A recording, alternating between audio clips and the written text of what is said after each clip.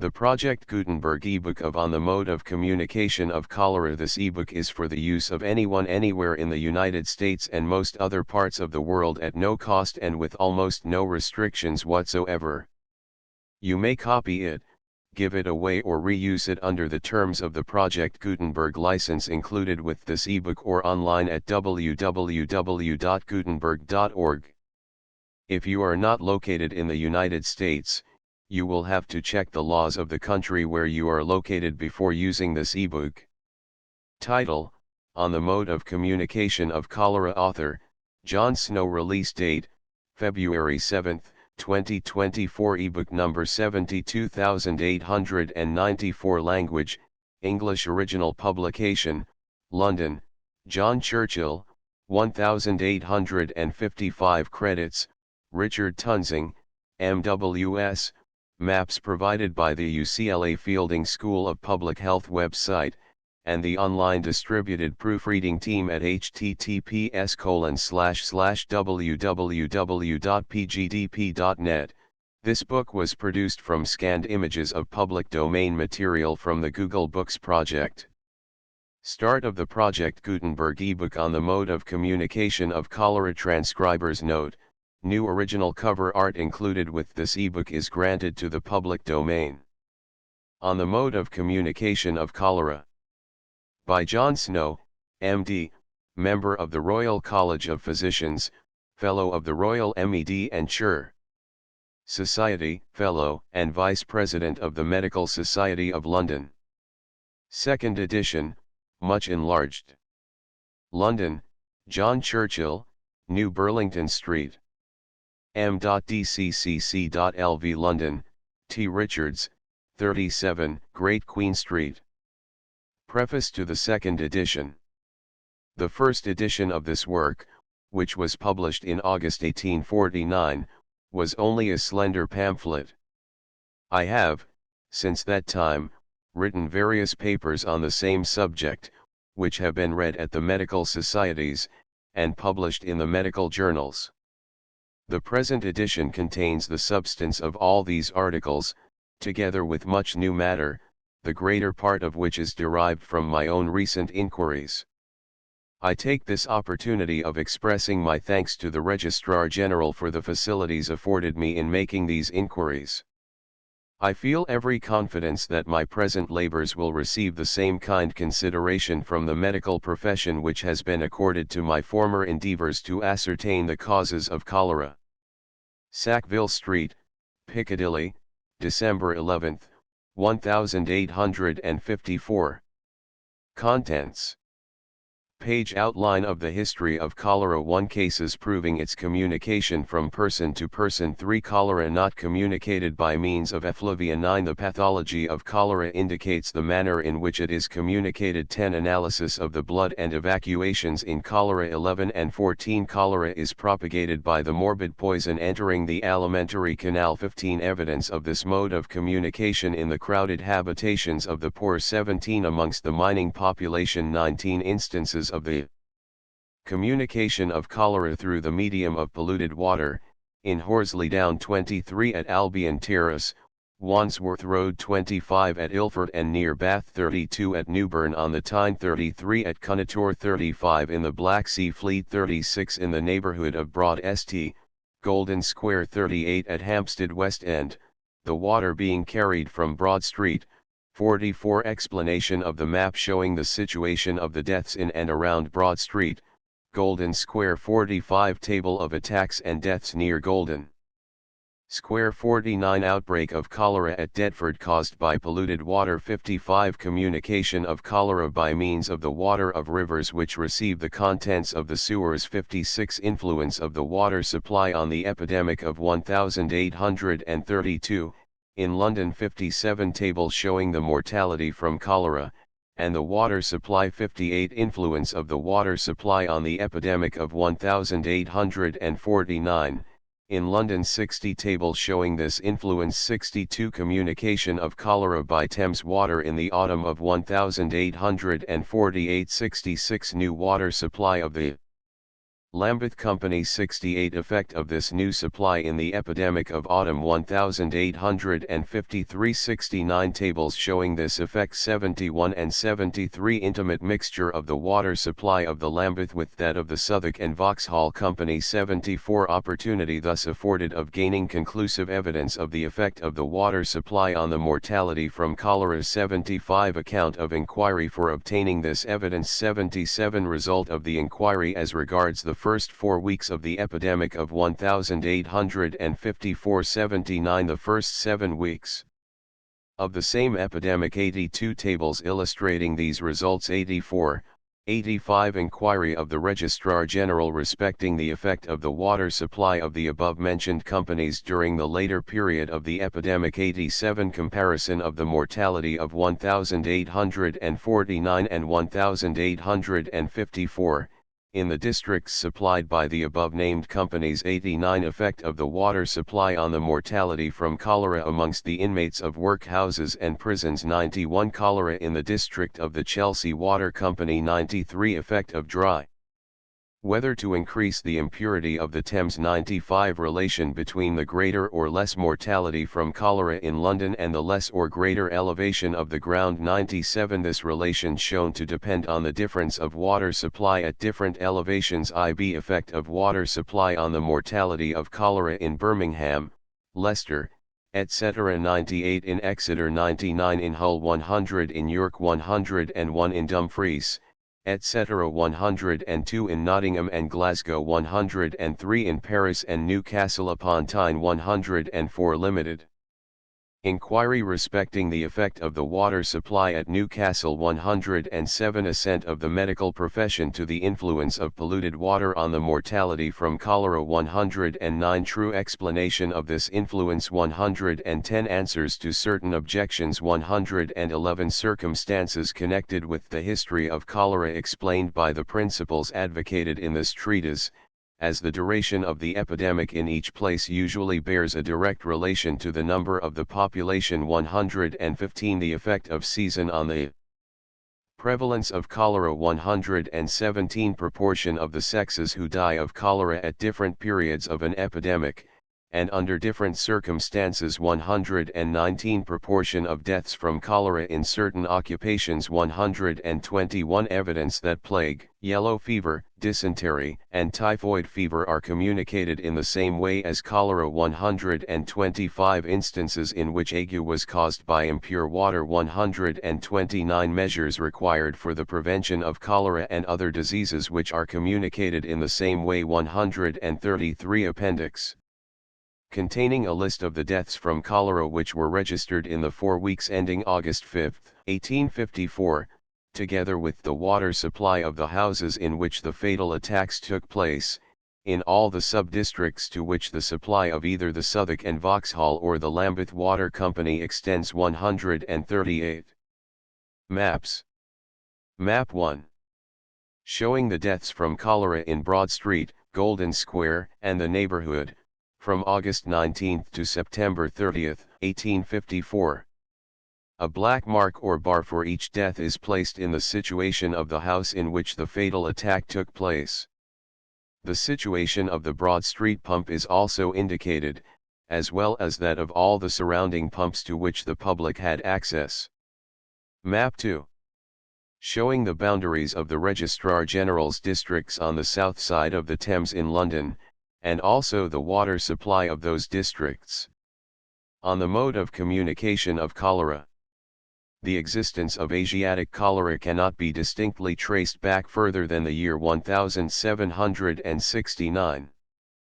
Previous to that time the greater part of India was unknown to European medical men, and this is probably the reason why the history of cholera does not extend to a more remote period. It has been proved by various documents, quoted by Mr. Scott 1 that cholera was prevalent at Madras in the year above mentioned, and that it carried off many thousands of persons in the peninsula of India from that time to 1790. From this period we have very little account of the disease till 1814, although, of course, it might exist in many parts of Asia without coming under the notice of Europeans. In June 1814, the cholera appeared with great severity in the first bat. 9th Regiment NI, on its march from Jalna to Trichinopoly, while another battalion, which accompanied it, did not suffer, although it had been exposed to exactly the same circumstances, with one exception. Mr. Crookshanks, who attended the cases, made a report, which will be alluded to further on the mode of communication of cholera.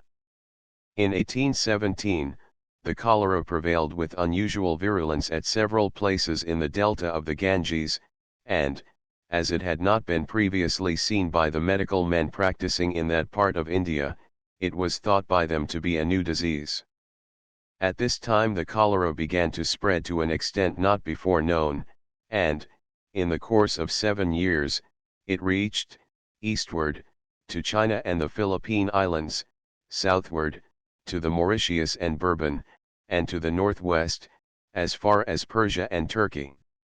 Its approach towards our own country, after it entered Europe, was watched with more intense anxiety than its progress in other directions.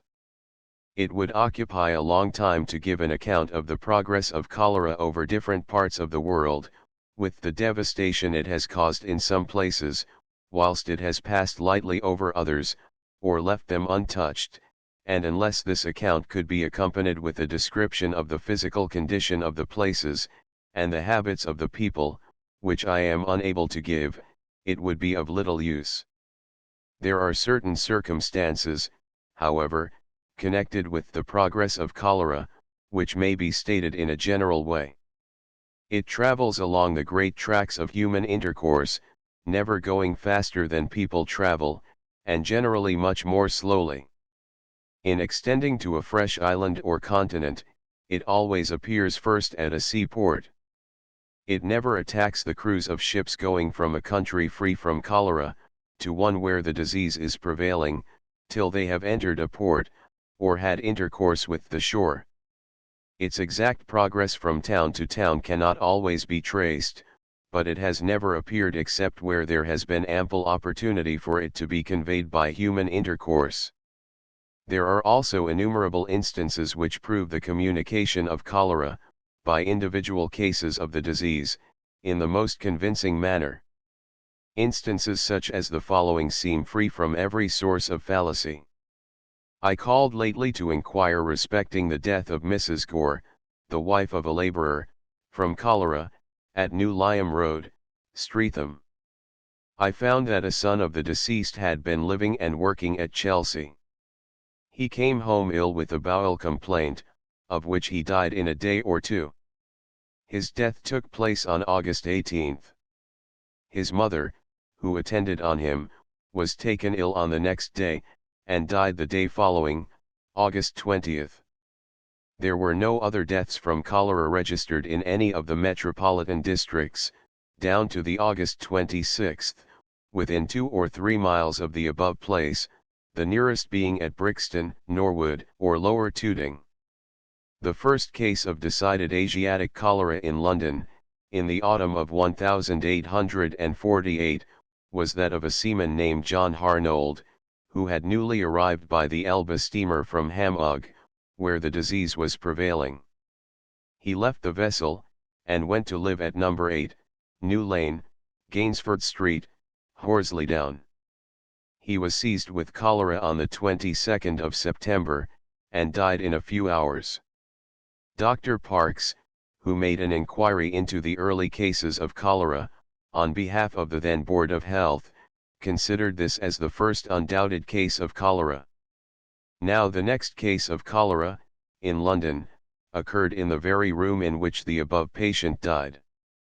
A man named Blenkinsop came to lodge in the same room. He was attacked with cholera on the September 30th, and was attended by Mr. Russell of Thornton Street, Horselydown, who had attended John Harnold. Mr. Russell informed me that, in the case of Blenkinsop, there were rice water evacuations, and, amongst other decided symptoms of cholera, complete suppression of urine from Saturday till Tuesday morning, and after this the patient had consecutive fever. Mr. Russell had seen a great deal of cholera in 1832, and considered this a genuine case of the disease, and the history of it leaves no room for doubt. The following instances are quoted from an interesting work by Dr. Simpson of York, entitled Observations on Asiatic Cholera: The first cases in the series occurred at Moor Monkton, a healthy agricultural village, situated to the northwest of York, and distant 6 miles from that place. At the time when the first case occurred, the malady was not known to be prevailing anywhere in the neighborhood, nor, indeed, at any place within a distance of 30 miles. John Barnes, aged 39, an agricultural laborer, became severely indisposed on the 28th of December 1832, he had been suffering from diarrhea and cramps for 2 days previously. He was visited by Mr. George Hops, a respectable surgeon at Red House, who, finding him sinking into collapse, requested an interview with his brother, Mr. J. Hops, of York. This experienced practitioner at once recognized the case as one of Asiatic cholera, and, having bestowed considerable attention on the investigation of that disease, immediately inquired for some probable source of contagion, but in vain, no such source could be discovered. When he repeated his visit on the day following, the patient was dead, but Mrs. Barnes, the wife, Matthew Metcalfe, and Benjamin Muscroft, 2 persons who had visited Barnes on the preceding day, were all laboring under the disease, but recovered. John Foster, and Dunn, and Widow Creek, all of whom had communicated with the patients above named, were attacked by premonitory indisposition, which was however arrested. Whilst the surgeons were vainly endeavoring to discover whence the disease could possibly have arisen, the mystery was all at once, and most unexpectedly, unravelled by the arrival in the village of the son of the deceased John Barnes. This young man was apprenticed to his uncle, a shoemaker, living at Leeds. He informed the surgeons that his uncle's wife, his father's sister, had died of cholera a fortnight before that time, and that, as she had no children, her wearing apparel had been sent to Monkton by a common carrier. The clothes had not been washed. Barnes had opened the box in the evening. On the next day he had fallen sick of the disease. During the illness of Mrs. Barnes, her mother, who was living at Tockwith, a healthy village 5 miles distant from Moor Monkton, was requested to attend her. She went to Monkton accordingly, remained with her daughter for 2 days, washed her daughter's linen, and set out on her return home, apparently in good health. Whilst in the act of walking home she was seized with the malady, and fell down in collapse on the road. She was conveyed home to her cottage, and placed by the side of her bedridden husband. He, and also the daughter who resided with them, took the malady. All the 3 died within 2 days. Only one other case occurred in the village of Tockwith, and it was not a fatal case. P. 136. A man came from Hull, where cholera was prevailing, by trade a painter, his name and age are unknown. He lodged at the house of Samuel Ryde, at Pocklington, was attacked on his arrival on the 8th of September, and died on the 9th. Samuel Ryde himself was attacked on the 11th of September, and died shortly afterwards. These comprise the first cases. The next was that of a person named Nishaw, who had been at Ryde's house. But as this forms one of a series connected with the former, furnished by Dr. Laycock, who has very obligingly taken the trouble to verify the dates and facts of the latter part of the series, it will be best to give the notes of these cases in that gentleman's own words. My dear Dr. Simpson, Mrs. Nishaw was attacked with cholera on Monday, September 9, and her son William on the 10th. He died on Saturday the 15th, she lived 3 weeks, they lived at Pocklington. On Sunday, September 16, Mr. and Mrs. Flint and Mr. and Mrs. Giles Nishaw, and 2 children, went to Pocklington to see Mrs. Nishaw. Mrs. Flint was her daughter. They all returned the same day, except Mr. M. G. Nishaw, who stayed at Pocklington, until Monday, September 24, when he returned to York. At 3 o'clock on the same day, he was attacked with cholera, and died Tuesday, September 25, at 3 o'clock in the morning. There had been no cholera in York for some time. On Thursday, September 27, Mrs. Flint was attacked, but recovered.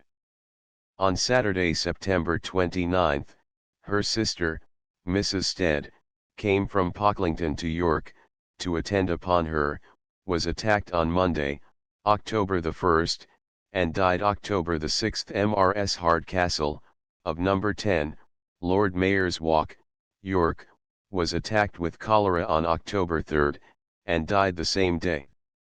Miss Agar, residing with her, died of cholera on October 7th. Miss Robinson, who had come from Hull to take care of the house, after the death of Mrs. Hardcastle and Miss Agar, was attacked, and died on October 11th. Mr. C. Agar, of Stonegate, York, went to see Mrs. Hardcastle on October 3rd, was attacked next day, and died October 6th, early in the morning.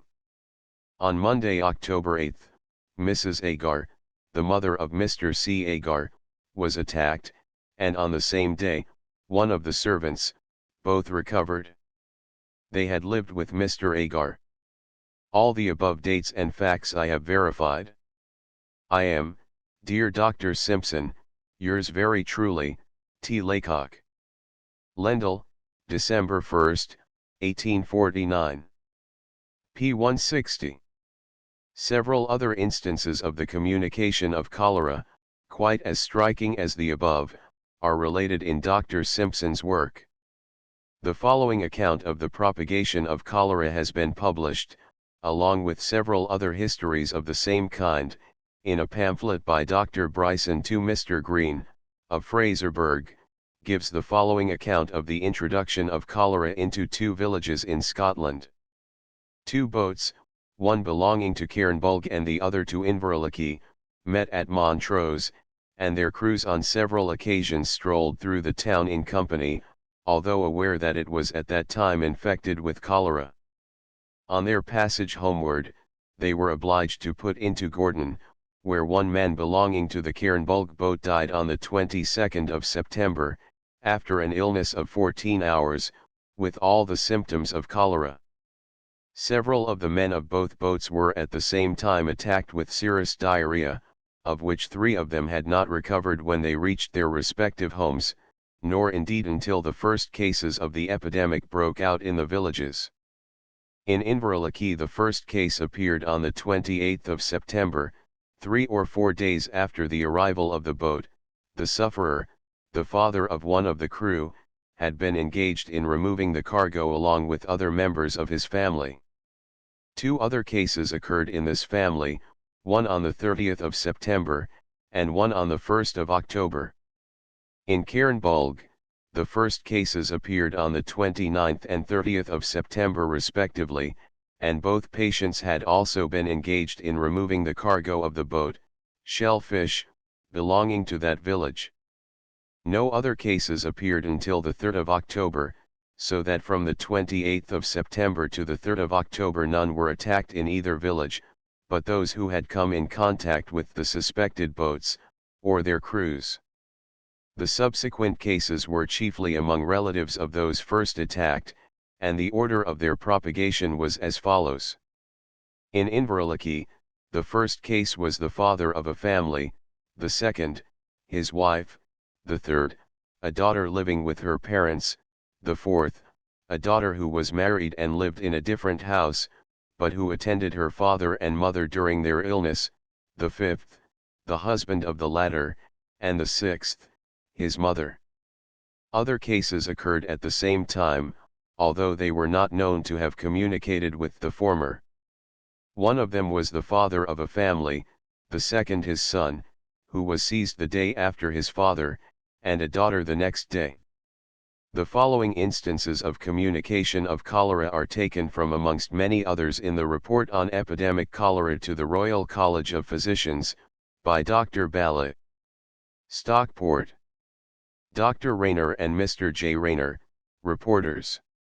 Sarah Dixon went to Liverpool, September 1, to bury her sister, who had died of cholera there, returned to Stockport on September 3, was attacked with cholera on the 4th, was taken home by her mother to her mother's house, a quarter of a mile distant, was in collapse, but recovered.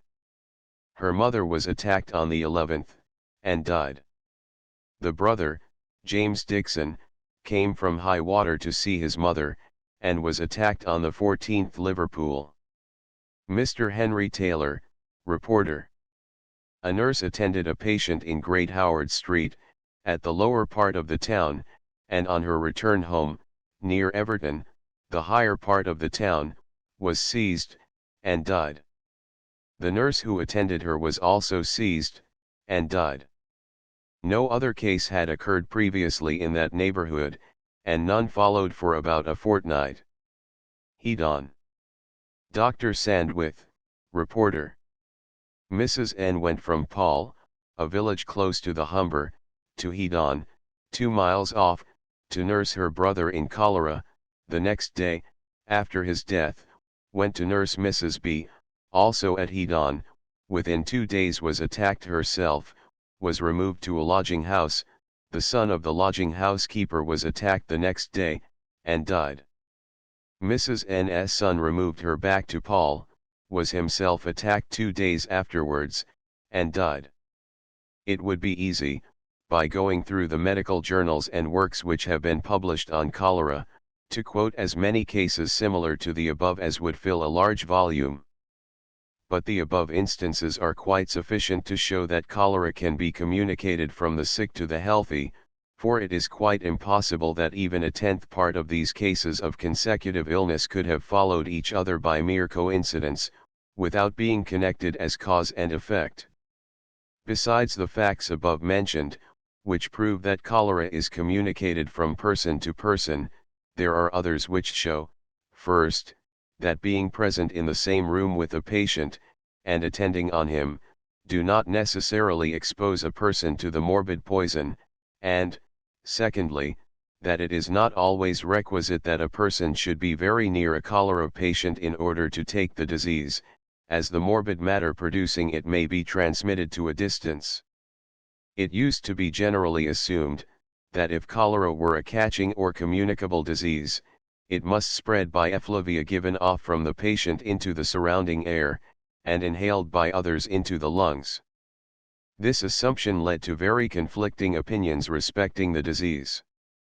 A little reflection shews, however, that we have no right thus to limit the way in which a disease may be propagated, for the communicable diseases of which we have a correct knowledge spread in very different manners. The itch, and certain other diseases of the skin, are propagated in one way, syphilis, in another way, and intestinal worms in a third way, quite distinct from either of the others. A consideration of the pathology of cholera is capable of indicating to us the manner in which the disease is communicated. If it were ushered in by fever, or any other general constitutional disorder, then we should be furnished with no clue to the way in which the morbid poison enters the system, whether, for instance, by the alimentary canal, by the lungs, or in some other manner, but should be left to determine this point by circumstances unconnected with the pathology of the disease. But from all that I have been able to learn of cholera, both from my own observations and the descriptions of others, I conclude that cholera invariably commences with the affection of the alimentary canal. The disease often proceeds with so little feeling of general illness, that the patient does not consider himself in danger, or even apply for advice, till the malady is far advanced.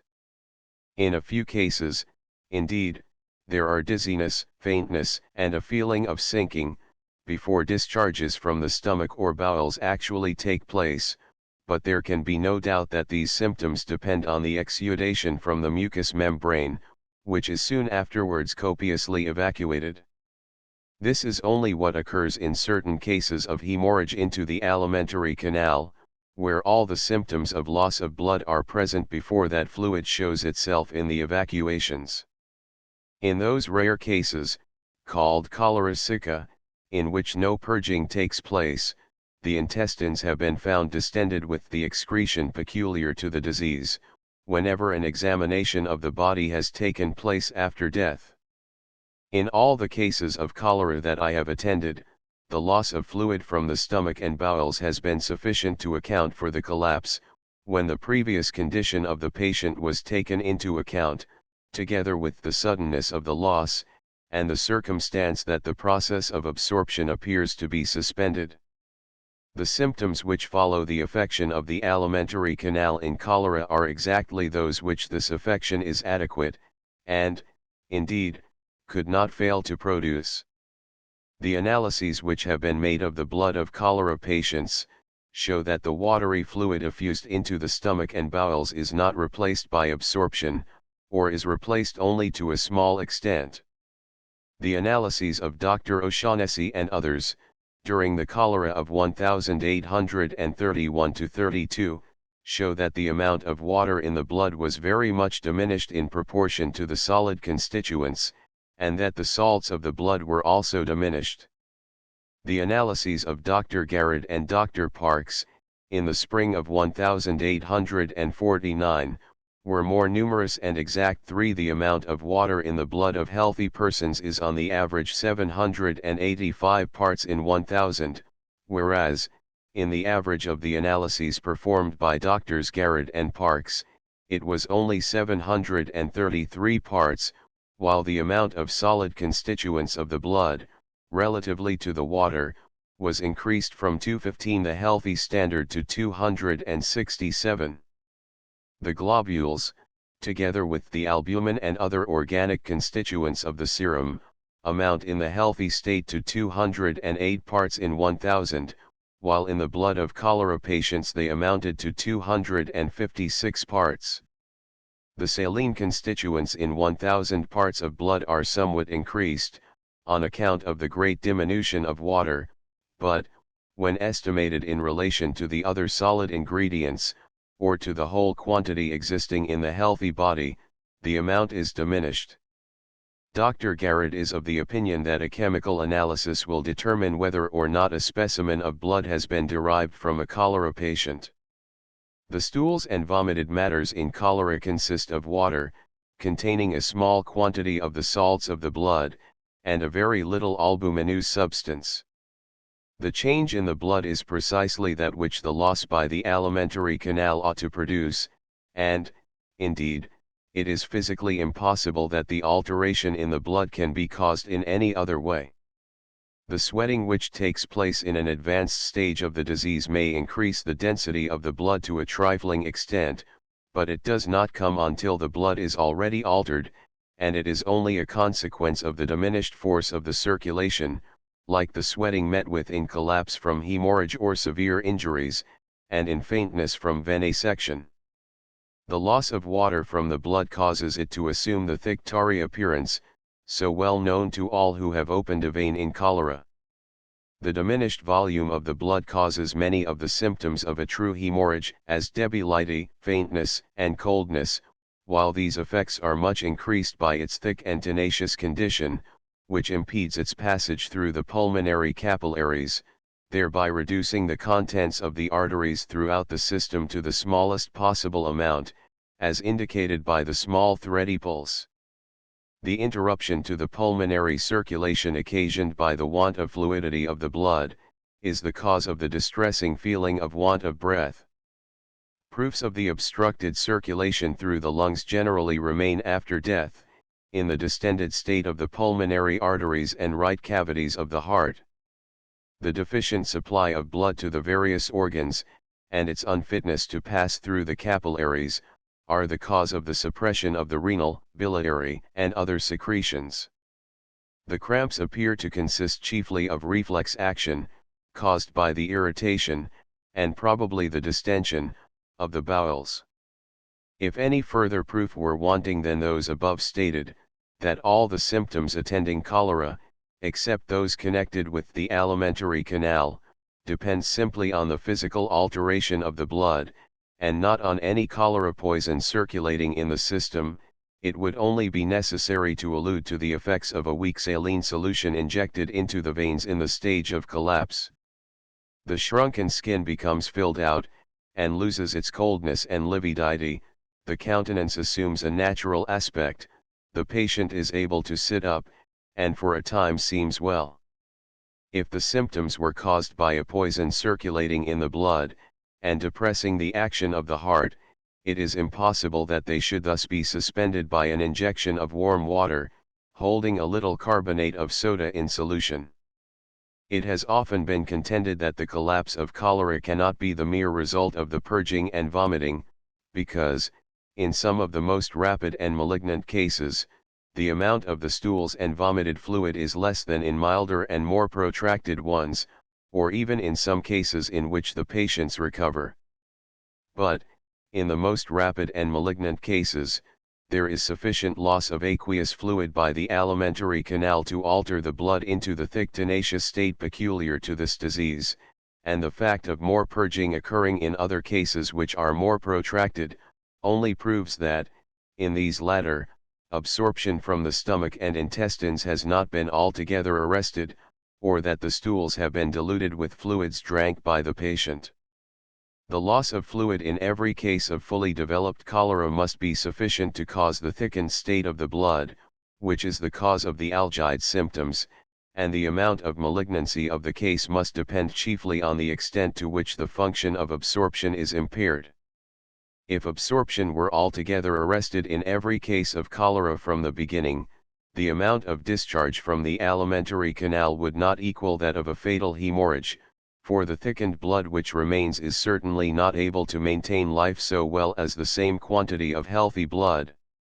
Indeed, it is easy to calculate the amount of fluid separated from the blood, by means of the analyses previously quoted, and others which have been made of the cholera stools. In some analyses of these evacuations made by Dr. Parkes, the average composition in 1,000 parts was found to be 982.4 water and 17.6 solids. Consequently, the problem is merely to find how much of such a fluid requires to be subtracted from blood consisting of water 785 and solids 215, in 1,000 parts, in order to reduce it to blood consisting of water 733 and solids 267. The answer to this problem is that 208.5 parts would require to be subtracted from 1,000 parts of blood.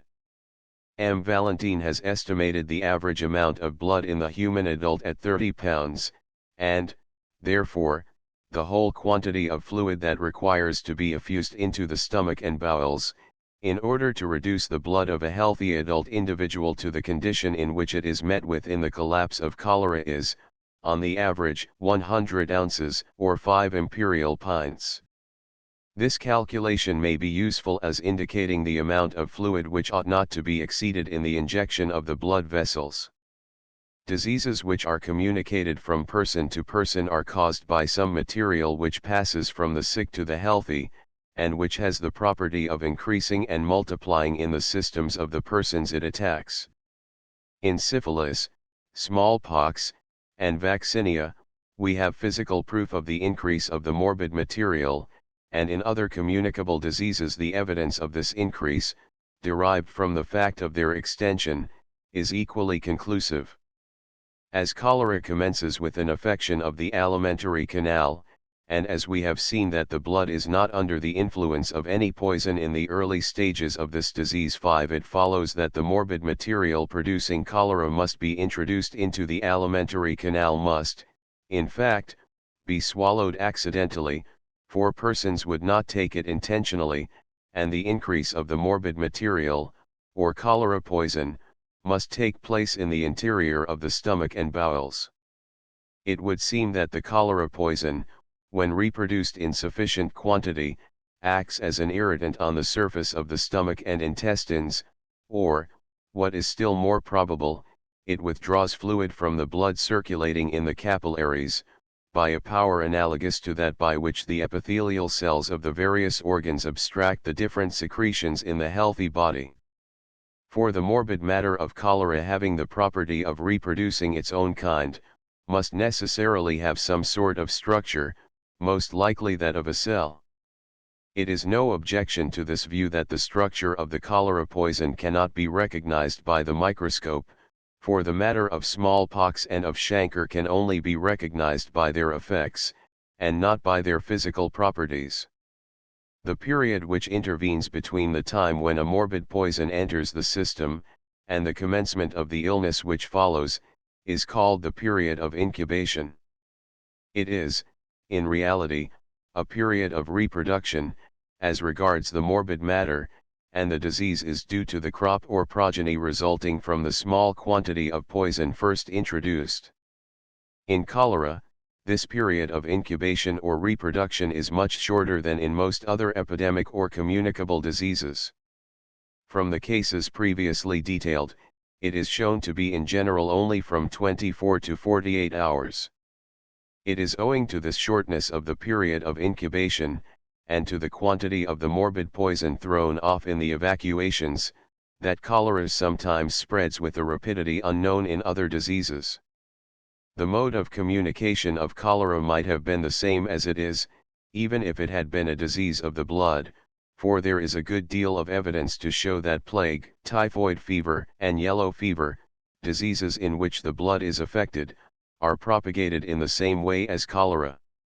There is sufficient evidence also, I believe, in the following pages, to prove the mode of communication of cholera here explained, independently of the pathology of the disease, but it was from considerations of its pathology that the mode of communication was first explained, and, if the views here propounded are correct, we had a knowledge of cholera, before it had been 20 years in Europe, more correct than that of most of the older epidemics, a knowledge which, indeed, promises to throw much light on the mode of propagation of many diseases which have been present here for centuries. The instances in which minute quantities of the ejections and dejections of cholera patients must be swallowed are sufficiently numerous to account for the spread of the disease, and on examination it is found to spread most where the facilities for this mode of communication are greatest. Nothing has been found to favor the extension of cholera more than want of personal cleanliness, whether arising from habit or scarcity of water, although the circumstance till lately remained unexplained. The bed linen nearly always becomes wetted by the cholera evacuations, and as these are devoid of the usual color and odor, the hands of persons waiting on the patient become soiled without their knowing it, and unless these persons are scrupulously cleanly in their habits, and wash their hands before taking food, they must accidentally swallow some of the excretion, and leave some on the food they handle or prepare, which has to be eaten by the rest of the family, who, amongst the working classes, often have to take their meals in the sick room, hence the thousands of instances in which, amongst this class of the population, a case of cholera in one member of the family is followed by other cases, whilst medical men and others, who merely visit the patients, generally escape. The post-mortem inspection of the bodies of cholera patients has hardly ever been followed by the disease that I am aware, this being a duty that is necessarily followed by careful washing of the hands, and it is not the habit of medical men to be taking food on such an occasion. On the other hand, the duties performed about the body, such as laying it out, when done by women of the working class, who make the occasion one of eating and drinking, are often followed by an attack of cholera, and persons who merely attend the funeral, and have no connection with the body, frequently contract the disease, in consequence, apparently, of partaking of food which has been prepared or handled by those having duties about the cholera patient, or his linen and bedding. Prevalence of cholera in the mining districts. Deficiency of light is a great obstacle to cleanliness, as it prevents dirt from being seen, and it must aid very much the contamination of the food with the cholera evacuations. Now the want of light, in some of the dwellings of the poor, in large towns, is one of the circumstances that has often been commented on as increasing the prevalence of cholera. The involuntary passage of the evacuations in most bad cases of cholera must also aid in spreading the disease. Mr. Baker, of Staines, who attended 260 cases of cholera and diarrhea in 1849, chiefly among the poor, informed me, in a letter with which he favored me in December of that year, that when the patients passed their stools involuntarily the disease evidently spread. It is amongst the poor, where a whole family live, sleep, cook, eat, and wash in a single room, that cholera has been found to spread when once introduced, and still more in those places termed common lodging houses, in which several families were crowded into a single room. It was amongst the vagrant class, who lived in this crowded state, that cholera was most fatal in 1832, but the Act of Parliament for the regulation of common lodging houses, has caused the disease to be much less fatal amongst these people in the late epidemics. When, on the other hand, cholera is introduced into the better kind of houses, as it often is, by means that will be afterwards pointed out, it hardly ever spreads from one member of the family to another. The constant use of the hand basin and towel, and the fact of the apartments for cooking and eating being distinct from the sick room, are the cause of this. The great prevalence of cholera in institutions for pauper children and pauper lunatics, whenever it has gained access to these buildings, meets with a satisfactory explanation according to the principles here laid down. In the asylum for pauper children at Tooting, 140 deaths from cholera occurred amongst 1,000 inmates, and the disease did not cease till the remaining children had been removed. The children were placed 2 or 3 in a bed, and vomited over each other when they had the cholera. Under these circumstances, and when it is remembered that children get their hands into everything, and are constantly putting their fingers in their mouths, it is not surprising that the malady spread in this manner, although I believe as much attention was paid to cleanliness as is possible in a building crowded with children. Pauper lunatics are generally a good deal crowded together, especially in their sleeping wards, and as the greater number of them are in a state of imbecility, they are no more careful than children in the use of their hands. It is with the greatest difficulty that they can be kept even moderately clean. As might be expected, according to the views here explained, the lunatic patients generally suffered in a much greater proportion than the keepers and other attendants. The mining population of Great Britain has suffered more from cholera than persons in any other occupation, a circumstance which I believe can only be explained by the mode of communication of the malady above pointed out. Peatmen are differently situated from every other class of workmen in many important particulars. There are no privies in the coal pits, or, as I believe, in other mines. The workmen stay so long in the mines that they are obliged to take a supply of food with them, which they eat invariably with unwashed hands, and without knife and fork. The following is a reply which I received from a relative of mine connected with a colliery near Leeds, in answer to an inquiry I made. Our colliers descend at 5 o'clock in the morning, to be ready for work at 6, and leave the pit from 1 to 3:30. The average time spent in the pit is 8 to 9 hours. The peatmen all take down with them a supply of food, which consists of cake, with the addition, in some cases, of meat, and all have a bottle, containing about a quart of drink. I fear that our colliers are no better than others as regards cleanliness. The pit is one huge privy, and of course the men always take their victuals with unwashed hands. It is very evident that, when a pitman is attacked with cholera whilst at work, the disease has facilities for spreading among his fellow laborers such as occur in no other occupation. That the men are occasionally attacked whilst at work I know, from having seen them brought up from some of the coal pits in Northumberland, in the winter of 1831-2, after having had profuse discharges from the stomach and bowels, and when fast approaching to a state of collapse. Dr. Bala, who has done me the honor of giving a very full and impartial account of my views in his report on cholera to the College of Physicians, makes the objection to what I have said about the colliers, that the women and children who do not work in the mines, were attacked in as large numbers as the men. I believe, however, that this is only what ought to occur from the propagation of the cholera in the crowded dwellings of the peatmen, in the manner previously explained.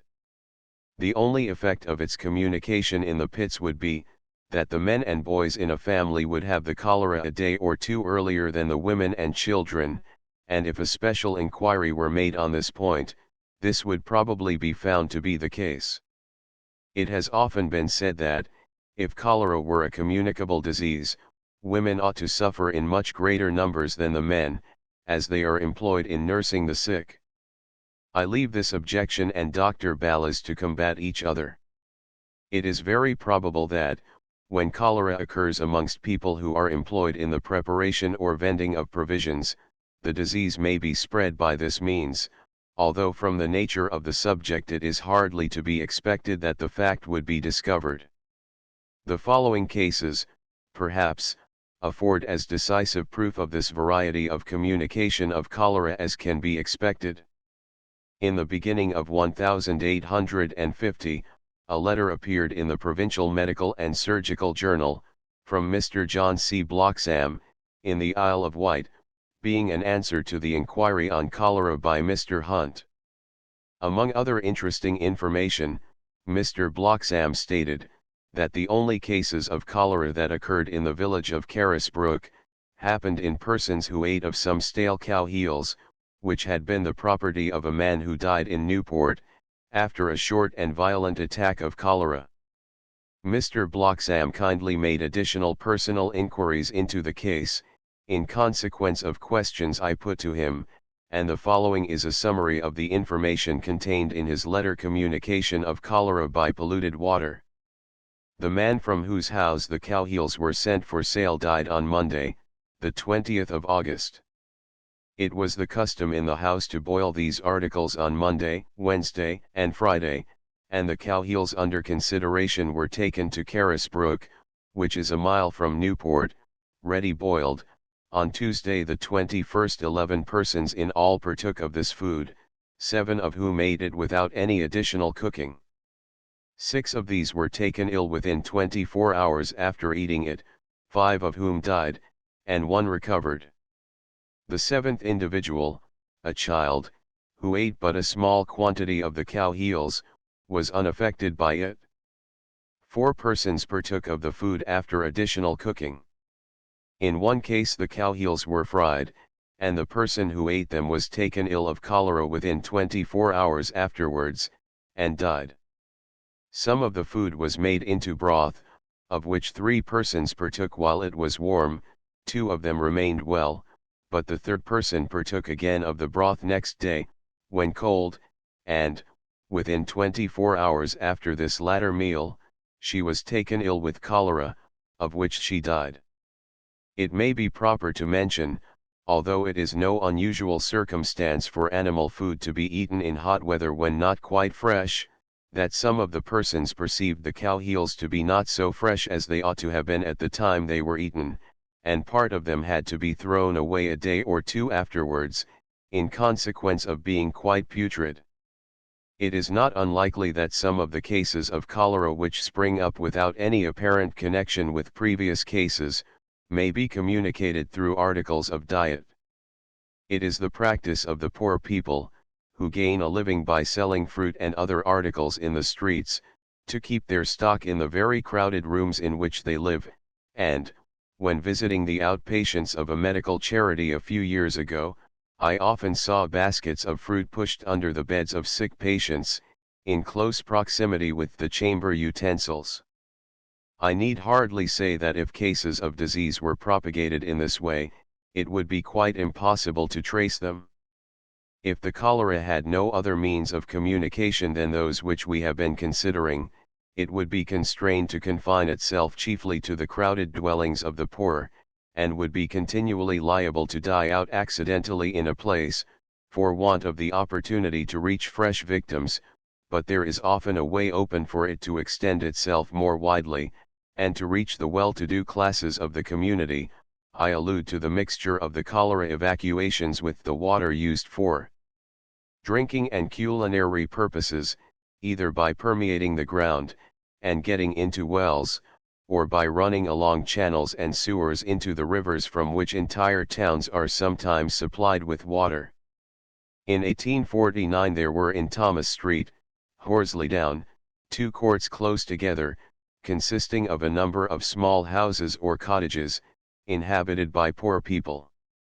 The houses occupied one side of each court or alley, the south side of Truscott's Court, and the north side of the other, which was called Surrey Buildings, being placed back to back, with an intervening space, divided into small back areas, in which were situated the privies of both the courts, communicating with the same drain, and there was an open sewer which passed the further end of both courts. Now, in Surrey Buildings the cholera committed fearful devastation, whilst in the adjoining court there was but one fatal case, and another case that ended in recovery. In the former court, the slops of dirty water, poured down by the inhabitants into a channel in front of the houses, got into the well from which they obtained their water, this being the only difference that Mr. Grant, the Assistant Surveyor for the Commissioners of Sewers, could find between the circumstances of the 2 courts, as he stated in a report that he made to the Commissioners. The well in question was supplied from the pipes of the Southwark and Vauxhall waterworks, and was covered in on a level with the adjoining ground, and the inhabitants obtained the water by a pump placed over the well. The channel mentioned above commenced close by the pump. Owing to something being out of order, the water had for some time occasionally burst out at the top of the well, and overflowed into the gutter or channel, afterwards flowing back again mixed with the impurities, and crevices were left in the ground or pavement, allowing part of the contents of the gutter to flow at all times into the well, and when it was afterwards emptied, a large quantity of black and highly offensive deposit was found. The first case of cholera in this court occurred on July 20, in a little girl, who had been laboring under diarrhea for 4 days. This case ended favorably. On the July 21st, the next day, an elderly female was attacked with the disease, and was in a state of collapse at 10 o'clock the same night. This patient partially recovered, but died of some consecutive affection on August 1st. Mr. Vinan, of Tooley Street, who attended these cases, states that the evacuations were passed into the beds, and that the water in which the foul linen was washed would inevitably be emptied into the channel mentioned above. Mr. Russell, of Thornton Street, Horsley Down, who attended many of the subsequent cases in the court, and who, along with another medical gentleman, was the first to call the attention of the authorities to the state of the well, says that such water was invariably emptied there, and the people admit the circumstance. About a week after the above 2 cases commenced, a number of patients were taken ill nearly together, 4 on Saturday July 28, 7 or 8 on the 29th, and several on the day following. The deaths in the cases that were fatal took place as follows: 1 on the 29th, 4 on the 30th, and 1 on the July 31st, 2 on August 1st, and 1 on August the 2nd, 5th, and 10th respectively, making 11 in all. They occurred in 7 out of the 14 small houses situated in the court. The 2 first cases on the 20th and 21st were probably caused by the cholera evacuations contained in the Thames water, as it came from the waterworks, and they may be considered to represent about the average amount of cases for the neighborhood, there having been just that number in the adjoining court, about the same time. But in a few days, when the dejections of these patients must have become mixed with the water the people drank, a number of additional cases commenced nearly together. The patients were all women and children, the men living in the court not having been attacked. They may have been out at work all day and not have drank the water, but as the surviving inhabitants nearly all left the place immediately after the above mortality occurred, I was not able to ascertain whether this was so or not. In Albion Terrace, Wandsworth Road, there was an extraordinary mortality from cholera in 1849, which was the more striking as there were no other cases at the time in the immediate neighborhood, the houses opposite to, behind, and in the same line, at each end of those in which the disease prevailed, having been free from it. The row of houses in which the cholera prevailed to an extent probably at that time quite unprecedented in this country, constituted the genteel suburban dwellings of a number of professional and tradespeople, and are most of them detached a few feet from each other. They were supplied with water on the same plan. In this instance the water got contaminated by the contents of the house drains and cesspools. The cholera extended to nearly all the houses in which the water was thus tainted, and to no others. The outbreak of cholera at Albion Terrace. These houses were numbered from 1 to 17, in Albion Terrace, and were supplied with water from a copious spring in the road in front of the terrace, the water of which was conducted, by a brick barrel drain between NOS 7 and 8, to the back of the houses, and then flowed right and left, to supply tanks in the ground behind each house, the tanks being made of brickwork and cement, covered with a flat stone, and connected with each other by stoneware pipes 6 inches in diameter. A leaden pipe conveyed water from each tank to a pump situated in the back kitchen. There was a cesspool behind each house, under the privy, and situated 4 feet from the water tank.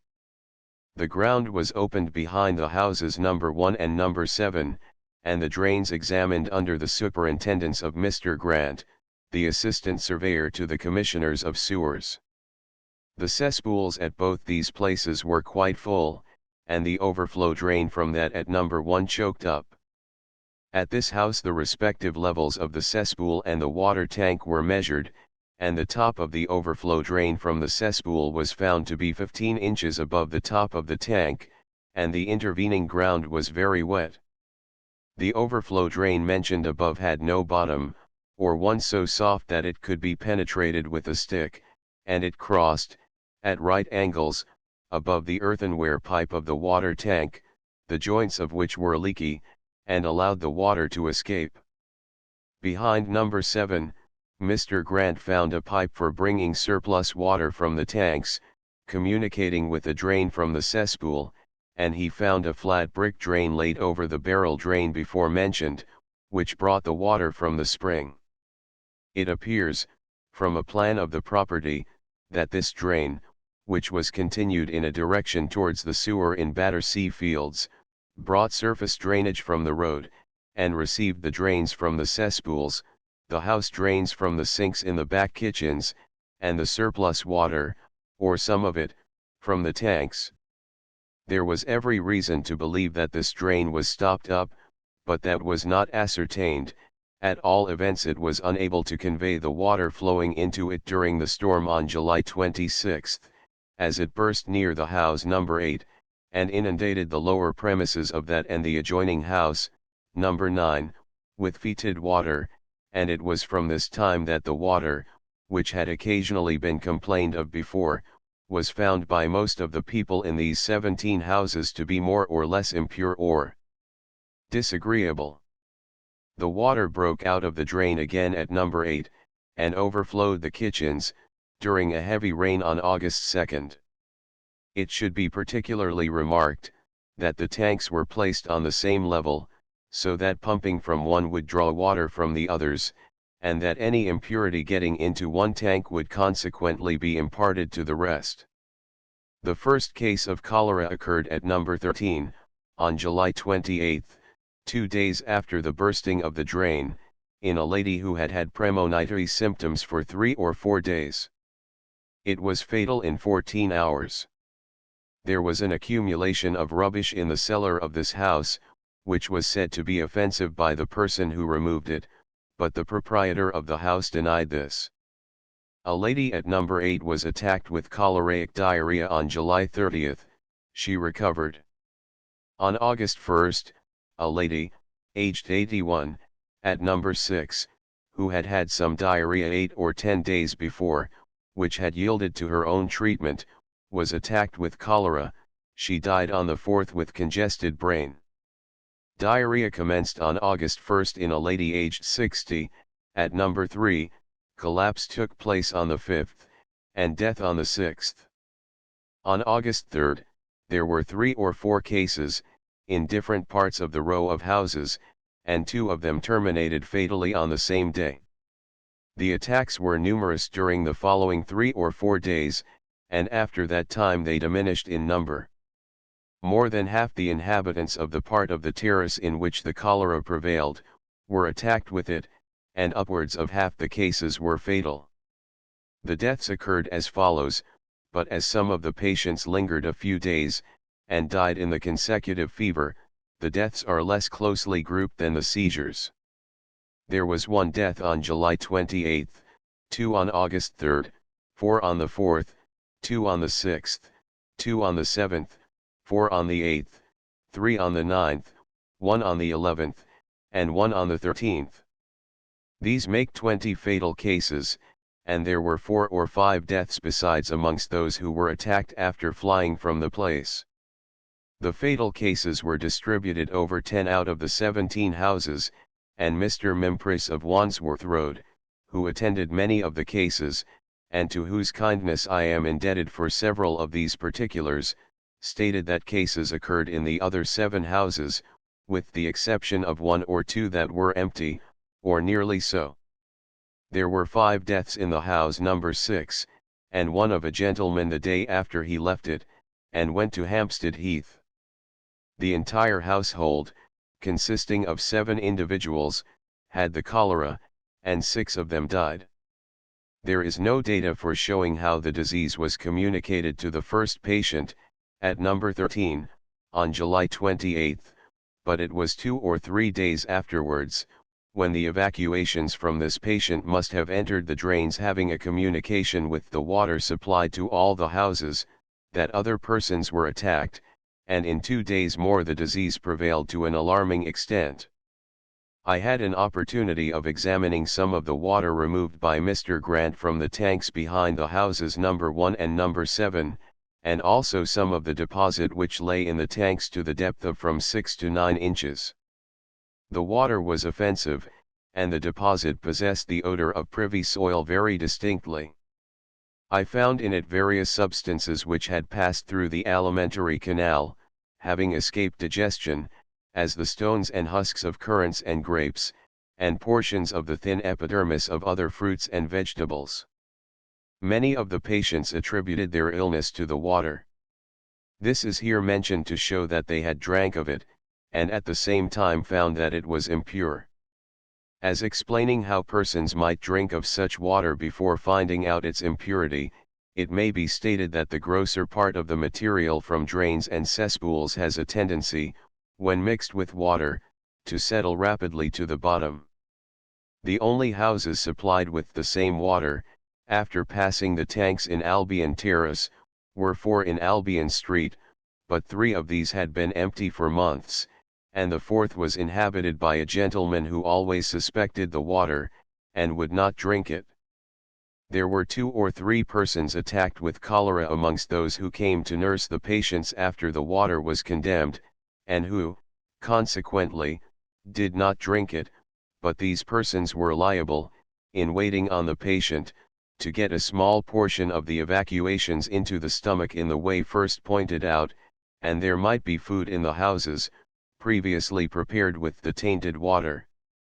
It is not here implied that every one of the cases in Albion Terrace was communicated by the water, but that far the greater portion of them were, that, in short, it was the circumstance of the cholera evacuations getting into the water, which caused the disease to spread so much beyond its ordinary extent.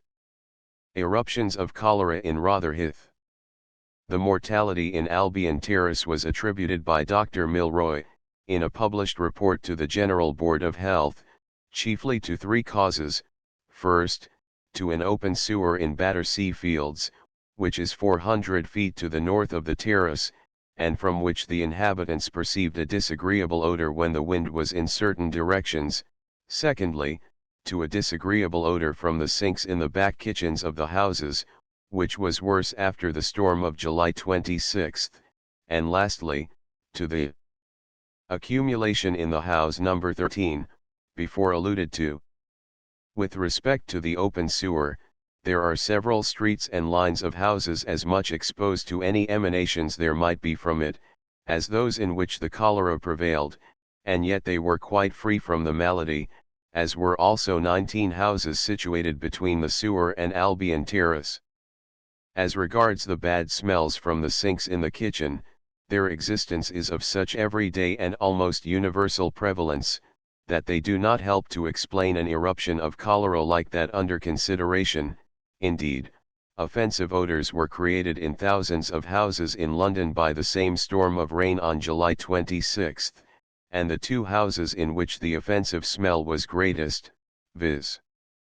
NOS 8 and 9, those which were flooded with the contents of the drain, were less severely visited with cholera than the rest, the inhabitants having only had diarrhea, or mild attacks of cholera.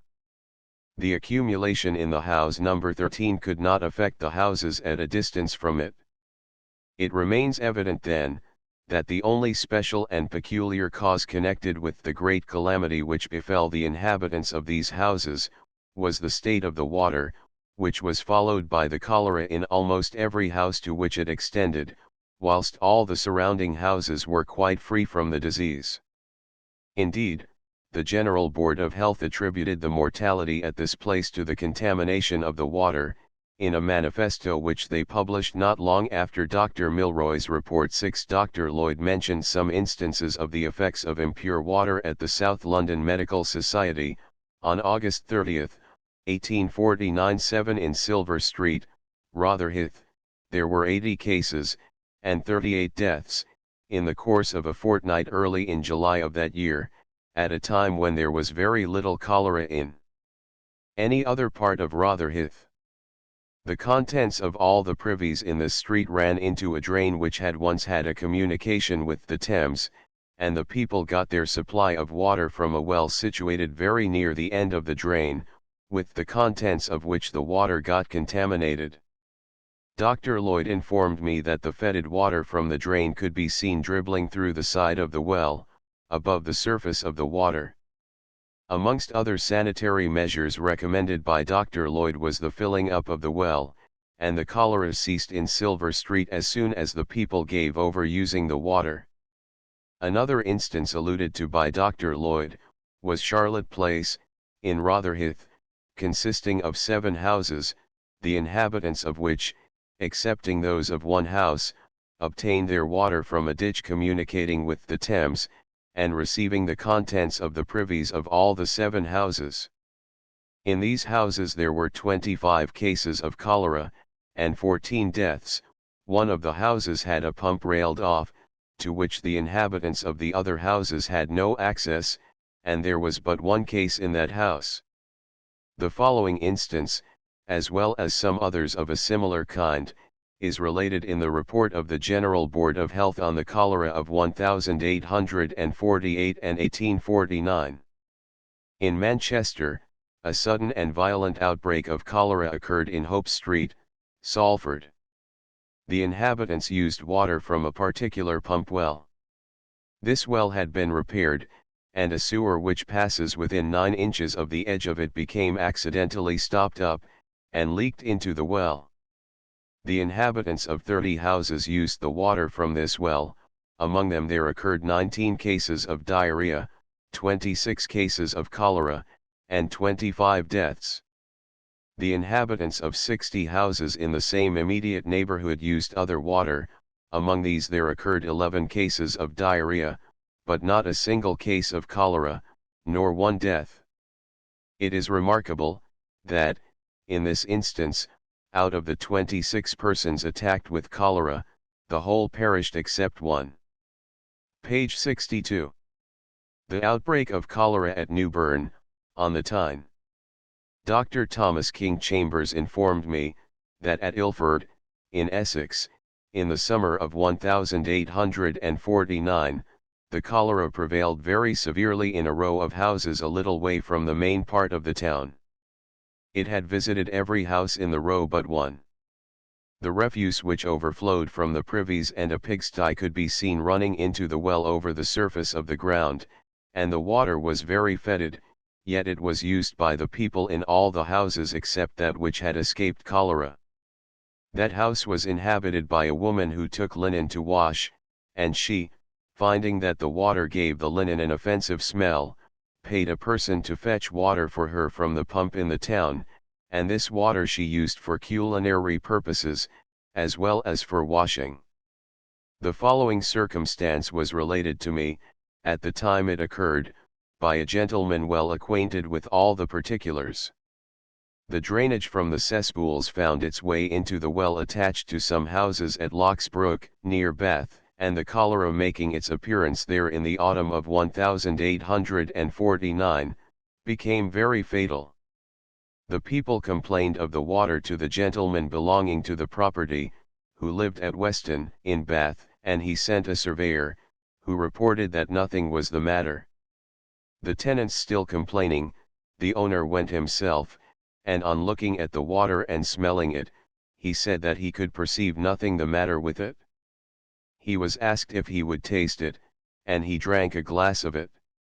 This occurred on a Wednesday. He went home, was taken ill with the cholera, and died on the Saturday following, there being no cholera in his own neighborhood at the time. There is no spot in this country in which the cholera was more fatal during the epidemic of 1832 than the village of Newburn, near Newcastle upon Tyne. We are informed, in an excellent paper on the subject by Dr. David Craigie, that exactly 1/10 of the population died. The number of the inhabitants was 550, of these, 320 suffered from the epidemic, either in the form of diarrhea or the more confirmed disease, and the deaths amounted to 55.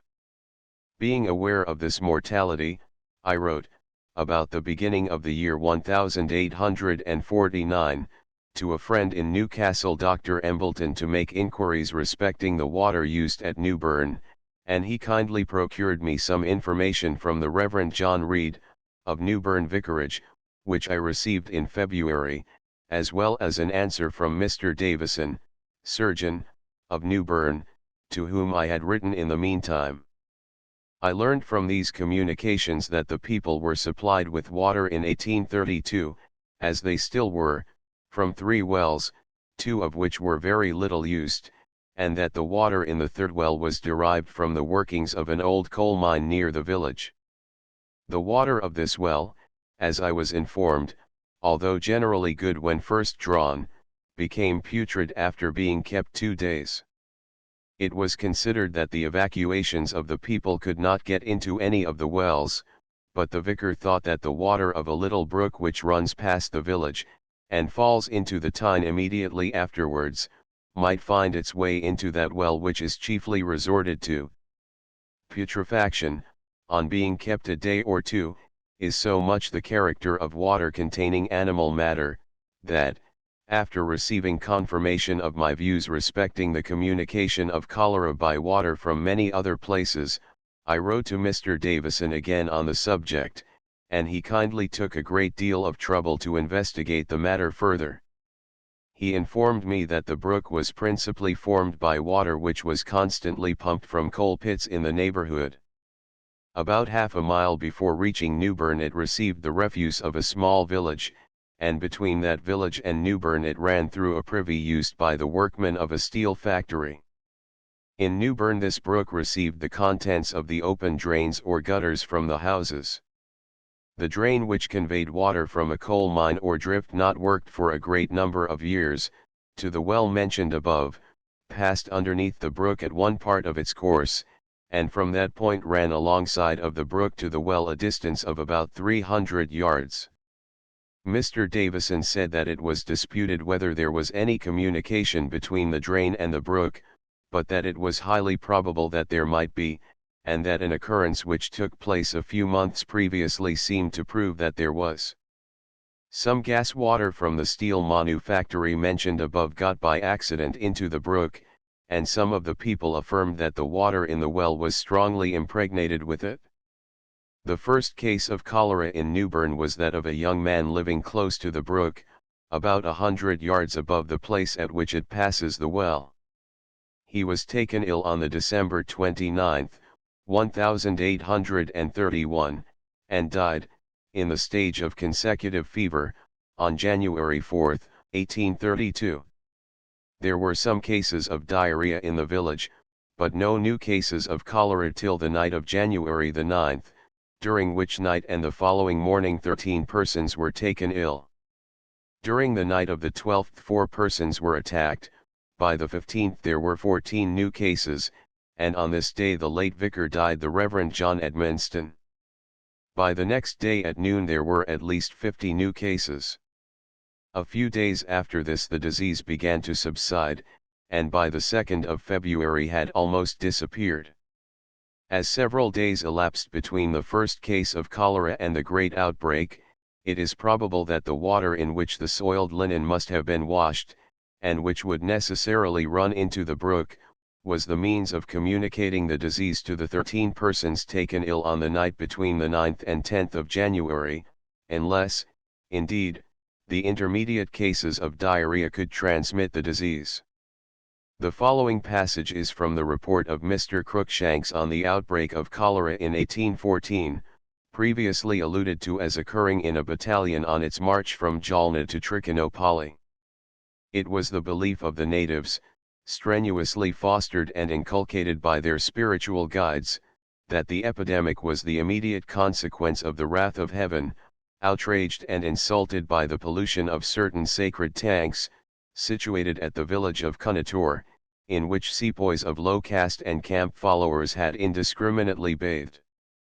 Such we may not regard as affording a very satisfactory solution of the difficulty, yet it leads, I think, directly to the true point of inquiry. At Kunator, the force was so encamped, that while the 5th Native Infantry on the right had their supplies of water from wells, the Puck allies of the 9th Native Infantry procured water for that battalion from tanks situated on low ground on the left of the line. The fact, that the disease first broke forth in a day or two after passing Kunator, the prevailing opinion of the natives, that it originated there, and that somehow it was connected with the tanks, a desire to discover some one cause confined in its influence and operation to one out of the 2 battalions, lastly, the difficulty or impossibility of lighting on any other, all these led to inquiry, and to ascertaining with a considerable degree of certainty, that each battalion was supplied with water from a source distinct from the other. 9. The cholera was said not to be at Kunator at the time the infantry were encamped there, but this was probably a mistake. Cholera in the Black Sea Fleet. The following quotation is from a letter by a medical officer in the Black Sea Fleet, dated Baltic, August 23, 1854, and published in the Medical Times and Gazette of September 30, a week after the return of the fleet to Baltic. On the 7th of August, about 4,000 French troops encamped on the heights abreast our anchorage. These were part of the 1st Division of the army that had marched to Castagnet, about 10 days before. By it the first blood had been drawn on the part of the Allied army. The loss in battle was small, but they had encountered an enemy more terrible than the Russians. The cholera had broken out among them, and attacking 400 on the first night had destroyed 60. The total loss had been something incredible. It was said, that out of 11,000 men, not less than 5,000 had perished in a few days. This dreadful calamity was attributed to drinking water from wells that had been poisoned by throwing in putrid carcasses. Putting aside the question of intentional poisoning, which always presents itself as the most ready way of accounting for such destruction, perhaps some support to the theory, that water is the medium by which cholera poison is conveyed, may be found in this circumstance, and in another of which I was witness. These soldiers, wearied by marching from a focus of cholera infection, were seen, many of them, washing their persons and clothing in the stream from which all the French ships of war, and the majority of the English fleet, obtained their supply of water. This was going on the 7th and 8th, and, on the nights of the 9th and 10th, the disease burst out with great violence among the crews of several ships. Some English ships were the first to suffer, on the night of the 9th, and they proceeded to sea next morning. On the night of the 10th, other English ships, and some of the French, began to suffer, and the latter in an almost unparalleled manner. The two admirals' ships, Montebello and Ville de Paris, were terribly affected. On the previous day they had been in as healthy a state as usual, and in the night the cholera attacked, in the former, 200 men, of whom 40 lay dead in the morning, and in the Ville de Paris there were also many deaths. The French fleet sailed on the afternoon of the 11th, and the following morning saw the English ships also at sea. On this day, the 14th, about noon, the Britannia, which had left port in a favorable condition, was attacked suddenly, and in 20 hours upwards of 50 of her crew had expired.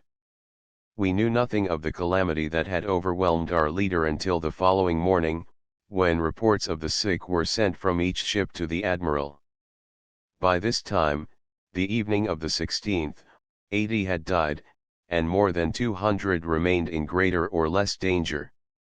The night of the 16th must have been one of great consternation on board her. The epidemic went on with unchecked violence, the officers were voluntarily attending on the sick, and the very few of the crew who had not been attacked, or who were not assisting their unfortunate messmates, were found quite insufficient to perform the duties of a ship when under sail, and the admiral, therefore, determined to return to Balbec, taking with him the Trafalgar and Albion, also badly affected. The crew of the Britannia were at once sent away from the ship, in small parties, into the numerous transports that remained idle, and it appears that, by this procedure, the epidemic influences operating among them have been greatly moderated, if not extirpated. The cholera near Golden Square. The most terrible outbreak of cholera which ever occurred in this kingdom, is probably that which took place in Broad Street, Golden Square, and the adjoining streets, a few weeks ago. Within 250 yards of the spot where Cambridge Street joins Broad Street, there were upwards of 500 fatal attacks of cholera in 10 days. The mortality in this limited area probably equals any that was ever caused in this country, even by the plague, and it was much more sudden, as the greater number of cases terminated in a few hours. The mortality would undoubtedly have been much greater had it not been for the flight of the population. Persons in furnished lodgings left first, then other lodgers went away, leaving their furniture to be sent for when they could meet with a place to put it in.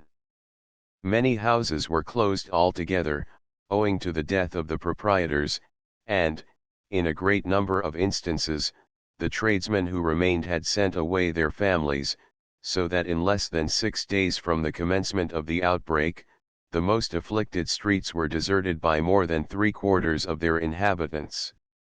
There were a few cases of cholera in the neighborhood of Broad Street, Golden Square, in the latter part of August, and the so-called outbreak, which commenced in the night between the August 31st and the September 1st, was, as in all similar instances, only a violent increase of the malady.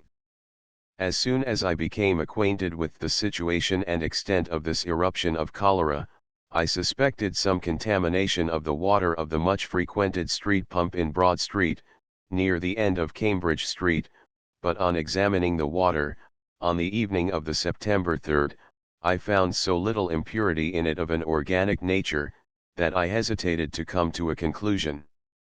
Further inquiry, however, showed me that there was no other circumstance or agent common to the circumscribed locality in which this sudden increase of cholera occurred, and not extending beyond it, except the water of the above-mentioned pump. I found, moreover, that the water varied, during the next 2 days, in the amount of organic impurity, visible to the naked eye, on close inspection, in the form of small white, flocculent particles, and I concluded that, at the commencement of the outbreak, it might possibly have been still more impure.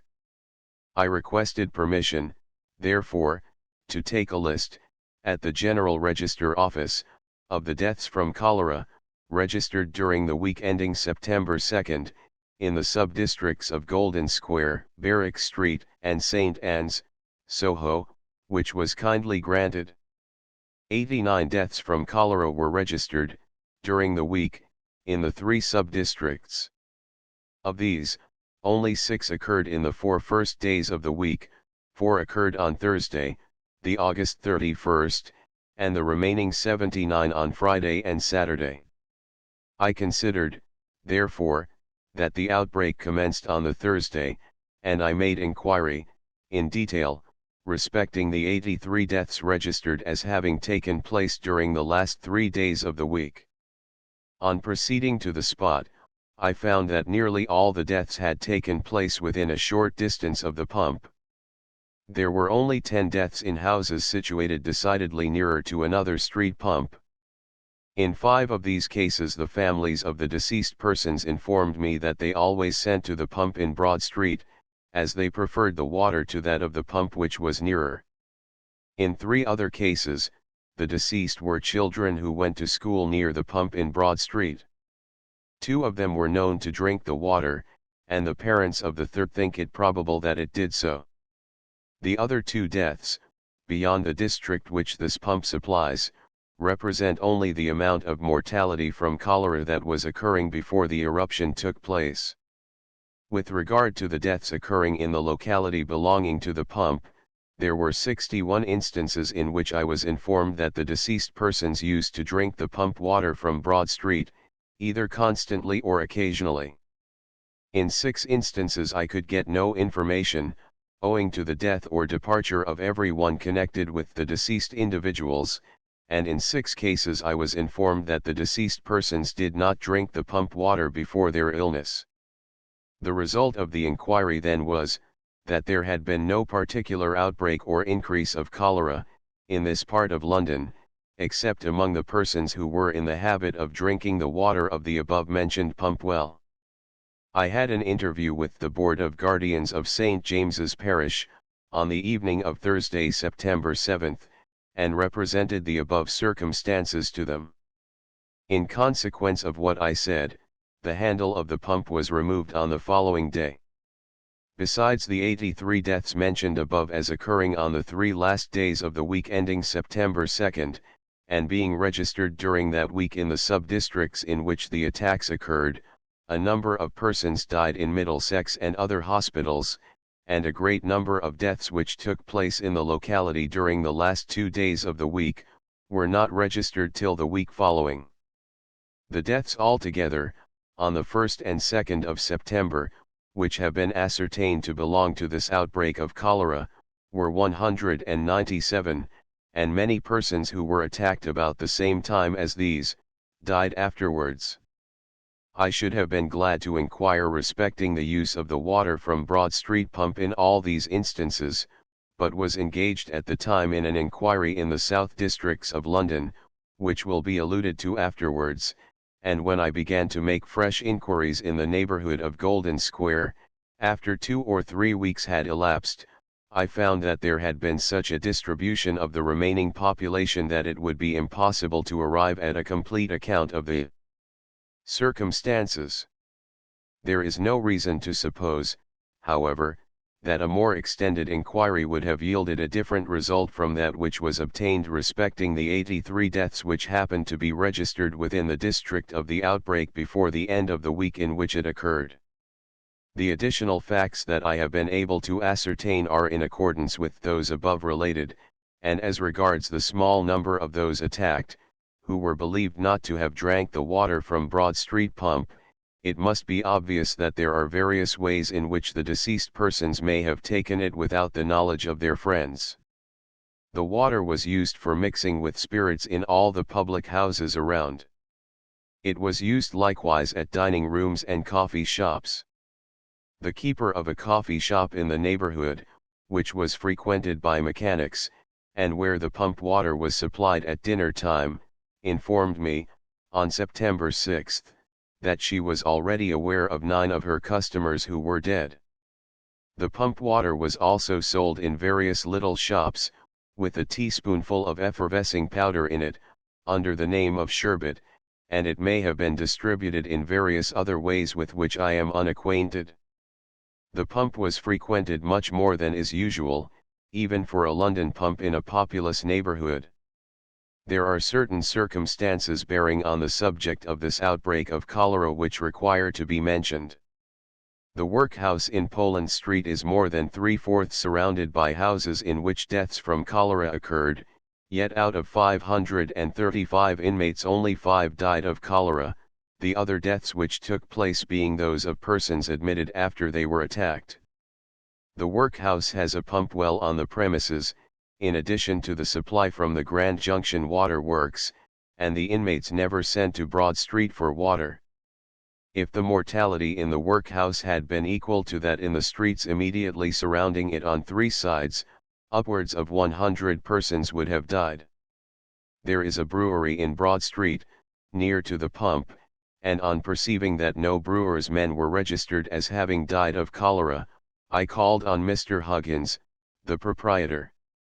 He informed me that there were above 70 workmen employed in the brewery, and that none of them had suffered from cholera, at least in a severe form, only 2 having been indisposed, and that not seriously, at the time the disease prevailed. The men are allowed a certain quantity of malt liquor, and Mr. Huggins believes they do not drink water at all, and he is quite certain that the workmen never obtained water from the pump in the street.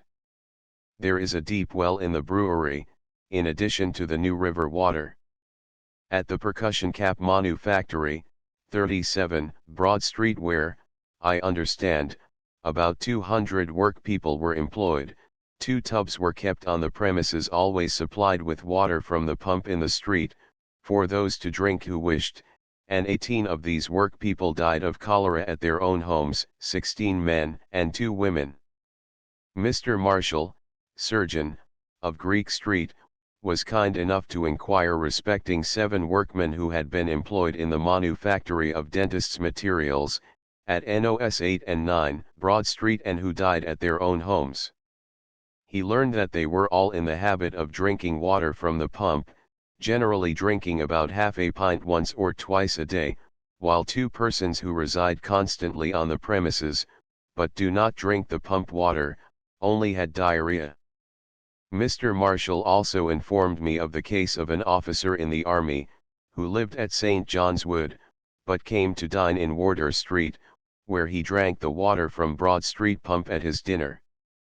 He was attacked with cholera, and died in a few hours. I am indebted to Mr. Marshall for the following cases, which are interesting as showing the period of incubation, which in these 3 cases was from 36 to 48 hours. Mrs., of 13, Bentinck Street, Barrack Street, aged 28, in the 8th month of pregnancy, went herself, although they were not usually water drinkers, on Sunday, September 3, to Broad Street pump for water. The family removed to Gravesend on the following day, and she was attacked with cholera on Tuesday morning at 7 o'clock, and died of consecutive fever on September 15, having been delivered. 2 of her children drank also of the water, and were attacked on the same day as the mother, but recovered. Dr. Fraser, of Oakley Square, kindly informed me of the following circumstance. A gentleman in delicate health was sent for from Brighton to see his brother at 6, Poland Street, who was attacked with cholera and died in 12 hours, on September 1. The gentleman arrived after his brother's death, and did not see the body. He only stayed about 20 minutes in the house, where he took a hasty and scanty luncheon of rump steak, taking with it a small tumbler of brandy and water, the water being from Broad Street pump. He went to Pentonville, and was attacked with cholera on the evening of the following day, September 2, and died the next evening. Dr. Fraser also first called my attention to the following circumstances, which are perhaps the most conclusive of all in proving the connection between the Broad Street pump and the outbreak of cholera. In the weekly return of births and deaths of September 9, the following death is recorded as occurring in the Hampstead district, at West End, on September 2, the widow of a percussion cap maker, aged 59 years, diarrhea 2 hours, cholera epidemica 16 hours. I was informed by this lady's son that she had not been in the neighborhood of Broad Street for many months. A cart went from Broad Street to West End every day, and it was the custom to take out a large bottle of the water from the pump in Broad Street, as she preferred it. The water was taken on Thursday, August 31, and she drank of it in the evening, and also on Friday. She was seized with cholera on the evening of the latter day, and died on Saturday, as the above quotation from the register shows. A niece, who was on a visit to this lady, also drank of the water.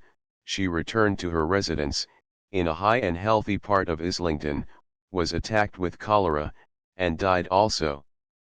There was no cholera at the time, either at West End or in the neighborhood where the niece died.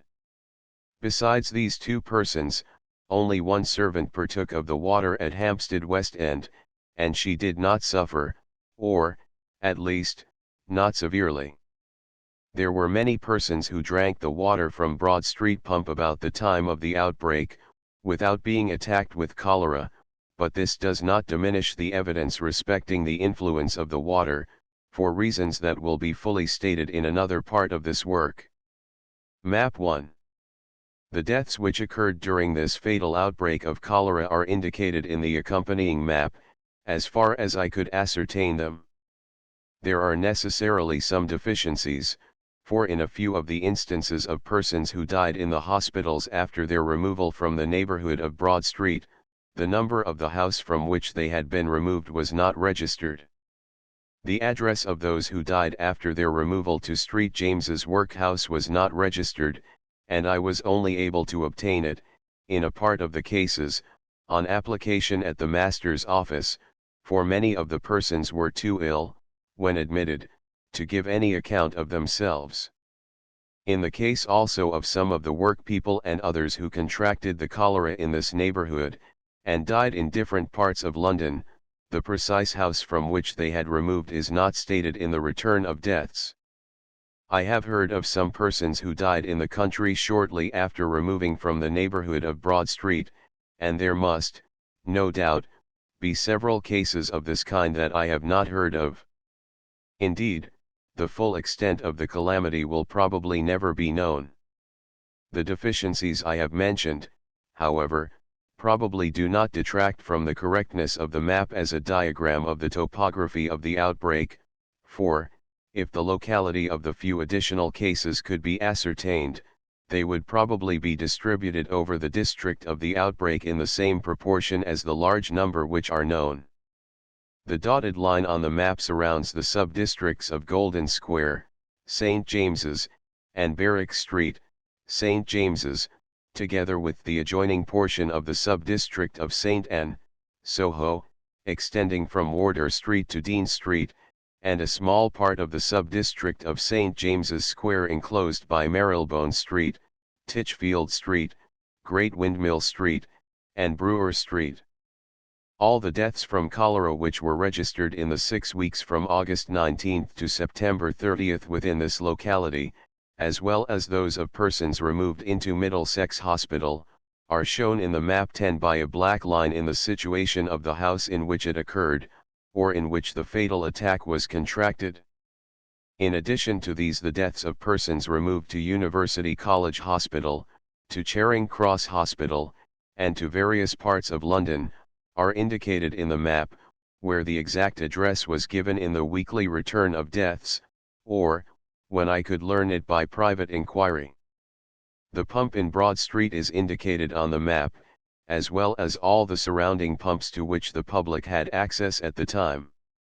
It requires to be stated that the water of the pump in Marlborough Street, at the end of Carnaby Street, was so impure that many people avoided using it.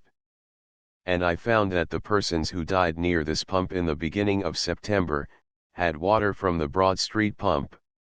With regard to the pump in Rupert Street, it will be noticed that some streets which are near to it on the map, are in fact a good way removed, on account of the circuitous road to it. These circumstances being taken into account, it will be observed that the deaths either very much diminished, or ceased altogether, at every point where it becomes decidedly nearer to send to another pump than to the one in Broad Street. It may also be noticed that the deaths are most numerous near to the pump where the water could be more readily obtained. The wide open street in which the pump is situated suffered most, and next the streets branching from it, and especially those parts of them which are nearest to Broad Street. If there have been fewer deaths in the south half of Poland Street than in some other streets leading from Broad Street, it is no doubt because this street is less densely inhabited. In some of the instances, where the deaths are scattered a little further from the rest on the map, the malady was probably contracted at a nearer point to the pump. A cabinet maker, who was removed from Phillips Court, Noel Street, to Middlesex Hospital, worked in Broad Street. A boy also who died in Noel Street, went to the National School at the end of Broad Street, and having to pass the pump, probably drank of the water. A tailor, who died at 6, Heddon Court, Regent Street, spent most of his time in Broad Street.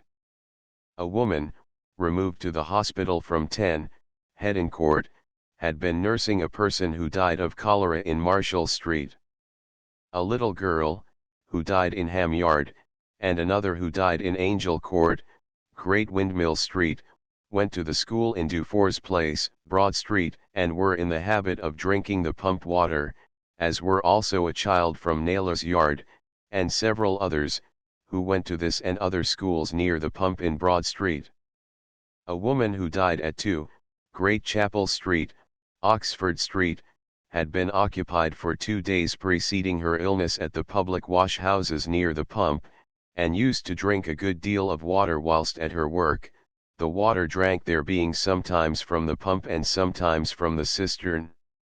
The limited district in which this outbreak of cholera occurred, contains a great variety in the quality of the streets and houses, Poland Street and Great Pulteney Street consisting in a great measure of private houses occupied by one family, whilst Husband Street and Peter Street are occupied chiefly by the poor Irish. The remaining streets are intermediate in point of respectability. The mortality appears to have fallen pretty equally amongst all classes, in proportion to their numbers. Masters are not distinguished from journeymen in the registration returns of this district, but, judging from my own observation, I consider that out of rather more than 600 deaths, there were about 100 in the families of tradesmen and other resident householders. 105 persons who had been removed from this district died in Middlesex, University College and other hospitals, and 206 persons were buried at the expense of St. James's Parish. The latter number includes many of those who died in the hospitals, and a great number who were far from being paupers, and would on any other occasion have been buried by their friends, who, at this time, were either not aware of the calamity or were themselves overwhelmed by it. The greatest portion of the persons who died were tailors and other operatives, who worked for the shops about Bond Street and Regent Street, and the wives and children of these operatives. They were living chiefly in rooms which they rented by the week. The following table exhibits the chronological features of this terrible outbreak of cholera. Table I date. No of fatal attacks. Deaths. August 19, 1/1/21 0/21 1/2/22 00/23 10/24 1/2/25 00/26 10/27 1/1/28 10/29 1/1/38 2/31 56 September 3 143 72 116 127 354 76 446 71 536 45 6 20 37 7 28 32 8 12 39 11 24 10 5 18 11 5 15 12 1 6 13 3 13 14 0 6 15 1 8 16 4 6 17 2 5 18 3 2 19 0 3 20 0 0 21 2 0 22 1 2 23 1 3 24 1 0 25 1 0 26 1 2 27 1 0 28 0 2 29 0 1 30 0 0 date unknown 45 0 total 616. The deaths in the above table are compiled from the sources mentioned above in describing the map, but some deaths which were omitted from the map on account of the number of the house not being known, are included in the table. As regards the date of attack, I was able to obtain it with great precision, through the kindness of Mr. Sibley, in upwards of 80 deaths which occurred in Middlesex Hospital, for the hour of admission was entered in the hospital books, as well as the previous duration of the illness. In a few other cases also I had exact information of the hour of attack, and in the remainder I have calculated it by subtracting the duration of the illness from the date of death. Where the illness did not exceed 12 hours, the attack was considered to have commenced the same day. Where the illness exceeded 12, and did not exceed 36 hours, the attack was put down to the previous day, and so on. Where the illness exceeded 48 hours, its duration is generally given in days, which were subtracted from the date of the attack. Although this plan does not always give the precise date of attack, it reaches within a few hours of it, and is as valuable perhaps as if the exact day were given, unless the hour as well as the day could be introduced into the table. Where premonitory diarrhea is stated to have existed, the period of its duration is deducted from the date of death, and, in fact, the time of attack is fixed at the first commencement of indisposition, except in 2 or 3 instances in which the patient was laboring under another disease, as phthisis or typhus fever. There are 45 cases in which the duration of the illness was not certified, or entered in the books of the registrars, and the time of attack in these cases is consequently unknown. These persons nearly all died in the first days of September, in the height of the calamity, and it is almost certain that they were cut off very quickly, like the others who died at this time. It is pretty certain that very few of the 56 attacks placed in the table to the August 31st occurred till late in the evening of that day. The eruption was extremely sudden, as I learned from the medical men living in the midst of the district, and commenced in the night between the August 31st and September 1st. There was hardly any premonitory diarrhea in the cases which occurred during the first 3 days of the outbreak, and I have been informed by several medical men, that very few of the cases which they attended on those days ended in recovery. The greatest number of attacks in any one day occurred on the 1st of September, immediately after the outbreak commenced. The following day the attacks fell from 143 to 116, and the day afterwards to 54. A glance at the above table will show that the fresh attacks continued to become less numerous every day. On September the 8th, the day when the handle of the pump was removed, there were 12 attacks, on the 9th, 11, on the 10th, 5, on the 11th, 5, on the 12th, only 1, and after this time, there were never more than 4 attacks on one day. During the decline of the epidemic the deaths were more numerous than the attacks, owing to the decease of many persons who had lingered for several days in consecutive fever. The Pump Well in Broad Street, Golden Square. There is no doubt that the mortality was much diminished, as I said before, by the flight of the population, which commenced soon after the outbreak, but the attacks had so far diminished before the use of the water was stopped, that it is impossible to decide whether the well still contained the cholera poison in an active state, or whether, from some cause, the water had become free from it. The pump well has been opened, and I was informed by Mr. Farrell, the superintendent of the works, that there was no hole or crevice in the brickwork of the well, by which any impurity might enter.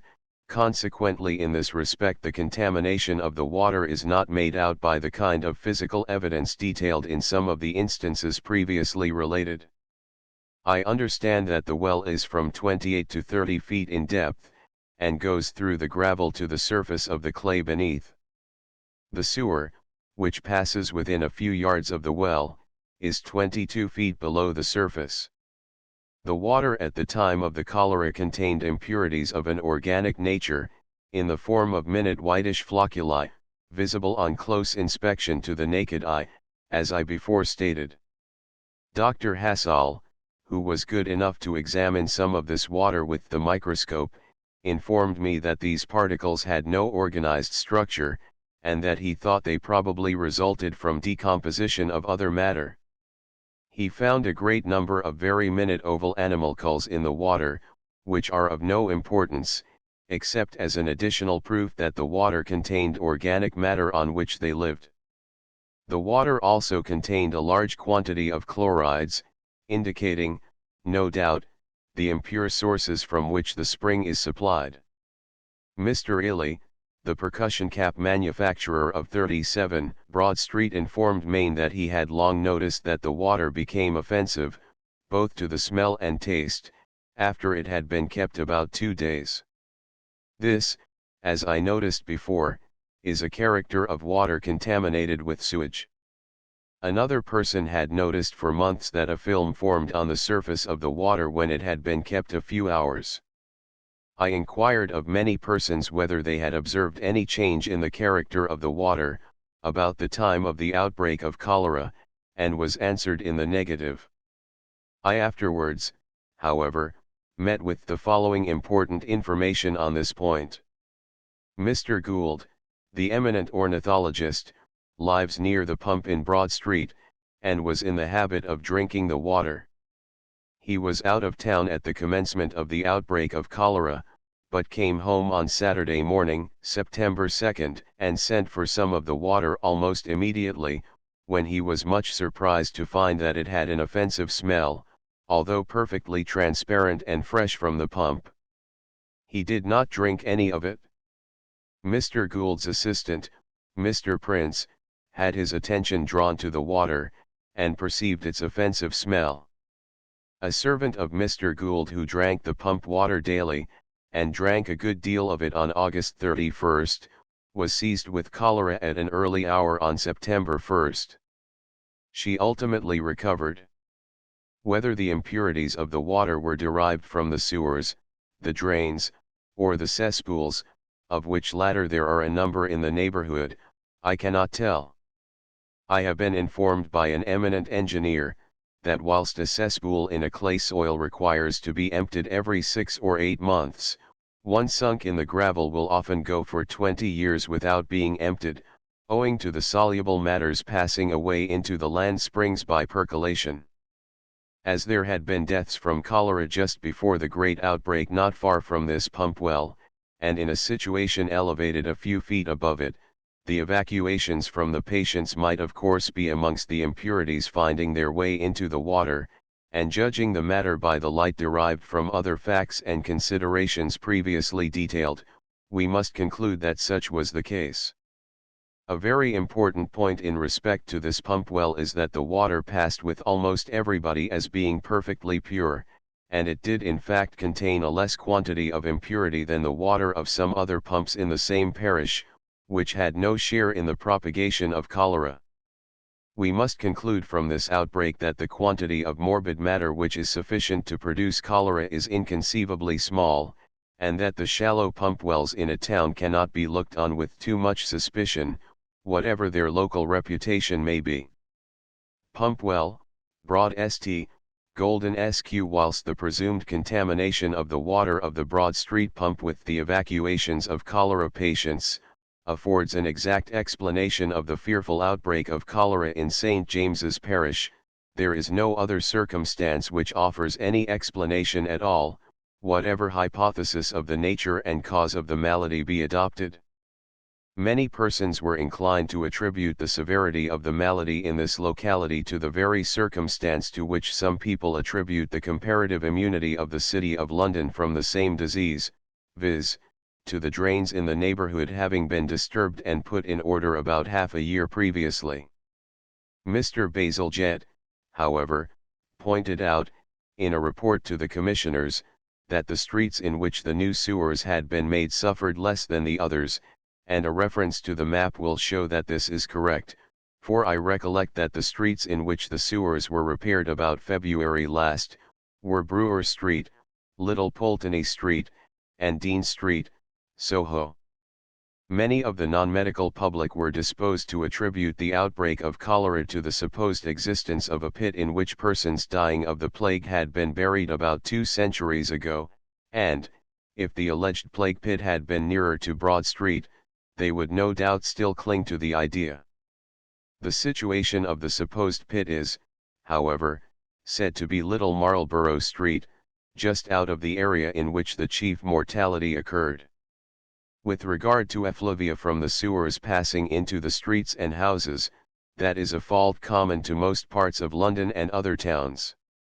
There is nothing peculiar in the sewers or drainage of the limited spot in which this outbreak occurred, and Saffron Hill and other localities, which suffer much more from ill odors, have been very lightly visited by cholera. Eruption of cholera at Deptford. Just at the time when the great outbreak of cholera occurred in the neighborhood of Broad Street, Golden Square, there was an equally violent eruption in Deptford, but of a more limited extent. About 90 deaths took place in a few days, amongst 2 or 3 score of small houses, in the north end of New Street and an adjoining row called French's Fields. Deptford is supplied with very good water from the River Ravensbourne by the Kent Water Works, and until this outbreak there was but little cholera in the town, except amongst some poor people, who had no water except what they got by pailsful from Deptford Creek, an inlet of the Thames. There had, however, been a few cases in and near New Street, just before the great outbreak. On going to the spot on September 12 and making inquiry, I found that the houses in which the deaths had occurred were supplied by the Kent Water Works, and the inhabitants never used any other water. The people informed me, however, that for some few weeks the water had been extremely offensive when first turned on. They said it smelled like a cesspool, and frothed like soap suds. They were in the habit of throwing away a few pailsful of that which first came in, and collecting some for use after it became clear.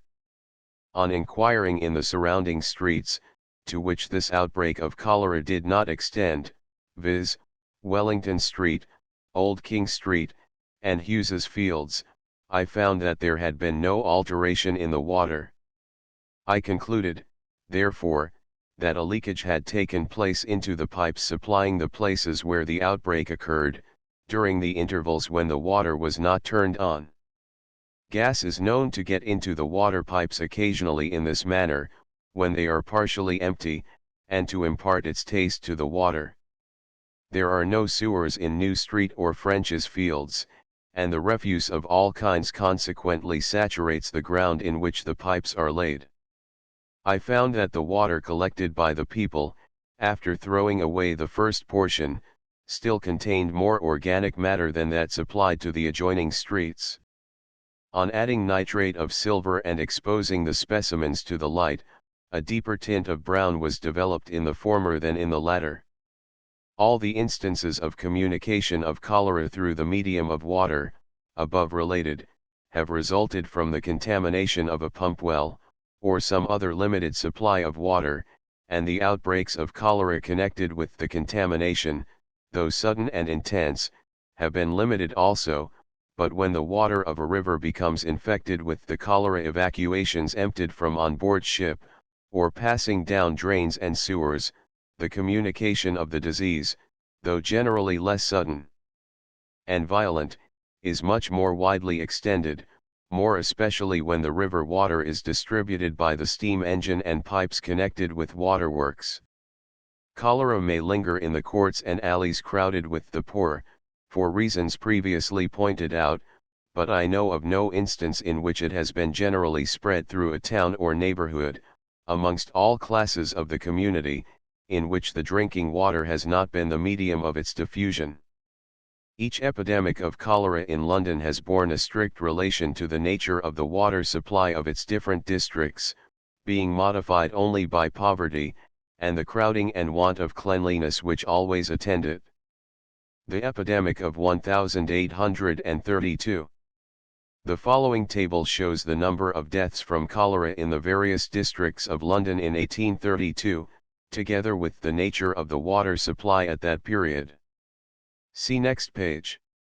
11. This table shows that in the greater part of Southwark, which was supplied with worse water than any other part of the metropolis, the mortality from cholera was also much higher than anywhere else. The other south districts, supplied with water obtained at points higher up the Thames, and containing consequently less impurity, were less affected. On the north of the Thames, the east districts, supplied, in 1832, with water from the River Lee, at Old Ford, where it contained the sewage of a large population, suffered more than other parts on the north side of London. Whitechapel suffered more than the other east districts, probably not more from the poverty and crowded state of the population, than from the great number of mariners, coal heavers, and others, living there, who were employed on the Thames, and got their water, whilst at work, direct from the river. There were 139 deaths from cholera amongst persons afloat on the Thames. The cholera passed very lightly over most of the districts supplied by the New River Company. St. Giles was an exception, owing to the overcrowding of the common lodging houses in the part of the parish called the Rookery. The City of London also suffered severely in 1832. Now when the engine at Broken Wharf was employed to draw water from the Thames, this water was supplied more particularly to the city, and not at all to the higher districts supplied by the New River Company. This would offer an explanation of the high mortality from cholera in the city at that time, supposing the engine were actually used during 1832, but I have not yet been able to ascertain that circumstance with certainty. I know, however, that it was still used occasionally some years later. Table 2. Districts. Population. Deaths from cholera. Deaths from cholera in 10,000 living. Water supply. St. George the Martyr, Southwark 77,796 856 110 Southwark Water Works, from Thames at London Bridge. No filter or settling reservoir. St. Olave's, Southwark St. Saviour's, Southwark Christ Church, Southwark 13,705 3525 chiefly by Lambeth Water Works, from Thames opposite Hungerford Market. No filter or settling reservoir. Lambeth 87,856 337 38 Newington 44,526 245 chiefly by South London Water Works, from Thames at Vauxhall Bridge. Reservoirs. No filter. Camberwell 28,231 107 37 Bermondsey 29,741 210 70 South London Water Works, and tidal ditches. Rotherhithe 12,875 1914 Bethnal Green 62,018 170 27 42 East London Waterworks, from tidal part of River Lee at Old Ford. St. George in the East 38,505 123 31 Poplar 25,066 107 42 Stepney 78,826 225 28 Whitechapel 12,52,848 470 88 Clerkenwell 47,634 65 1334 New River Company, from various springs, and River Lee in Hertfordshire, and occasionally from Thames at Broken Wharf, near Blackfriars Bridge. St. Giles 52,907 280 52 Holborn 27,334 46 16 Islington 37,316 39 10 London City 55,798 359 64 East and West London no return. St. Luke's 46,642 118 25 Strand 9,937 37 37 Hackney 7,326 810 New River and East London Water Companies. Shoreditch 68,564 57 8 Westminster 124,585 325 26 Chelsea Water Works, from Thames at Chelsea. Reservoirs and filters. St. George, Hanover Square 58,209 74 12 15 Chelsea Water Works and Grand Junction Water Works, also supplying water from Thames at Chelsea, and having settling reservoirs. Kensington 75,130 134 17 St. Marylebone 122,206 224 20 West Middlesex Water Works, from Thames at Hammersmith. Settling reservoirs. St. Pancras 103,548 111 10 West Middlesex, New River and Hampstead Water Works. The epidemic of 1849. Westminster suffered more in 1832 than St. George, Hanover Square and Kensington, which at that time had the same water. This arose from the poor and crowded state of part of its population. The number of cases of cholera communicated by the water would be the same in one district as in the other, but in one district the disease would spread also from person to person more than in the others. Between 1832 and 1849 many changes took place in the water supply of London. The Southwark Water Company united with the South London Water Company, to form a new company under the name of the Southwark and Vauxhall Company. The water works at London Bridge were abolished, and the united company derived their supply from the Thames at Battersea Fields, about half a mile above Vauxhall Bridge. The Lambeth Water Company continued to obtain their supply opposite to Hungerford Market, but they had established a small reservoir at Brixton. But whilst these changes had been made by the water companies, changes still greater had taken place in the river, partly from the increase of population, but much more from the abolition of cesspools and the almost universal adoption of water closets in their stead. The Thames in 1849 was more impure at Battersea Fields than it had been in 1832 at London Bridge. A clause which prevented the South London Water Company from laying their pipes within 2 miles of the Lambeth Water Works was repealed in 1834, and the two companies were in active competition for many years, the result of which is, that the pipes of the Lambeth Water Company and those of the Southwark and Vauxhall Company passed together down all the streets of several of the south districts.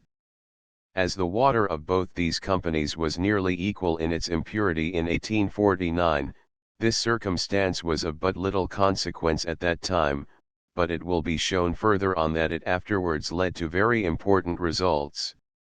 On the north side of the Thames the water companies and their districts remained the same, but some alterations were made in the sources of supply.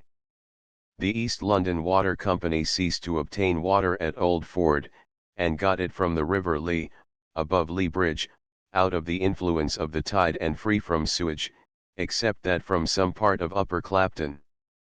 The Grand Junction Company removed their works from Chelsea to Brentford, where they formed large settling reservoirs. The New River Company entirely ceased to employ the steam engine for obtaining water from the Thames. The supply of the other water companies remained the same as in 1832. The accompanying table, number 3, shows the mortality from cholera in the various registration districts of London in 1849, together with the water supply. The annual value of house and shop room for each person is also shown, as a criterion, to a great extent, of the state of overcrowding or the reverse. The deaths from cholera and the value of house room, are taken from the report on the cholera of 1849, by Dr. Farr, of the General Register Office. The water supply is indicated merely by the name of the companies. After the explanation given above of the source of supply, this will be sufficient. It is only necessary to add, that the Kent Water Company derive their supply from the River Ravensbourne, and the Hampstead Company from springs and reservoirs at Hampstead. Table 3, showing the mortality from cholera, and the water supply, in the districts of London, in 1849. The districts are arranged in the order of their mortality from cholera. District. Population in the middle of 1849. Deaths from cholera. Deaths by cholera to 10,000 inhabitants. Annual value of house and shop room to each person in pound. Water supply. Rotherhithe 17,208 352 205 4.238 Southwark and Vauxhall Water Works, Kent Water Works, and tidal ditches. St. Olave, Southwark 19,278 349 181 4.559 Southwark and Vauxhall. St. George, Southwark 50,900 836 164 3.518 Southwark and Vauxhall, Lambeth. Bermondsey 45,500 734 161 3.077 Southwark and Vauxhall. St. Saviour, Southwark 35,227 539 153 5.291 Southwark and Vauxhall. Newington 63,074 907 144 3.788 Southwark and Vauxhall, Lambeth. Lambeth 134,768 1618 124.389 Southwark and Vauxhall, Lambeth. Wandsworth 48,446 484 104.839 Pump Wells, Southwark and Vauxhall, River Wandle. Camberwell 51,714 504 97 4.508 Southwark and Vauxhall, Lambeth. West London 28,829 429 96 7.454 New River. Bethnal Green 87,263 789 91.480 East London. Shoreditch 104,122 789 76 3.103 New River, East London. Greenwich 95,954 718 75 3.379 Kent. Poplar 44,103 313 71 7.360 East London. Westminster 64,109 437 68 4.189 Chelsea. Whitechapel 78,590 506 64 3.388 East London. St. Giles 54,062 285 53 5.635 New River. Stepney 106,988 501 47 3.319 East London. Chelsea 53,379 247 46 4.210 Chelsea. East London 43,495 182 45 4.823 New River. St. George's, East 47,334 199 42 4.753 East London.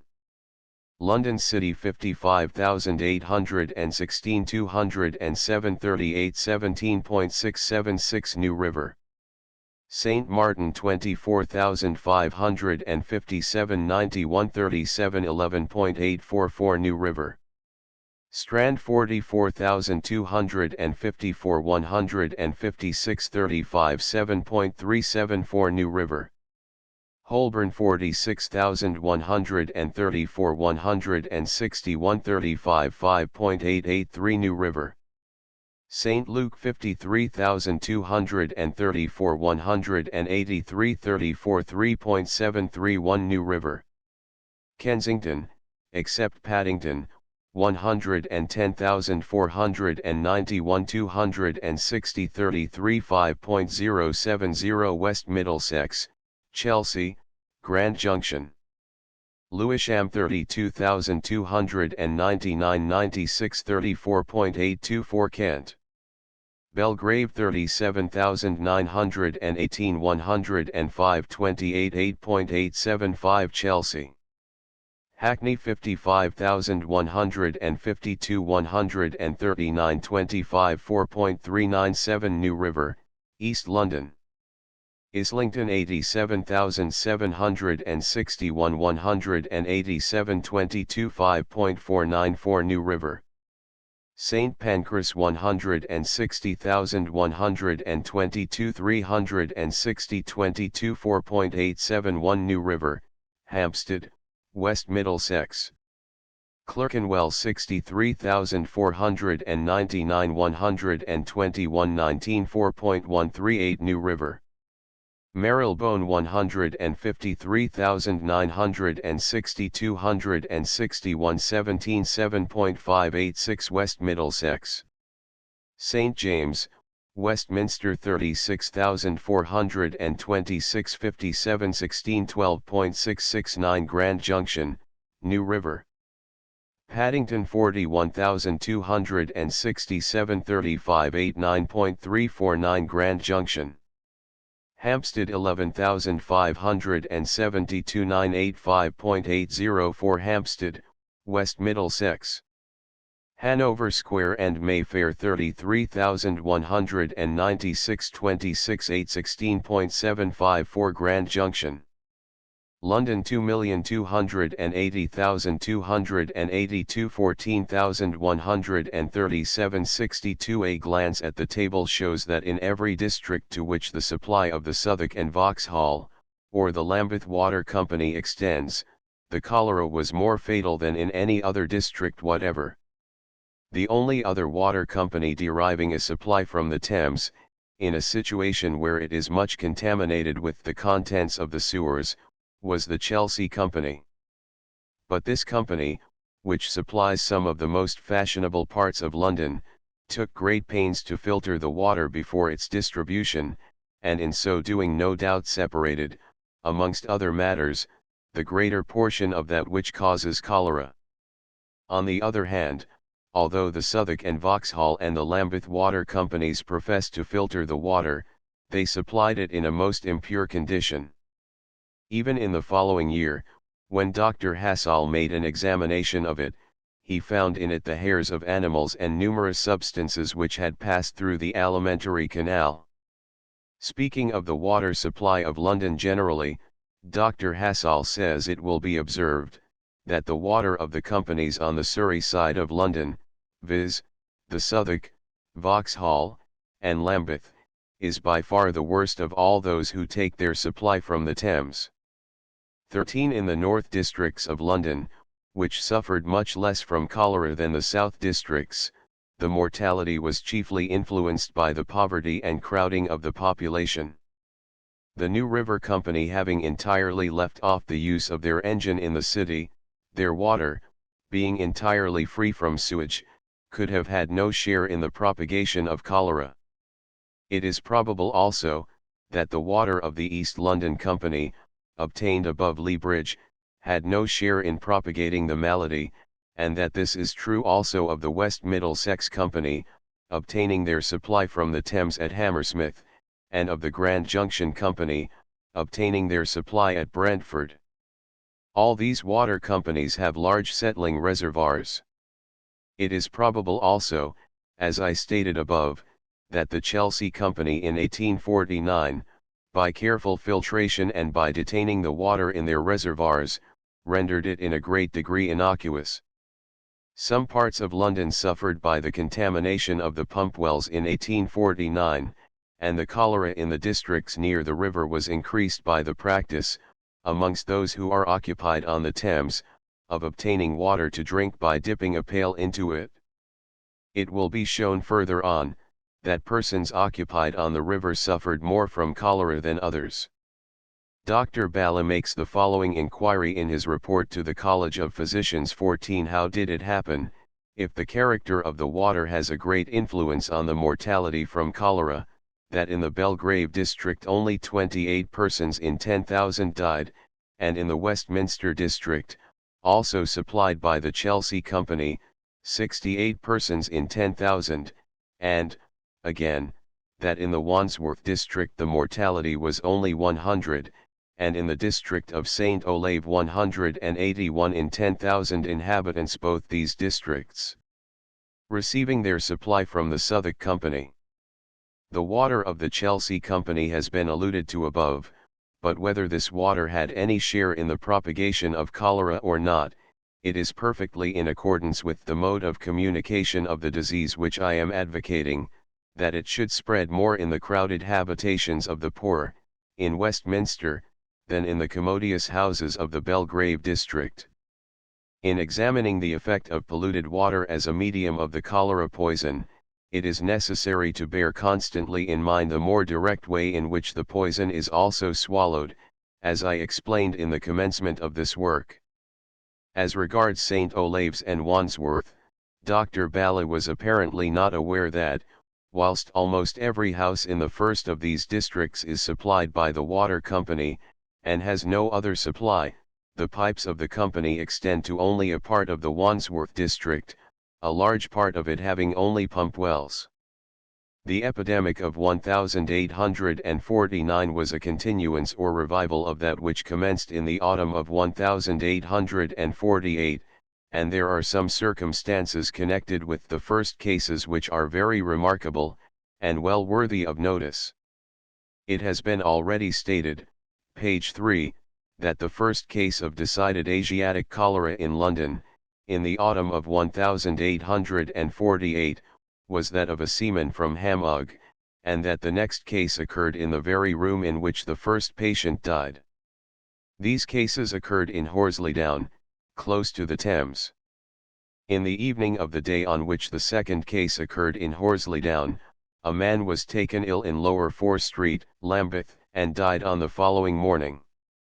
At the same time that this case occurred in Lambeth, the first of a series of cases occurred in White Hart Court, Duke Street, Chelsea, near the river. A day or two afterwards, there was a case at 3, Harp Court, Fleet Street. The next case occurred on October 2, on board the hulk Justitia, lying off Woolwich, and the next to this in Lower Fore Street, Lambeth, 3 doors from where a previous case had occurred. The first 13 cases were all situated in the localities just mentioned, and on October 5 there were 2 cases in Spitalfields. Now, the people in Lower Fore Street, Lambeth, obtained their water by dipping a pail into the Thames, there being no other supply in the street. In White Hart Court, Chelsea, the inhabitants obtained water for all purposes in a similar way.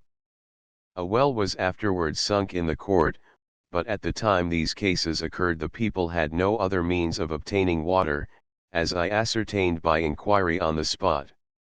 The inhabitants of Harp Court, Fleet Street, were in the habit, at that time, of procuring water from St. Bride's Pump, which was afterwards closed on the representation of Mr. Hutchinson, surgeon, of Farringdon Street, in consequence of its having been found that the well had a communication with the Fleet Ditch sewer, up which the tide flows from the Thames. I was informed by Mr. Dabbs, that the hulk Justitia was supplied with spring water from the Woolwich Arsenal, but it is not improbable that water was occasionally taken from the Thames alongside, as was constantly the practice in some of the other hulks, and amongst the shipping generally. When the epidemic revived again in the summer of 1849, the first case in the sub-district Lambeth, Church, first part, was in Lower 4th Street, on June 27, and on the commencement of the epidemic of the present year, the first case of cholera in any part of Lambeth, and one of the earliest in London, occurred at 52, Upper 4th Street, where also the people had no water except what they obtained from the Thames with a pail, as I ascertained by calling at the house. Many of the earlier cases this year occurred in persons employed amongst the shipping in the river, and the earliest cases in Wandsworth and Battersea have generally been amongst persons getting water direct from the Thames, or from streams up which the Thames flows with the tide. It is quite in accordance with what might be expected from the propagation of cholera through the medium of the Thames water, that it should generally affect those who draw it directly from the river somewhat sooner than those who receive it by the more circuitous route of the pipes of a water company. The epidemic of 1853, in London. London was without cholera from the latter part of 1849 to August 1853. During this interval an important change had taken place in the water supply of several of the south districts of London. The Lambeth Company removed their waterworks, in 1852, from opposite Hungerford Market to Thames Ditton, thus obtaining a supply of water quite free from the sewage of London.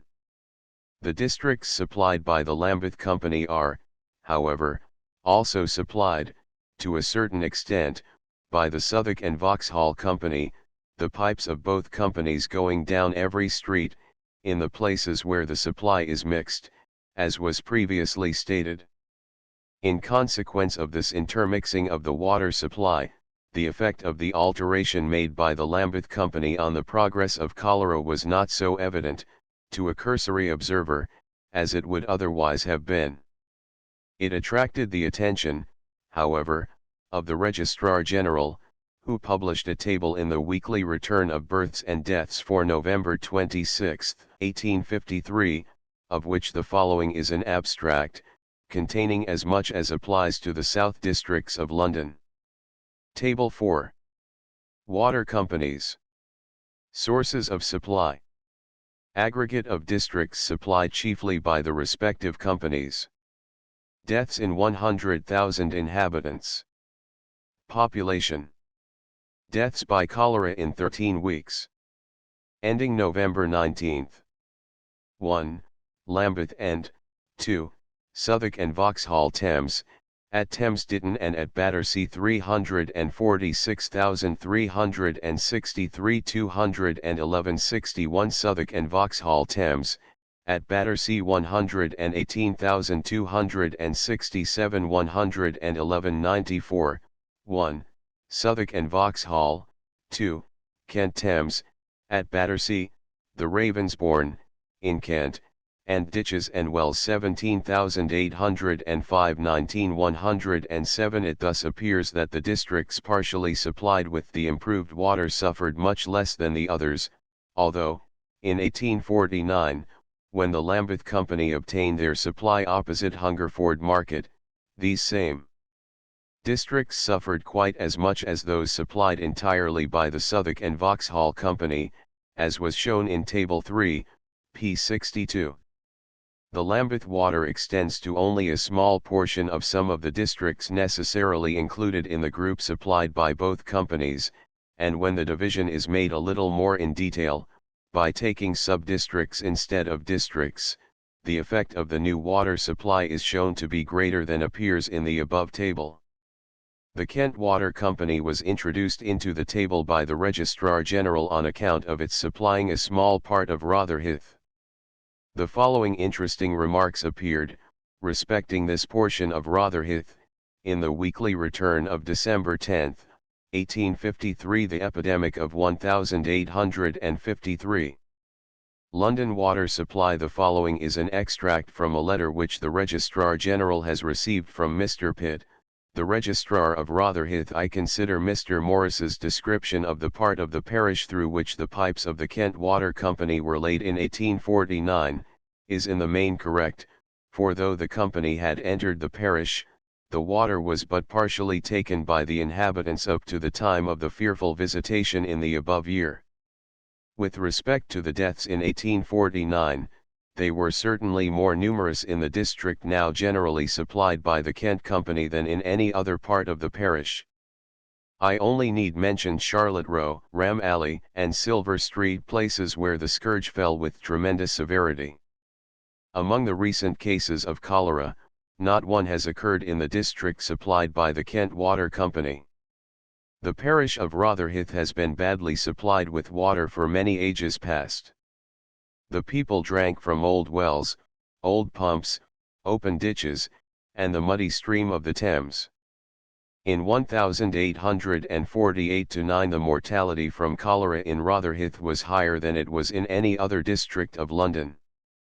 This is quite in conformity with the general rule, that when cholera prevails, it is most fatal where the waters are most impure. The following table, which, with a little alteration in the arrangement, is taken from the weekly return of births and deaths for December 31, 1853, shows the mortality from cholera, in the epidemic of 1853, down to a period when the disease had almost disappeared. The districts are arranged in the order of their mortality from cholera. Table V districts. Population in 1853, Estim. Deaths by cholera. In 17 weeks, August 21 to December 17, 1853. Deaths by cholera to 100,000 living. Water supply. Bermondsey 48,128 73 150 Southwark and Vauxhall. S. Saviour, Southwark 35,731 52 146 Southwark and Vauxhall, Lambeth. S. George, Southwark 51,824 74 143 Southwark and Vauxhall, Lambeth. St. Olave 19,375 26 134 Southwark and Vauxhall. Rotherhithe 17,805 20 112 South. And Vaux, Kent. Whitechapel 79,759 78 95 East London. Newington 64,816 37 57 Southwark and Vauxhall, Lambeth. Kensington except Paddington 73,699 40 53 West Middlesex, Chelsea, Grand Junction. Wandsworth 50,764 26 51 South. And Vaux, Pump Wells, River Wandle.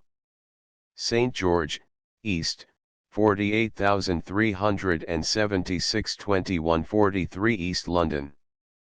Camberwell 54,667 22 40 Southwark and Vauxhall, Lambeth.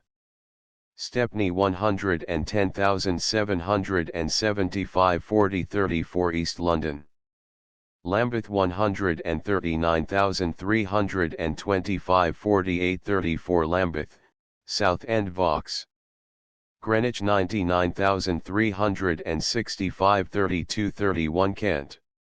Marylebone 157,696 48 30 West Middlesex. Westminster 65,609 19 27 Chelsea. St. James, Westminster 36,406 9 25 Grand Junction New River. Hackney 58,429 13 22 New River East London. Paddington 46,305 10 22 Grand Junction. Shoreditch 109,257 23 21 New River East London. Bethnal Green 90,193 18 20 East London. Poplar 47,162 9 17 East London. West London 28,844 14 New River. Hanover Square and Mayfair 33,196 512, Grand Junction. Islington 95,329 1212, New River.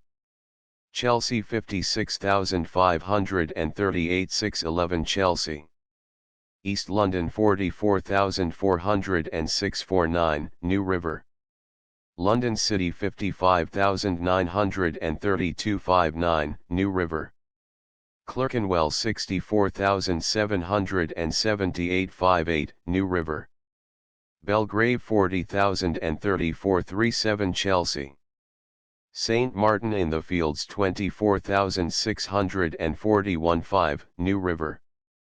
St. Pancras 166,956 85, New River Hampstead, West Middlesex. St. Luke 54,055 24, New River. Lewisham 34,835 13 Kent. Holborn 46,571 12, New River. St. Giles 54,214 12, New River. Strand 44,460 New River.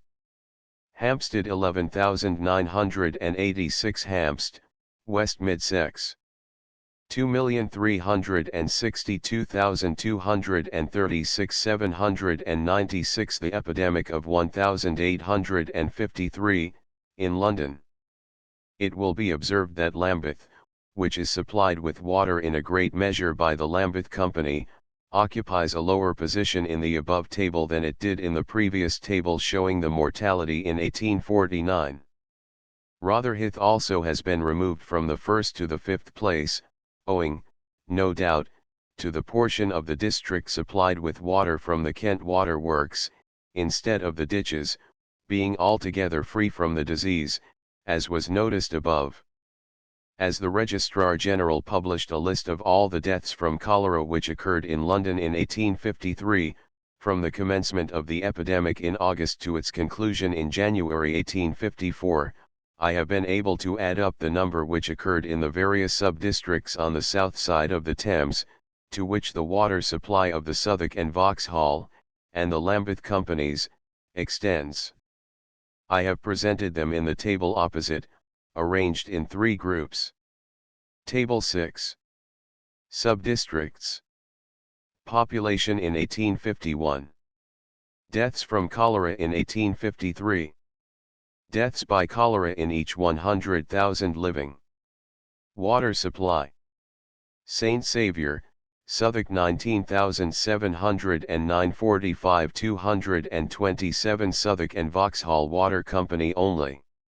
St. Olave 8,015 19 237 St. John, Horsley Down 11,367 61 St. James, Bermondsey 18,899 21 111 St. Mary Magdalene 13,934 27 193 Leather Market 15,295 23 153 Rotherhithe 17,805 20 112 Wandsworth 9,611 331 Battersea 10,560 11 104 Putney 5,280 Camberwell 17,742 950 Peckham 19,444 736 Christchurch, Southwark 16,022 743 Lambeth Water Company and Southwark and Vauxhall Company Kent Road 18,126 37 204 Borough Road 15,862 26 163 London Road 17,836 950 Trinity,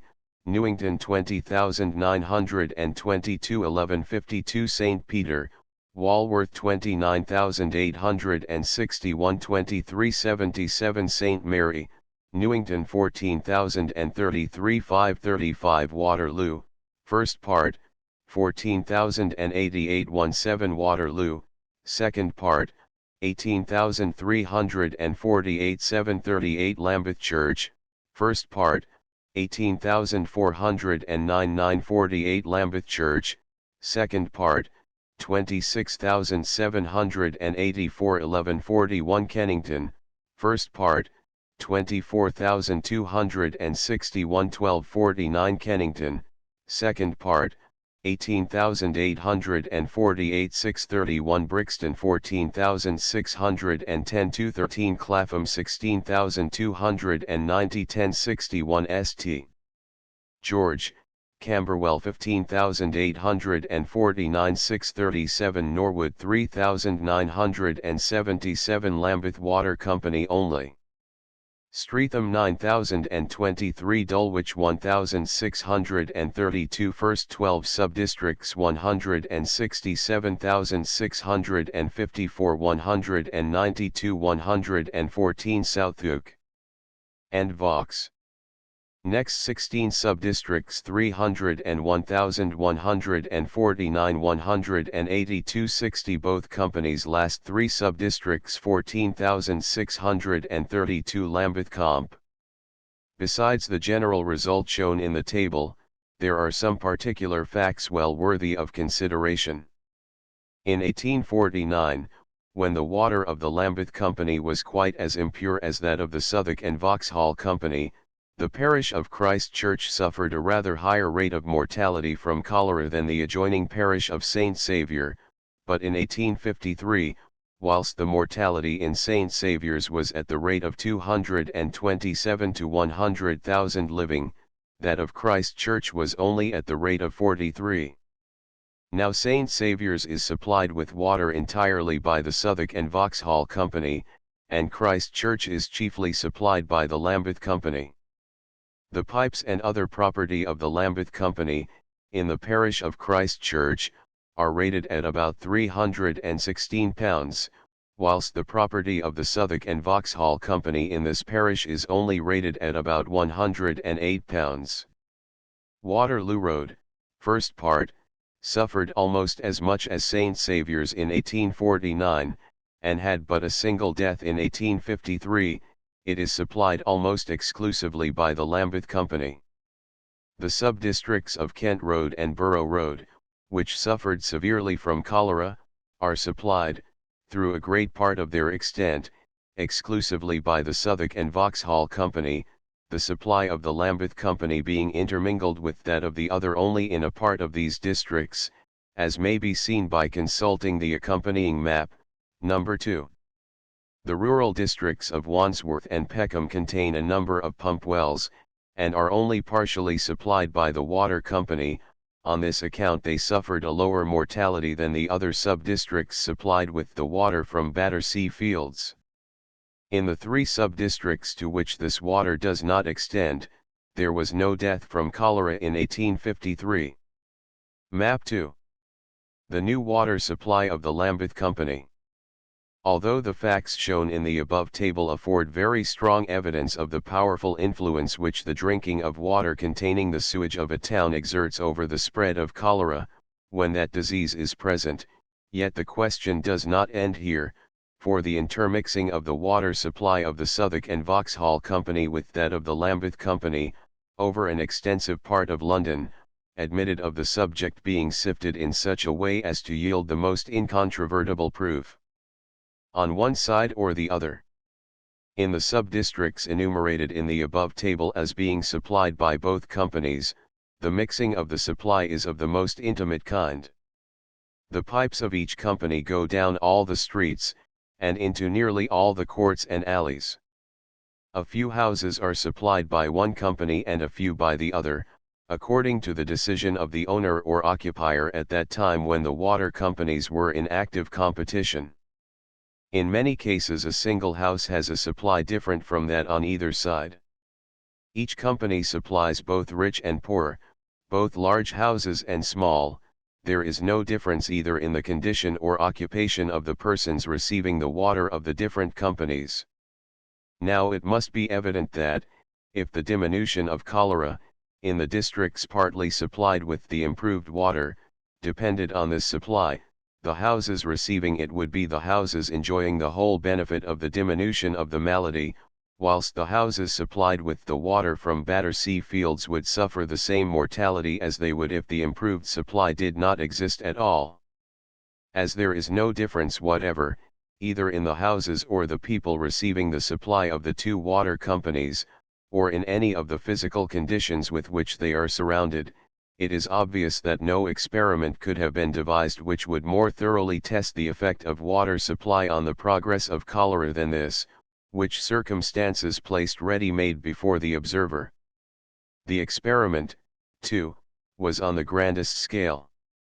No fewer than 300,000 people of both sexes, of every age and occupation, and of every rank and station, from gentlefolks down to the very poor, were divided into two groups without their choice, and, in most cases, without their knowledge, one group being supplied with water containing the sewage of London, and, amongst it, whatever might have come from the cholera patients, the other group having water quite free from such impurity. Epidemic of 1854, in the South Districts of London. To turn this grand experiment to account, all that was required was to learn the supply of water to each individual house where a fatal attack of cholera might occur.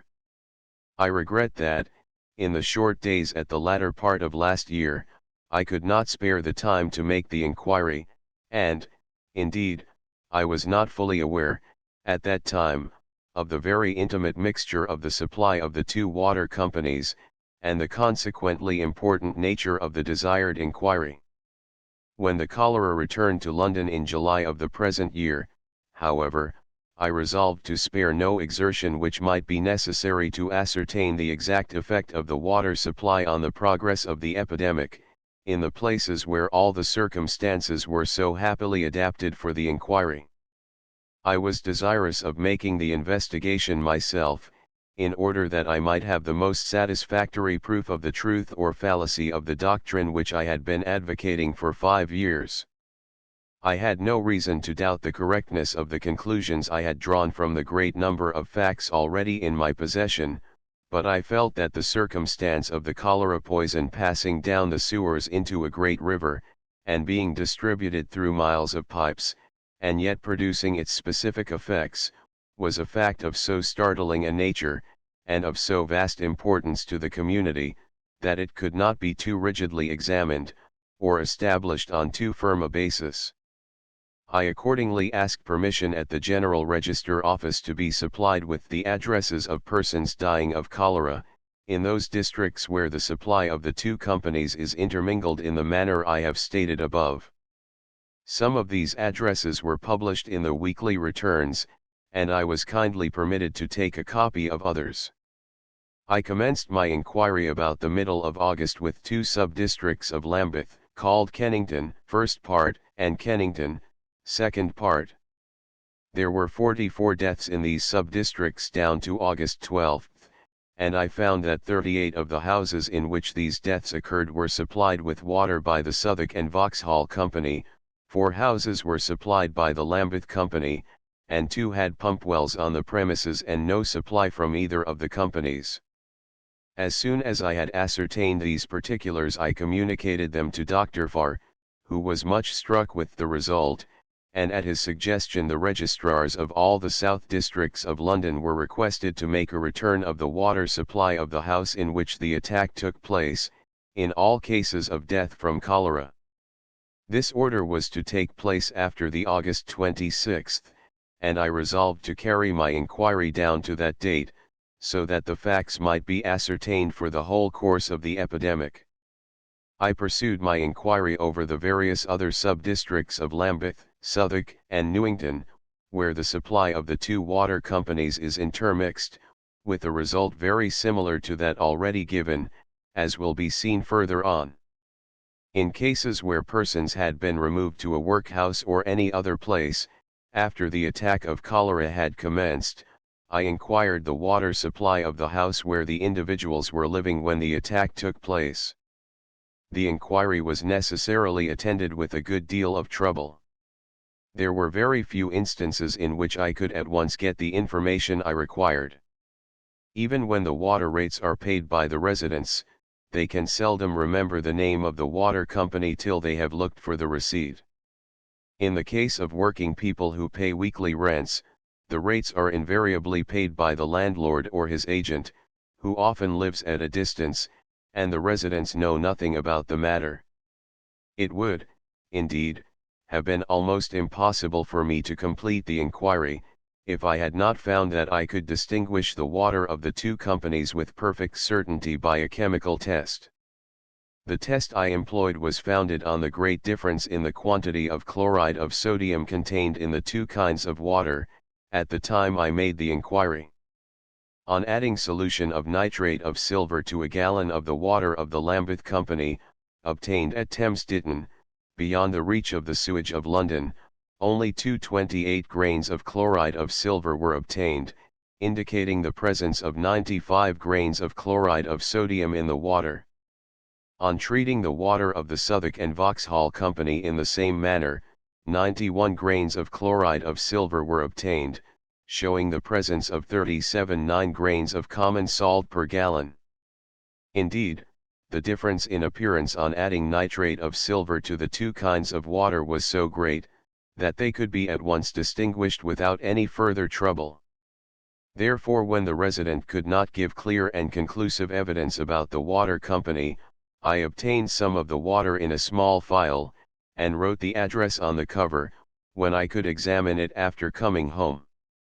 The mere appearance of the water generally afforded a very good indication of its source, especially if it was observed as it came in, before it had entered the water butt or cistern, and the time of its coming in also afforded some evidence of the kind of water, after I had ascertained the hours when the turncocks of both companies visited any street. These points were, however, not relied on, except as corroborating more decisive proof, such as the chemical test, or the company's receipt for the rates.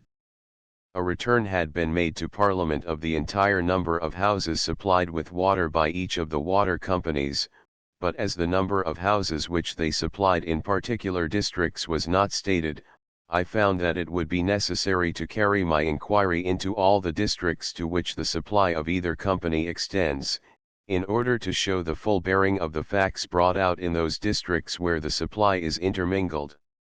I inquired myself respecting every death from cholera in the districts to which the supply of the Lambeth Company extends, and I was fortunate enough to obtain the assistance of a medical man, Mr. John Joseph Whiting, LAC, to make inquiry in Bermondsey, Rotherhithe, Wandsworth, and certain other districts, which are supplied only by the Southwark and Vauxhall Company.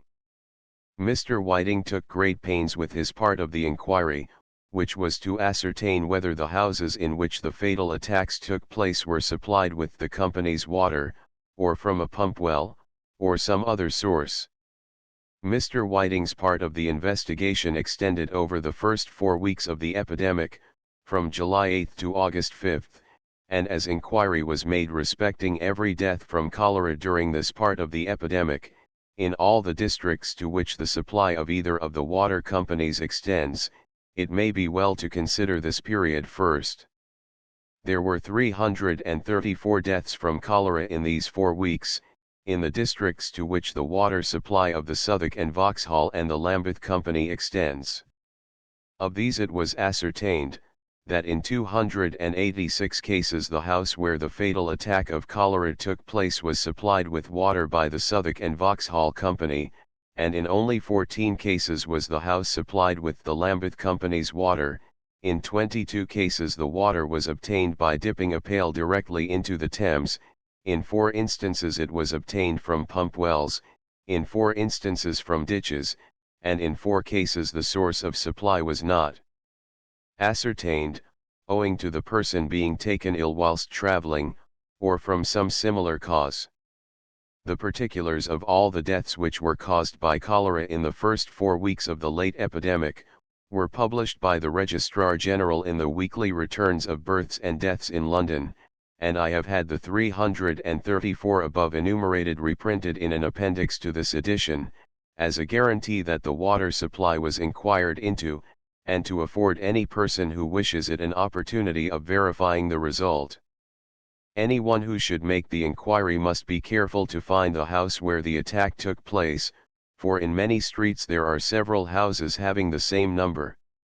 According to a return which was made to Parliament, the Southwark and Vauxhall Company supplied 40,046 houses from January 1 to December 31, 1853, and the Lambeth Company supplied 26,107 houses during the same period. Consequently, as 286 fatal attacks of cholera took place, in the first 4 weeks of the epidemic, in houses supplied by the former company, and only 14 in houses supplied by the latter, the proportion of fatal attacks to each 10,000 houses was as follows: Southwark and Vauxhall 71. Lambeth 5. The cholera was therefore 14 times as fatal at this period, amongst persons having the impure water of the Southwark and Vauxhall Company, as amongst those having the purer water from Thames Ditton.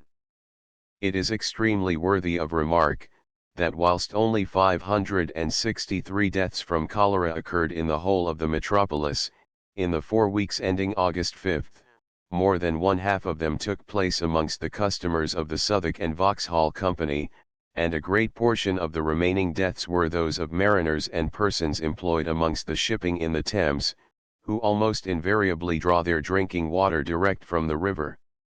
It may, indeed, be confidently asserted, that if the Southwark and Vauxhall Water Company had been able to use the same expedition as the Lambeth Company in completing their new works, and obtaining water free from the contents of sewers, the late epidemic of cholera would have been confined in a great measure to persons employed among the shipping, and to poor people who get water by pailsful direct from the Thames or tidal ditches.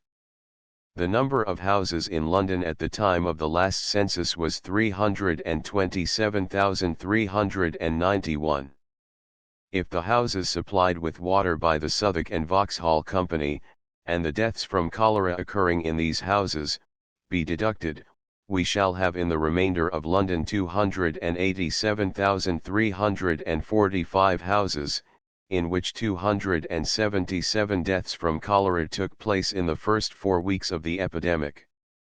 This is at the rate of 9 deaths to each 10,000. But the houses supplied with water by the Lambeth Company only suffered a mortality of 5 in each 10,000 at this period. It follows, therefore, that these houses, although intimately mixed with those of the Southwark and Vauxhall Company, in which so great a proportional mortality occurred, did not suffer even so much as the rest of London, which was not so situated. In the beginning of the late epidemic of cholera in London, the Thames water seems to have been the great means of its diffusion, either through the pipes of the Southwark and Vauxhall Company, or more directly by dipping a pail in the river. Cholera was prevailing in the Baltic fleet in the early part of summer, and the following passage from the weekly returns of the Registrar General shows that the disease was probably imported thence to the Thames. Bermondsey, St. James. At 10, Marine Street, on July 25, a mate mariner, aged 34 years, Asiatic cholera 101 hours, after premonitory diarrhea 16 superscript 12 hours. The medical attendant states, this patient was the chief mate to a steam vessel taking stores to and bringing home invalids from the Baltic fleet. 3 weeks ago he brought home in his cabin the soiled linen of an officer who had been ill. The linen was washed and returned. The time when this steam vessel arrived in the Thames with the soiled linen on board, was a few days before the first cases of cholera appeared in London, and these first cases were chiefly amongst persons connected with the shipping in the river. It is not improbable therefore that a few simple precautions, with respect to the communications with the Baltic fleet, might have saved London from the cholera this year, or at all events greatly retarded its appearance. As the epidemic advanced, the disproportion between the number of cases in houses supplied by the Southwark and Vauxhall Company and those supplied by the Lambeth Company, became not quite so great, although it continued very striking.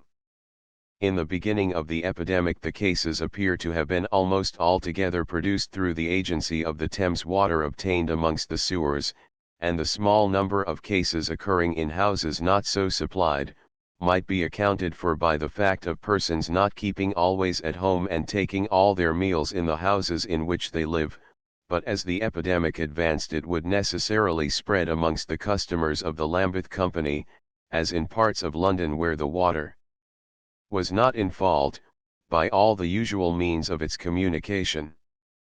The two subjoined tables, 7 and 8, show the number of fatal attacks in houses supplied respectively by the two companies, in all the sub-districts to which their water extends.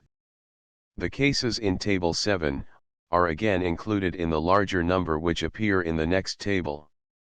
The sub-districts are arranged in three groups, as they were in Table 6, illustrating the epidemic of 1853. In Table 8, showing the mortality in the first 7 weeks of the epidemic, the water supply is the result of my own personal inquiry, in every case, in all the sub-districts to which the supply of the Lambeth Company extends, but in some of the sub-districts supplied only by the Southwark and Vauxhall Company, the inquiry of Mr. Whiting having extended only to August 5. The water supply of the last 3 weeks is calculated to have been in the same proportion by the company, or by pump wells, etc., as in the first 4 weeks, a calculation which is perfectly fair, and must be very near the truth. The sub-districts in which the supply is partly founded on computation, are marked with an asterisk. The numbers in Table 8 differ a very little from those of the table I communicated to the Medical Times and Gazette of October 7, on account of the water supply having since been ascertained in some cases in which I did not then know it. The small number of instances in which the water supply remains unascertained are chiefly those of persons taken into a workhouse without their address being known. Table 7. The mortality from cholera in the 4 weeks ending August 5. Subdistricts. Population in 1851. Deaths from in the 4 weeks ending August 5. Water supply. Southwark and Vauxhall. Lambeth. Pump wells. River Thames, ditches, etc. Unascertained. Saint Saviour, Southwark 19,709 2624 2 St. Olave, Southwark 8015 1915 2 St. John, Horsley Down 11,360 1817 1 St. James, Bermondsey 18,899 29 23 6 St. Mary Magdalene 13,934 2019 1 Leather Market 15,295 23 23 Rotherhithe 17,805 26 17 9 Battersea 10,560 13 10 1 2 Wandsworth 9,611 2 2 Putney 5,281 1 Camberwell 17,742 19 19 Peckham 19,444 4 Christchurch, Southwark 16,022 321 Kent Road 18,126 871 Borough Road 15,862 21 21 London Road 17,836 954 Trinity, Newington 20,922 14 14 St. Peter, Walworth 29,861 20 20 St. Mary, Newington 14,033 55 Waterloo Road, First, 14,088 55 Waterloo Road, Second, 18,348 55 Lambeth Church, First, 18,409 52111 Lambeth Church, Second, 26,784 10721 Kennington, First, 24,261 11911 Kennington, Second, 18,848 3 Brixton 14,610 1 Clapham 16,295 1 St George, Camberwell 15,849 972 Norwood 3,977 Streatham 9,023 Dulwich 1632 Sydenham 4501 486,936 334 286 14 426 4 Table 8. Mortality from cholera in the 7 weeks ending August 26. Subdistricts. Population in 1851. Deaths from cholera in the 7 weeks ending August 26. Water supply. Southwark and Vauxhall. Lambeth. Pump wells. River Thames, ditches, etc. Unascertained. Asterisk Saint Saviour, Southwark 19,709 125 115 10 asterisk Saint Olave, Southwark 8,015 53 43 55 asterisk Saint John, Horsley Down 11,360 51 48 3 asterisk St James, Bermondsey 18,899 123 102 21 asterisk St Mary Magdalene 13,934 87 83 4 asterisk Leather Market 15,295 81 81 asterisk Rotherhithe 17,805 103 68 35 asterisk Battersea 10,560 54 42 48 Wandsworth 9,611 11 128 Putney 5,281 1 asterisk Camberwell 17,742 96 96 asterisk Peckham 19,444 59 59 Christchurch,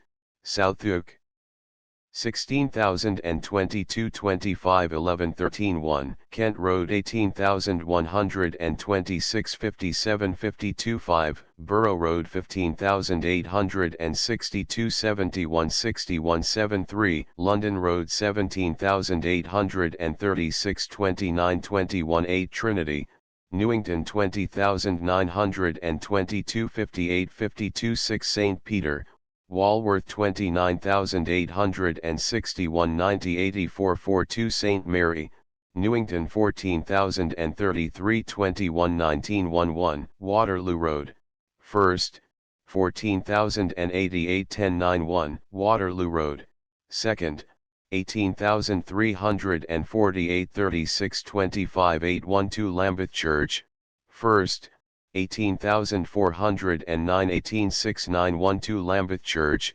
2nd, 26,748 53 34 13 15 Kennington, 1st, 24,261 71 63 53 Kennington, 2nd, 18,848 38 34 31 Brixton 14,610 9522 asterisk Clapham 16,290 24 19 5 St George, Camberwell 15,849 42 39 21 Norwood 3,977 8215 Streatham 9,023 615 Dulwich 1,632 Sydenham 4,501 4121 486,936 1,514 1,263 98 29 102 22 The following is the proportion of deaths to 10,000 houses,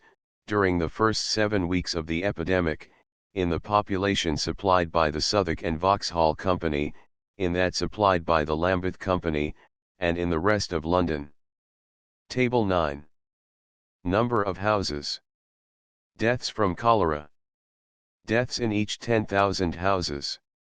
Southwark and Vauxhall Company 40,046 1,263 315 Lambeth Company 26,107 98 37 Rest of London 256,423 1,422 59 The mortality in the houses supplied by the Southwark and Vauxhall Company was therefore between 8 and 9 times as great as in the houses supplied by the Lambeth Company, and it will be remarked that the customers of the Lambeth Company continue to enjoy an immunity from cholera greater than the rest of London, which is not mixed up as they are with the houses supplied by the Southwark and Vauxhall Company.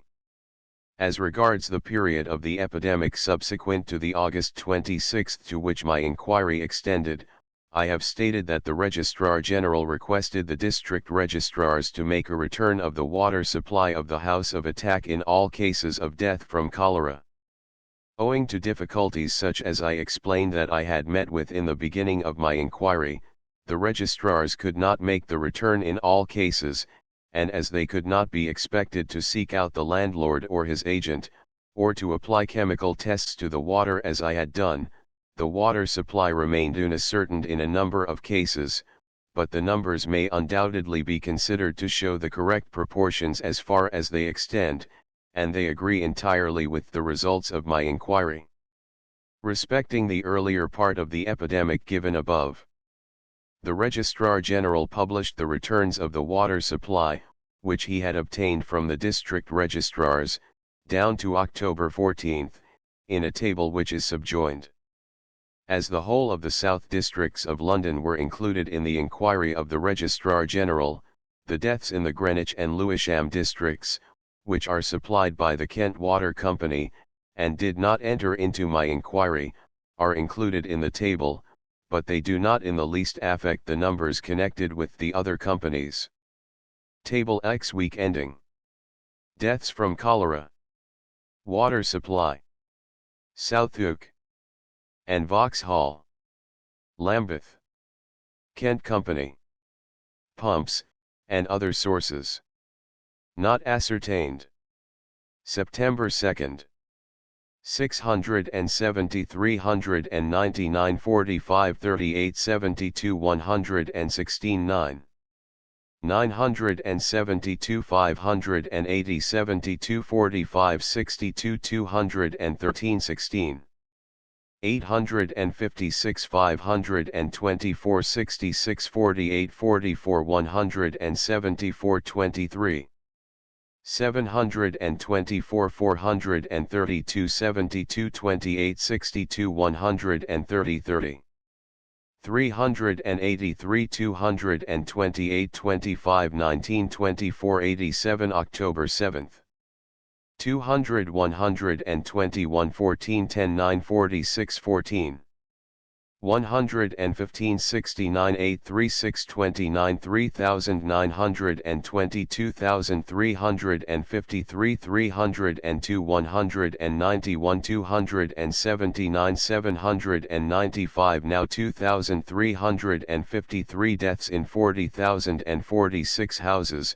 The number supplied by the Southwark and Vauxhall Company are 537 deaths to each 10,000 houses, and 302 deaths to 26,107. The number of houses supplied by the Lambeth Company are 115 deaths to each 10,000 houses.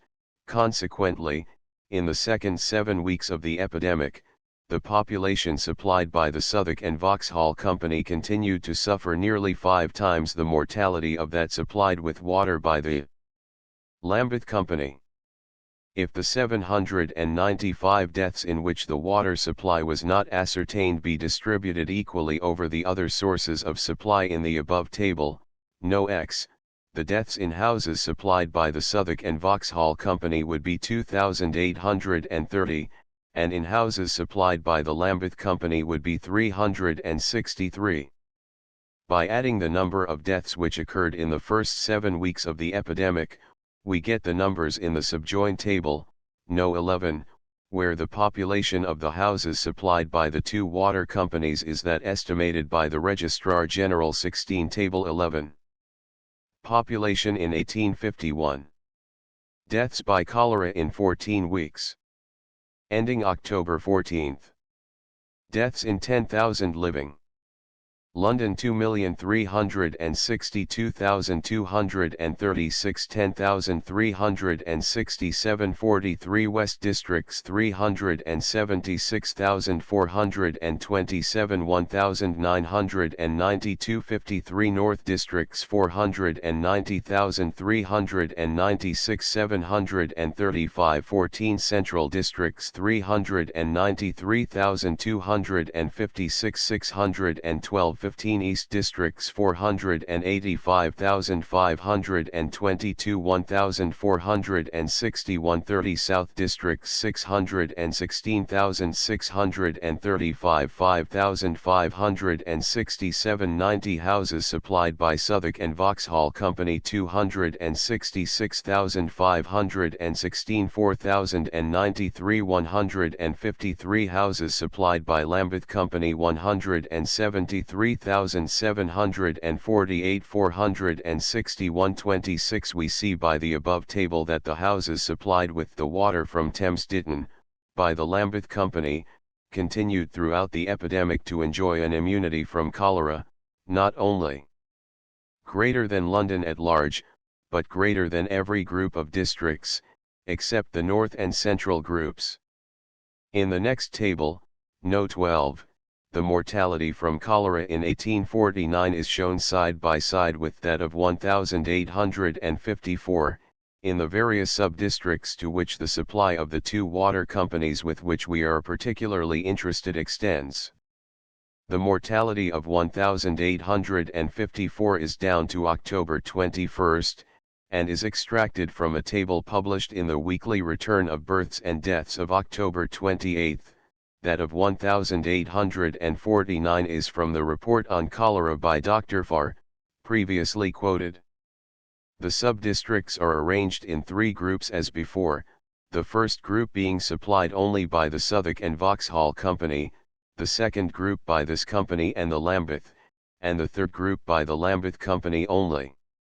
It is necessary to observe, however, that the supply of the Lambeth Company has been extended to Streatham, Norwood, and Sydenham, since 1849, in which year these places were not supplied by any water company.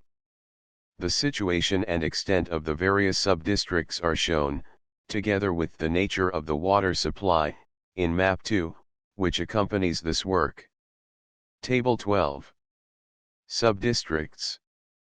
Deaths from cholera in 1849. Deaths from cholera in 1854. Water supply. St. Saviour, Southwark 283, 371 Southwark and Vauxhall Company only. St. Olave 157, 161 St. John, Horsley Down 192, 148 St. James, Bermondsey 249, 362 St. Mary Magdalene 259, 244 Leather Market 226, 237 Rotherhithe 17, 352, 282 Wandsworth 97, 59 Battersea 111, 171 Putney 89 Camberwell 235, 240 Peckham 92, 174 Christchurch, Southwark 256, 113 Lambeth Company and Southwark and Vauxhall Company.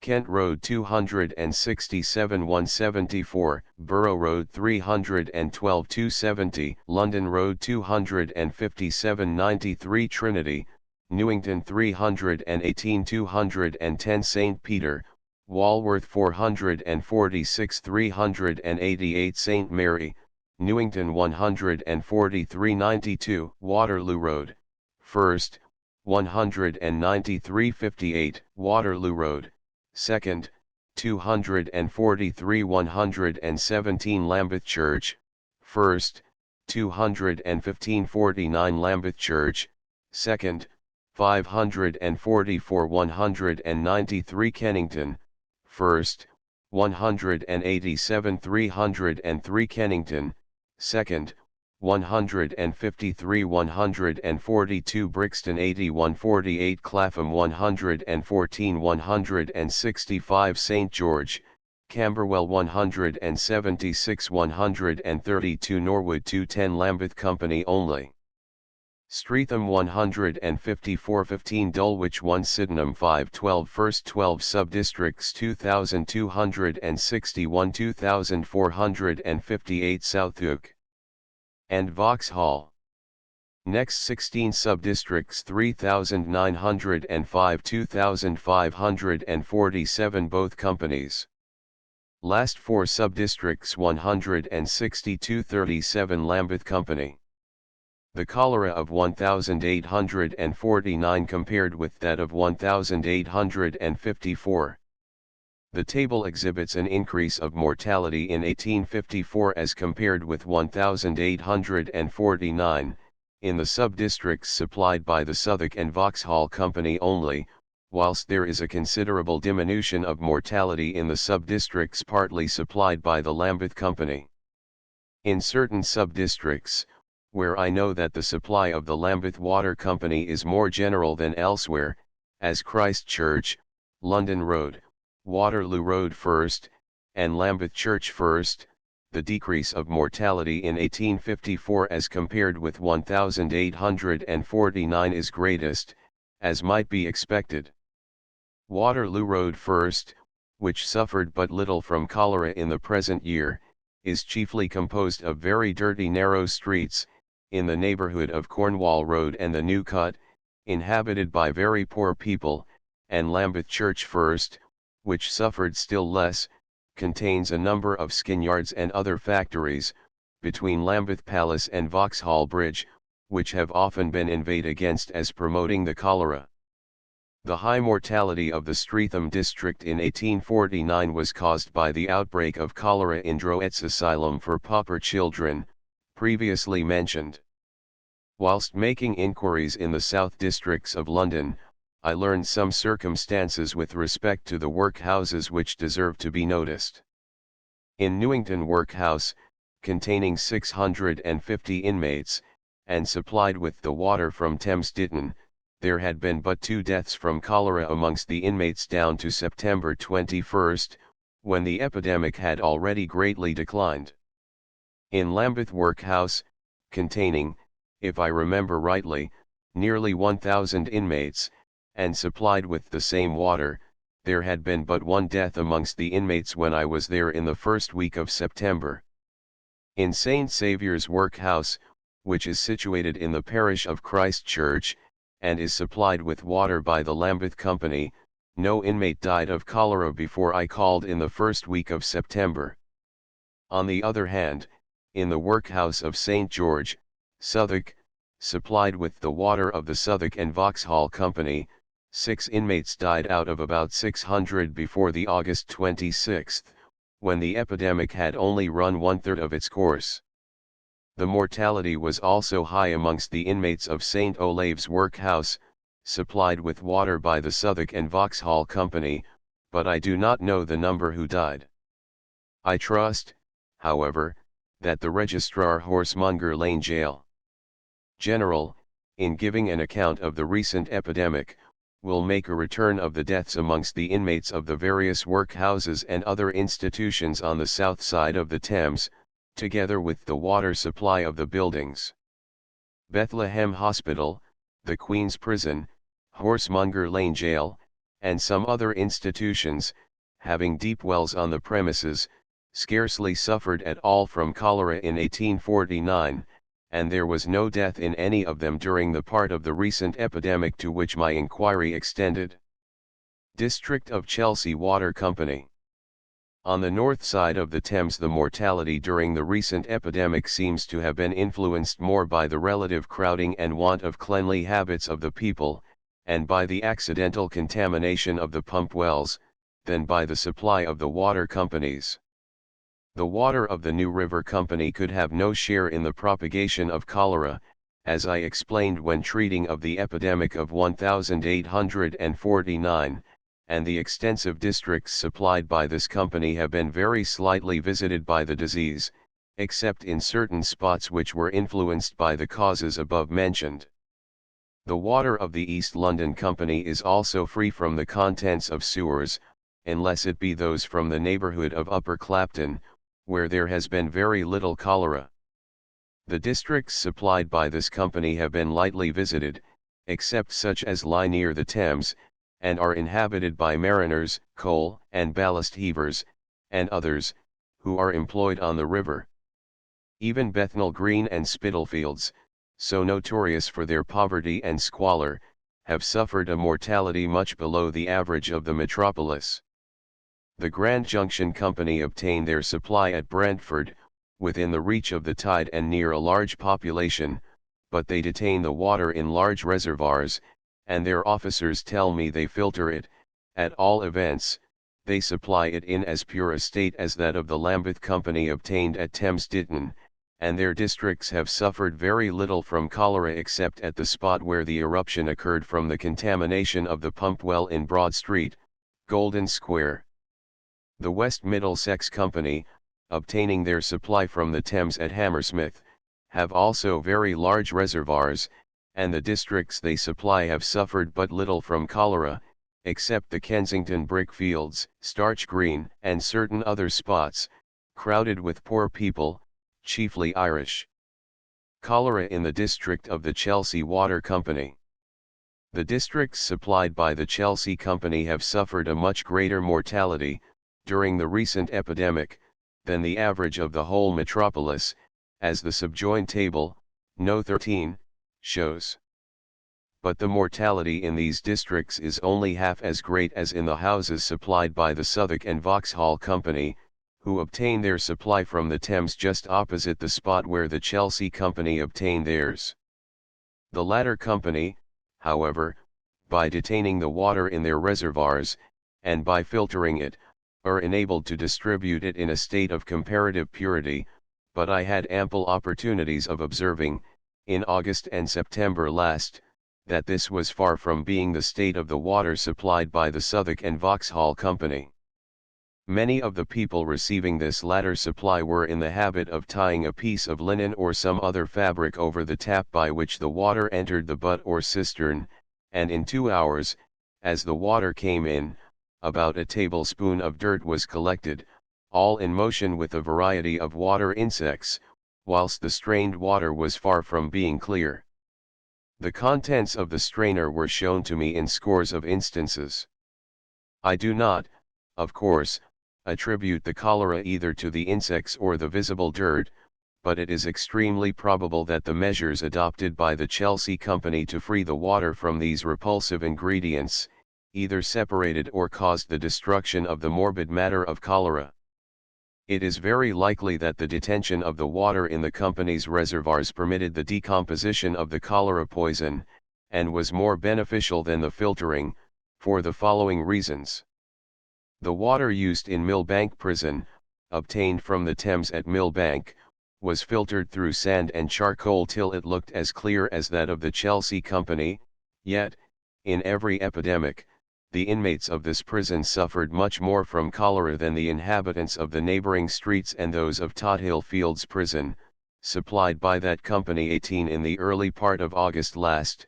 The use of the Thames water was entirely discontinued in Millbank Prison, and water from the artesian well in Trafalgar Square was used instead, on the recommendation of Dr. Bally, the physician to the prison. In 3 or 4 days after this change, the cholera, which was prevailing to an alarming extent, entirely ceased. Table 13. Population in 1851. Deaths by cholera in 15 weeks. Ending October 21. To every 10,000 living. Chelsea, South 19,050 122 64 Chelsea, Northwest 17,669 99 56 Chelsea, Northeast 19,819 71 36 Belgrave 40,034 238 59 St. John, Westminster 34,295 173 50 St. Margaret, Westminster 31,314 238 76 total of districts supplied by the Chelsea Water Company 162,181 941 56 houses supplied by the Southwark and Vauxhall Company 266,516 2,900 108 London 2,362,236 10,530 45 London, except the houses supplied by the Chelsea Company, and by the Southwark and Vauxhall Company. 1,933,539 6,689 34 The quantity of impurity in the Thames was greatly increased during the late autumn, by the long course of dry weather. From August 5 to September 12, a period of more than 5 weeks, only 0.29 of an inch of rain fell at Greenwich, as appears by the report of the Astronomer Royal.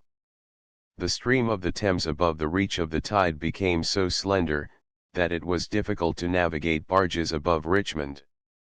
The Thames in London is a very large body of water, and if the whole of it flowed away into the sea every day, the liquid which flows down the sewers in 12 hours would form but a very small part of it, but it must be remembered that the quantity of water which passes out to sea, with the ebb of every tide, is only equal to that which flows over Teddington Lock, and from a few small tributary streams.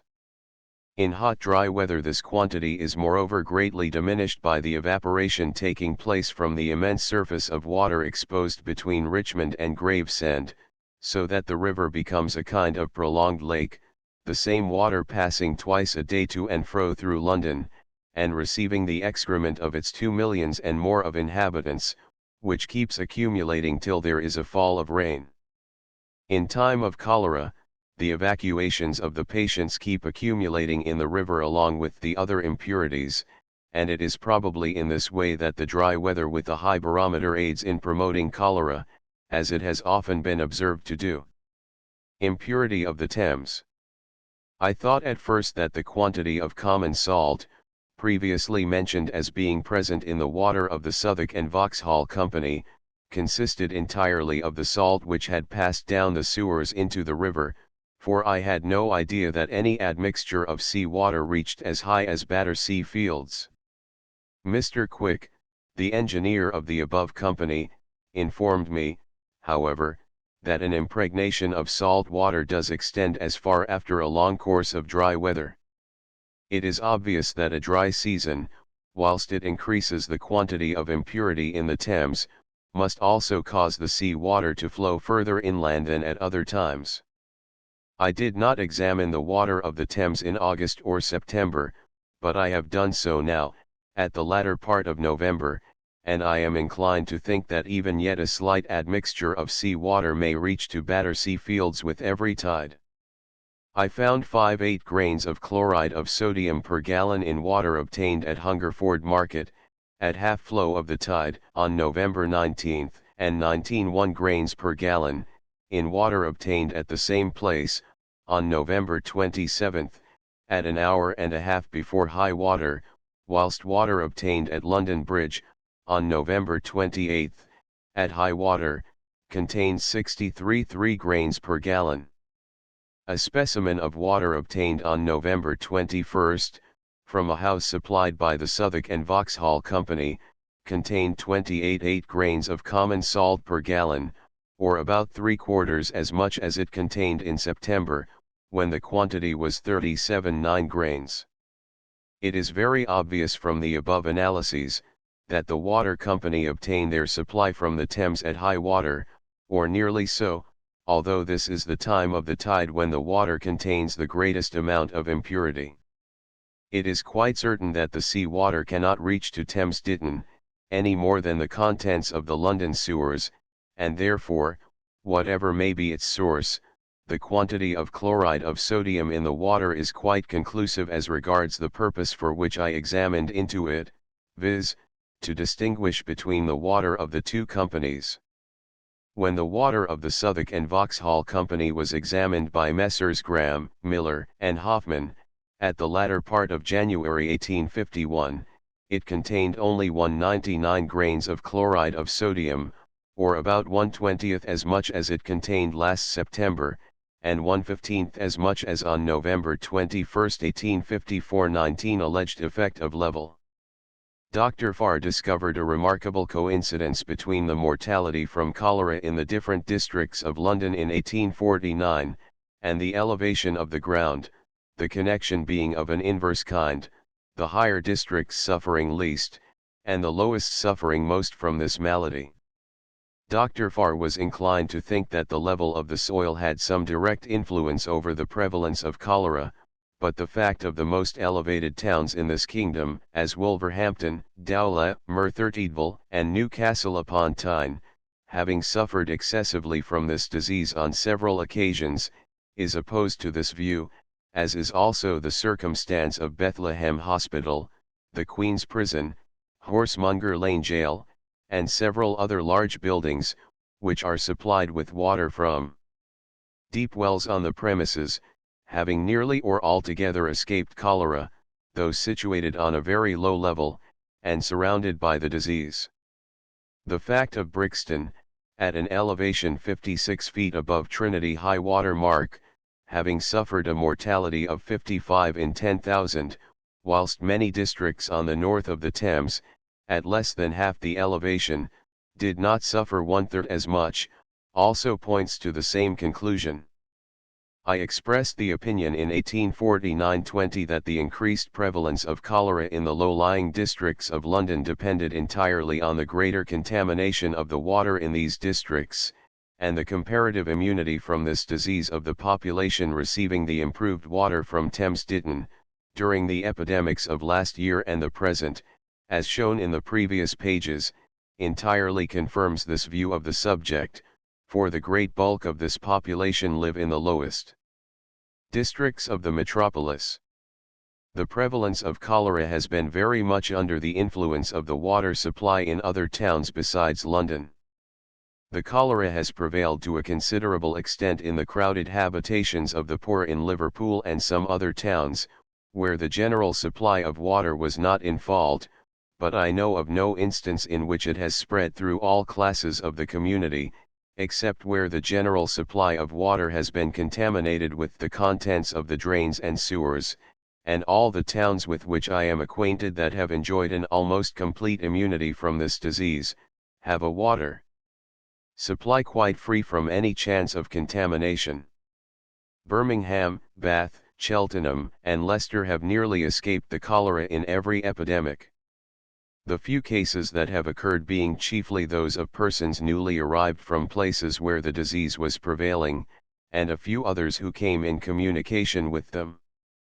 All these towns have a supply of water quite free from connection with the drains and sewers, and the small rivers which flow through them are so impure that it would be impossible to drink the water. Leicester is crowded with a poor population, and has hardly any physical advantage except its water supply. Cholera in Exeter. The first cases of cholera in Exeter in 1832, were 3 in the same day, besides one in St. Thomas's, a suburb of Exeter, in a gentleman just arrived from London, where the disease was prevailing. The other 3 were a woman and her 2 children, the former, with one of her children, had returned from Plymouth the previous day, where she had been nursing a child that had died of the cholera. Within 5 days from this time, there were 7 fresh cases in as many different parts of the town, amongst persons having no intercourse with each other or the first cases. The disease soon became very prevalent, and in 3 months there were 1,135 cases, and 345 deaths. Exeter is situated on ground which rises from the edge of the river to an elevation of 150 feet. In 1832 the inhabitants were chiefly supplied with river water by water carriers, who conveyed it in carts and pails. Dr. Shapter, from whose work 21 the above particulars are obtained, kindly furnished me with information concerning the sewers, and with maps of their position.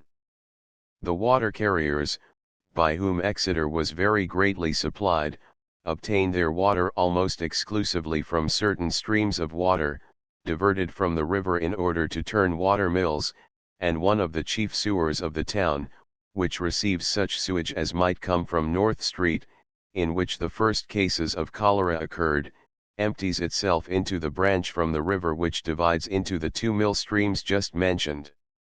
It must be remarked that the parish of St. Edmund, in which these streams of water were situated, had a lower mortality from cholera than other parts of the town like it, densely populated and on low ground near the river.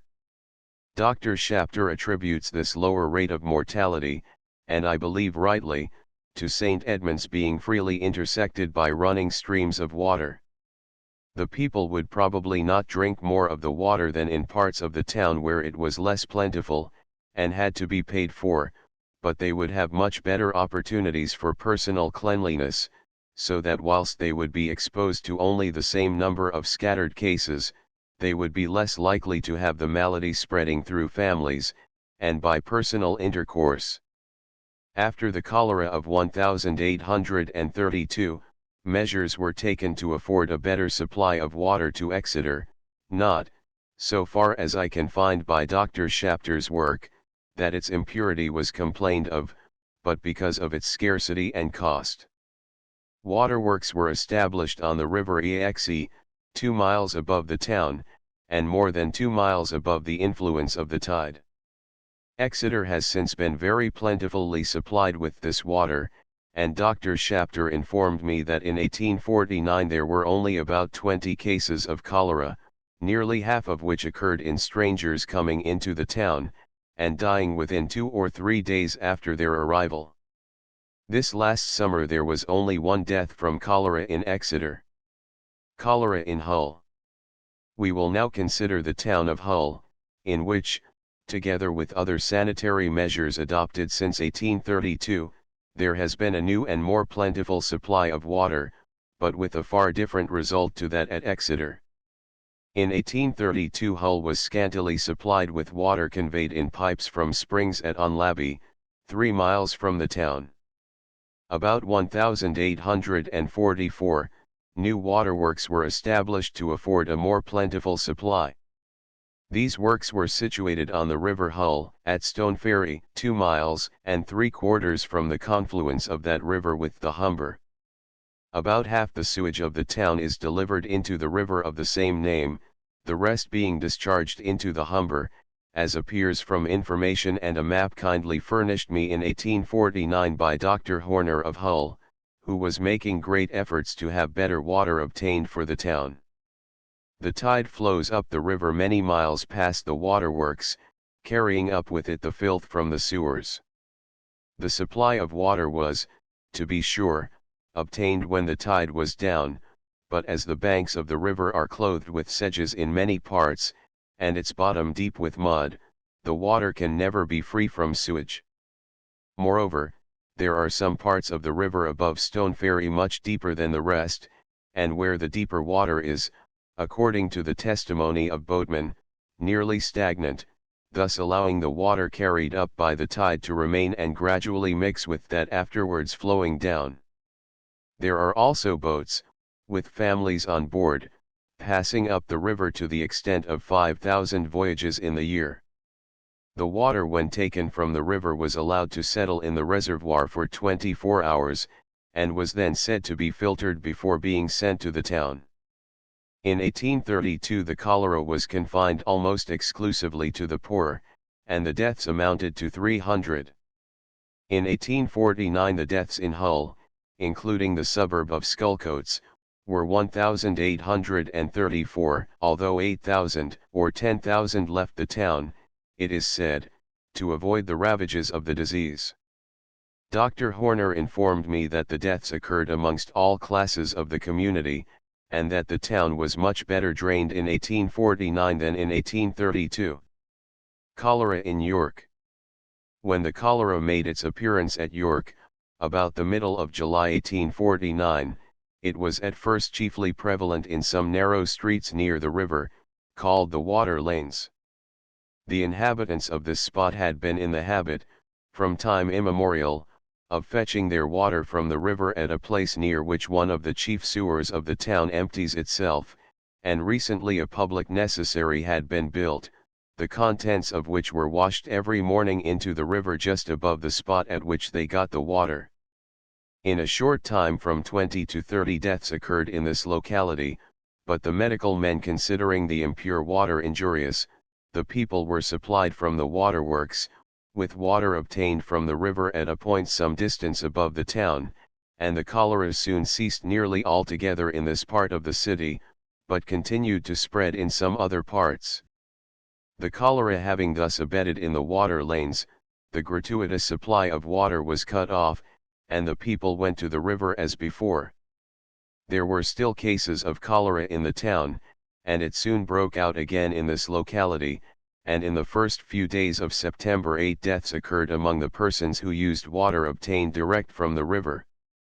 The tap for general use was again opened, and the river water interdicted, and the cholera again ceased, and did not recur. These circumstances were communicated to me by a friend on whose accuracy I can rely. The inhabitants of Dumfries drink the water of the river Nith, which flows through the town, and into which the sewers discharge their contents, which float afterwards to and fro with the tide. In 1832 there were 418 deaths from cholera out of a population of 11,606, being at the rate of 360 in 10,000, or 1 in every 28 of the inhabitants. The cholera again visited Dumfries at the close of 1848, and carried off 431 persons, or 1 in every 32, out of a population now numbering 14,000, so that the mortality was excessive on both occasions.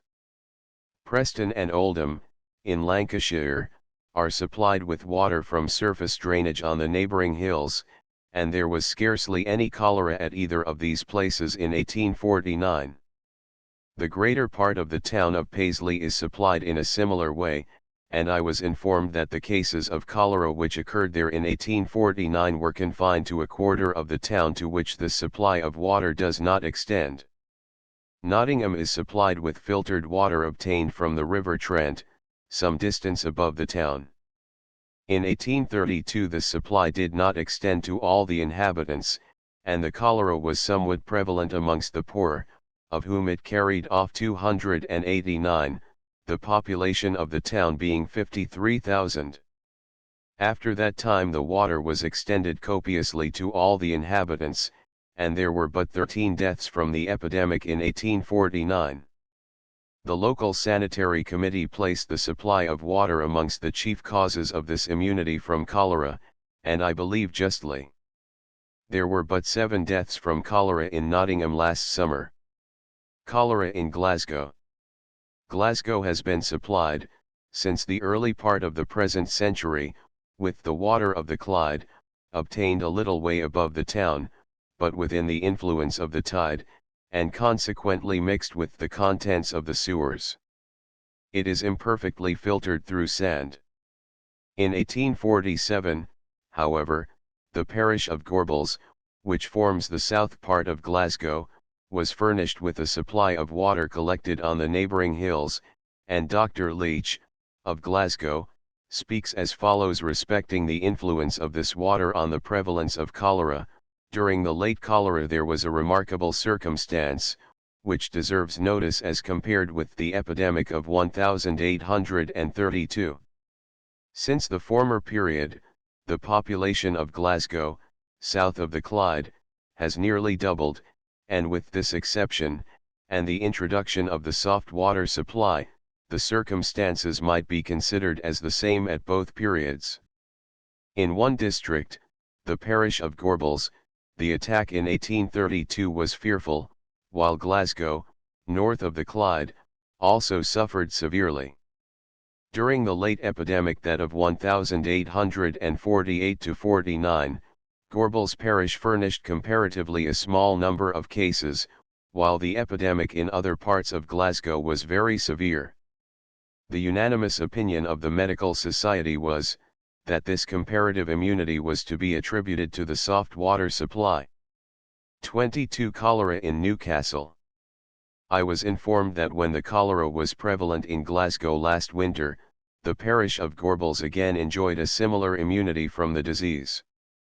The following passage respecting the water supply of Paris is from Dr. Farr's report to the Registrar General on the cholera of 1848-49. The supply of Paris is from various sources, but 4/5 of the water is from the Canal de l'Arquie, which, by the decision of Napoleon, was also appropriated to navigation. The water for some years, and in 1832, when the epidemic was so fatal, was drawn from the dirty basin in which the boats and barges of the canals rested, but is now drawn from the canal before it enters the basin. The mortality of cholera in Paris was excessive, and in 1832 varied from 80, of 10,000 inhabitants, in the elegant José d'Antin and in Montmartre on the heights, to 530 and 520 in the low quartiers of the Hôtel de Ville and the site. Peel's Xiath.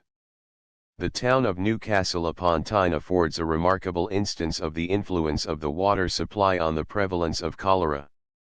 In 1831-32 there were no waterworks at Newcastle. It was supplied, in an insufficient manner, with spring water, which generally had to be carried some distance to the houses from pants in the streets. The epidemic was pretty severe at this time. From November 1831 to November 1832 there were 801 deaths from cholera out of a population of 42,760. The disease prevailed chiefly amongst the poor, and was worst in the least elevated parts of the town, near the river. Subsequently to 1832, waterworks were established on the River Tyne, a little above the town, but these were abandoned, in 1848, in favor of a supply from a rivulet and springs at Whittledean, about 10 miles distant.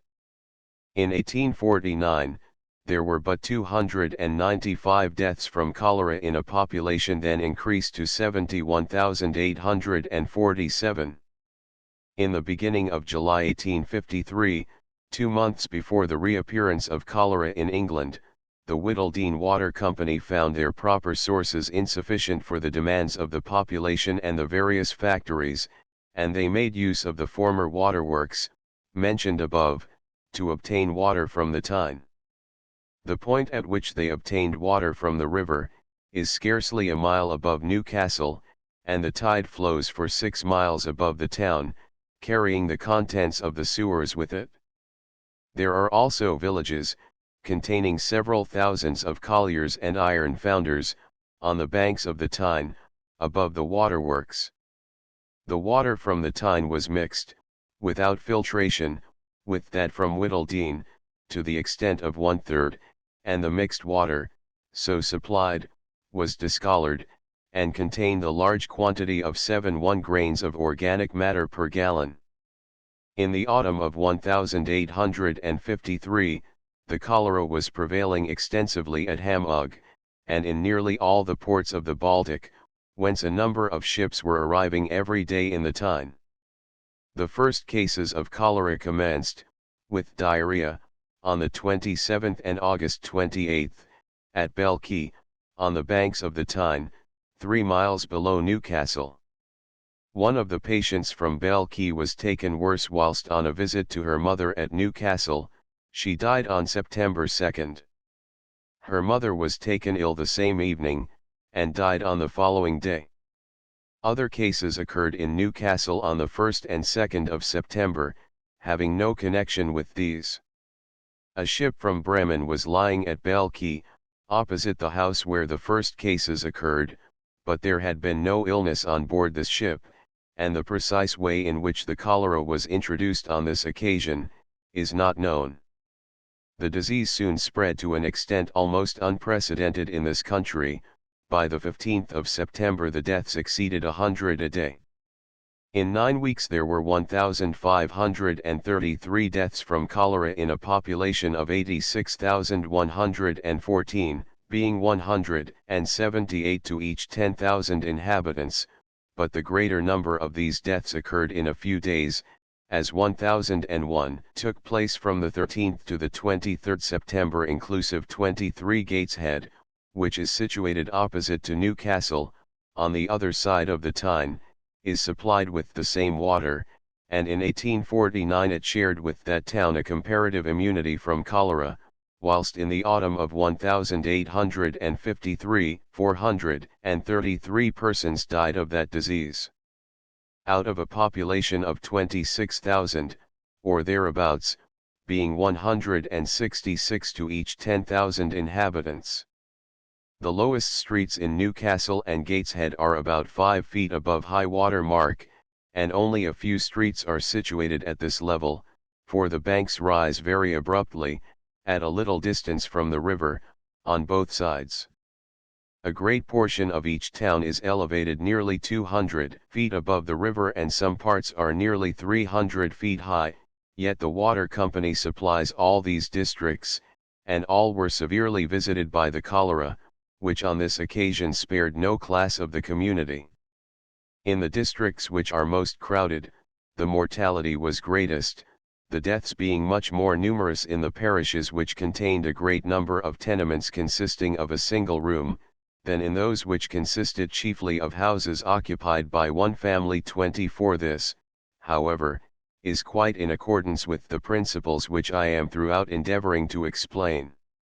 A great deal of stress is laid, very properly, by the commissioners who have reported respecting this outbreak, on the ill-arranged buildings, the defective drainage, and want of privy accommodation, in Newcastle, but it must be remembered that all these evils existed in 1849, when Newcastle escaped with less cholera than most towns to a greater extent than they did in 1853, for many improvements had taken place in the meantime. In consequence of a great outcry on the part of the public, who naturally connected the great fatality of cholera in some measure with the turbidity and offensive smell of the drinking water, the company entirely ceased to draw water from the Tyne on the September 15, and although the Tyne water was not entirely out of the pipes for a day or two, the deaths, which had been rapidly increasing, began to diminish on the 17th, and were lessened considerably by the 20th. The following is the course of the mortality in Newcastle, in the most fatal part of the epidemic, and it began to decline at exactly the same time in Gateshead, September 12, 13, 14, 15, 16, 17, 18, 19, 20, 21, 22, 23 deaths 38, 59, 90, 106, 114, 103, 103, 111, 85, 68, 82, 60. The late General Board of Health directed one of their medical inspectors, Dr. Waller Lewis, to make minute inquiry as to the relative effects produced by the use of pure spring water, and that of the water company, during the epidemic of cholera in Newcastle, and it is much to be regretted that the inquiry was not carried out. To have conducted the inquiry through the whole of Newcastle and Gateshead would not have entailed a quarter as much labor as my investigations in Lambeth, Newington, and the borough. Dr. Lewis called on Mr. Main, the secretary of the water company, and they made an inquiry in certain houses, taken at random, through 3 streets, and also in Greenough Terrace, where a severe outbreak of cholera had occurred, although it was not supplied by the company, but had what was reported to be good spring water. Dr. Lewis gave up the inquiry because he could not find 2 places exactly alike in all their physical conditions, one place supplied with spring water, the other by the company.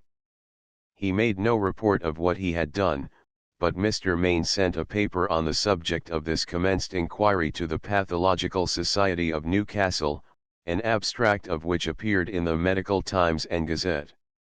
By adding Greenough Terrace to the streets partly supplied by the company, and by including cases of cholera, fatal or otherwise, with those of mere diarrhea, Mr. Main was able to show a result apparently in favor of the company's water.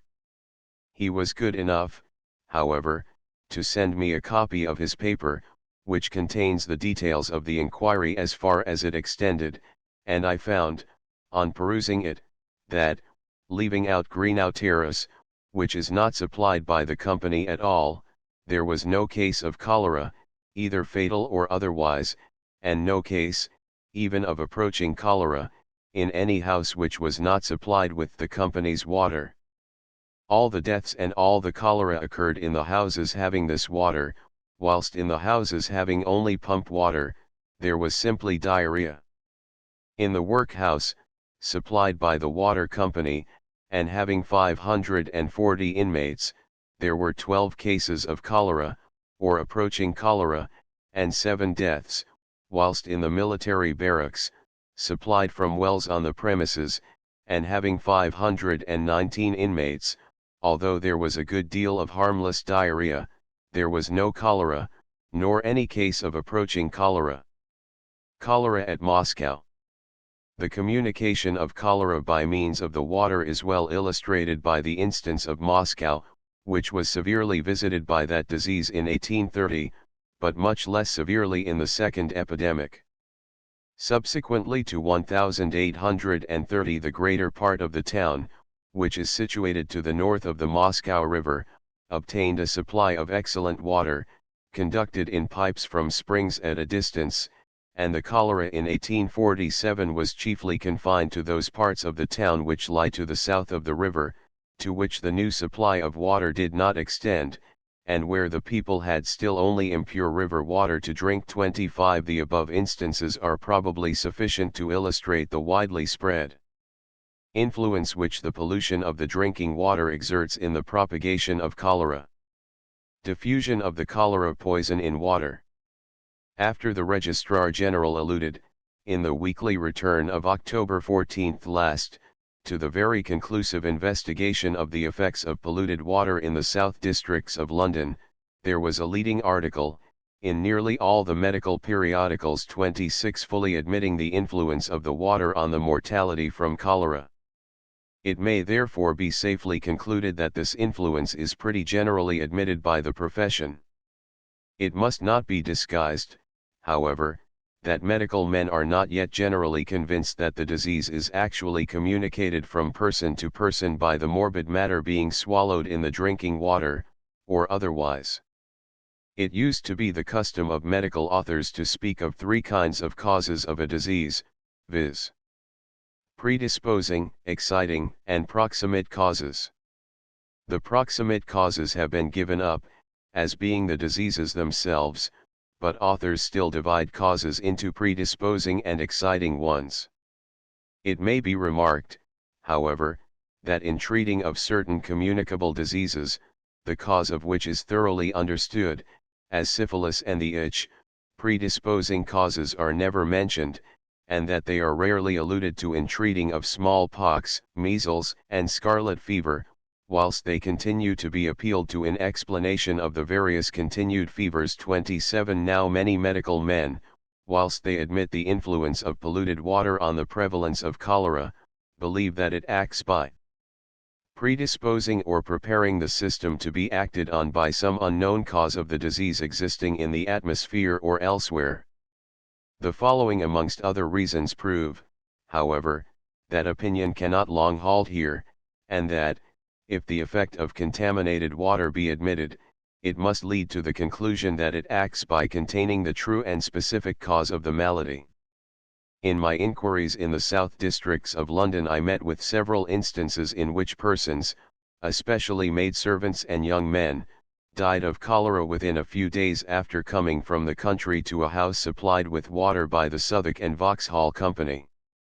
The Registrar of Waterloo Road, 2nd, remarked as follows on this point: on August 26 last, this is the 3rd successive case of fatal cholera, where the patients have recently come from the country.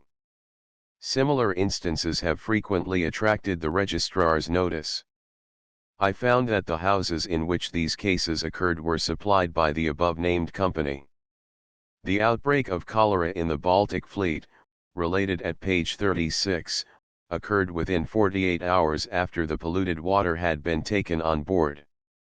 And lastly, If the contaminated water merely acted by predisposing or preparing the system to be affected by some other cause, it would be impossible to explain why nearly all the persons drinking it should be attacked together, in cases where a pump well or some other limited supply is polluted, while the population around experience no increase of the malady.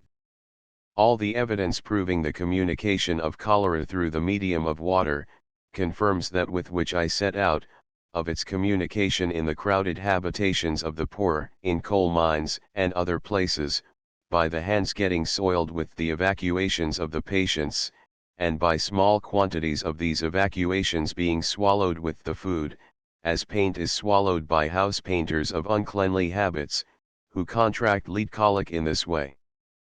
There are one or two objections to the mode of communication of cholera which I am endeavoring to establish, that deserve to be noticed.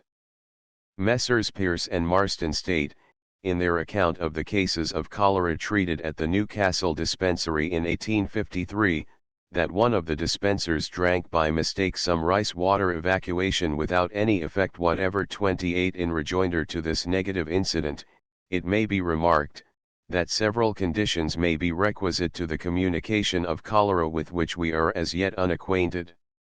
Certain conditions we know to be requisite to the communication of other diseases.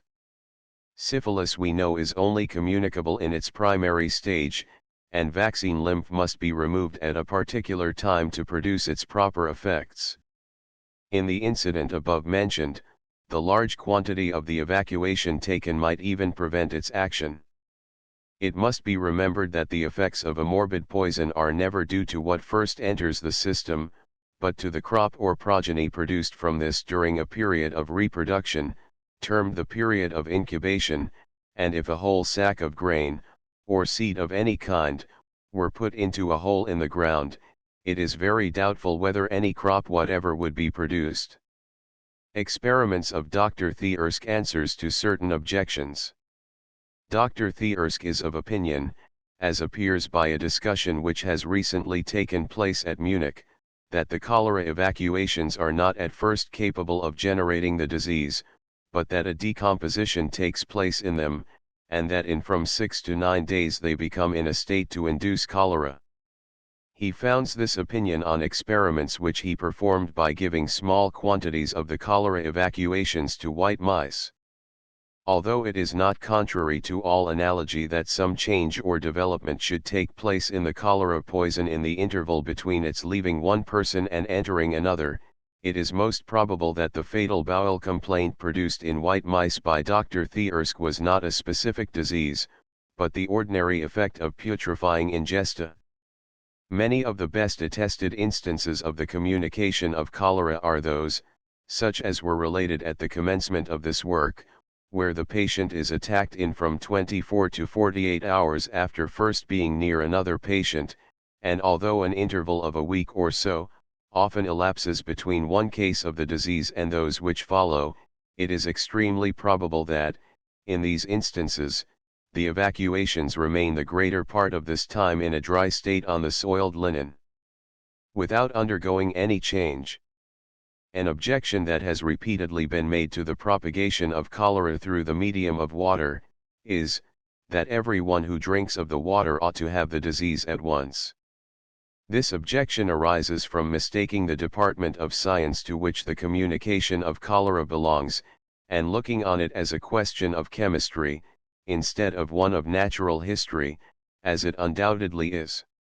It cannot be supposed that a morbid poison, which has the property, under suitable circumstances, of reproducing its kind, should be capable of being diluted indefinitely in water, like a chemical salt, and therefore it is not to be presumed that the cholera poison would be equally diffused through every particle of the water.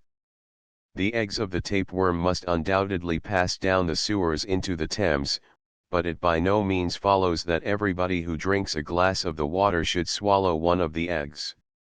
As regards the morbid matter of cholera, many other circumstances, besides the quantity of it which is present in a river at different periods of the epidemic, must influence the chances of its being swallowed, such as its remaining in a butt or other vessel till it is decomposed or devoured by animal culls, or its merely settling to the bottom and remaining there.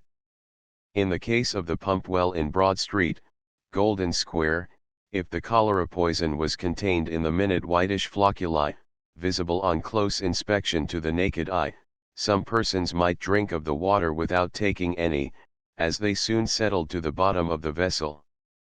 Theories of the cause of cholera. It is not necessary to oppose any other theories in order to establish the principles I am endeavoring to explain, for the field I have entered on was almost unoccupied. The best attempt at explaining the phenomena of cholera, which previously existed, was probably that which supposed that the disease was communicated by effluvia given off from the patient into the surrounding air, and inhaled by others into the lungs, but this view required its advocates to draw very largely on what is called predisposition, in order to account for the numbers who approach near to the patient without being affected, whilst others acquire the disease without any near approach. It also failed entirely to account for the sudden and violent outbreaks of the disease, such as that which occurred in the neighborhood of Golden Square. Another view having a certain number of advocates is, that cholera depends on an unknown something in the atmosphere which becomes localized, and has its effects increased by the gases given off from decomposing animal and vegetable matters.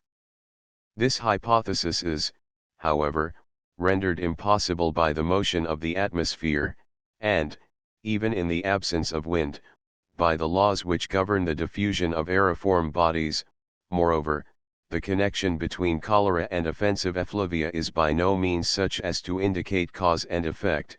Even in London, as was before mentioned, many places where offensive effluvia are very abundant have been visited very lightly by cholera, whilst the comparatively open and cleanly districts of Kennington and Clapham have suffered severely.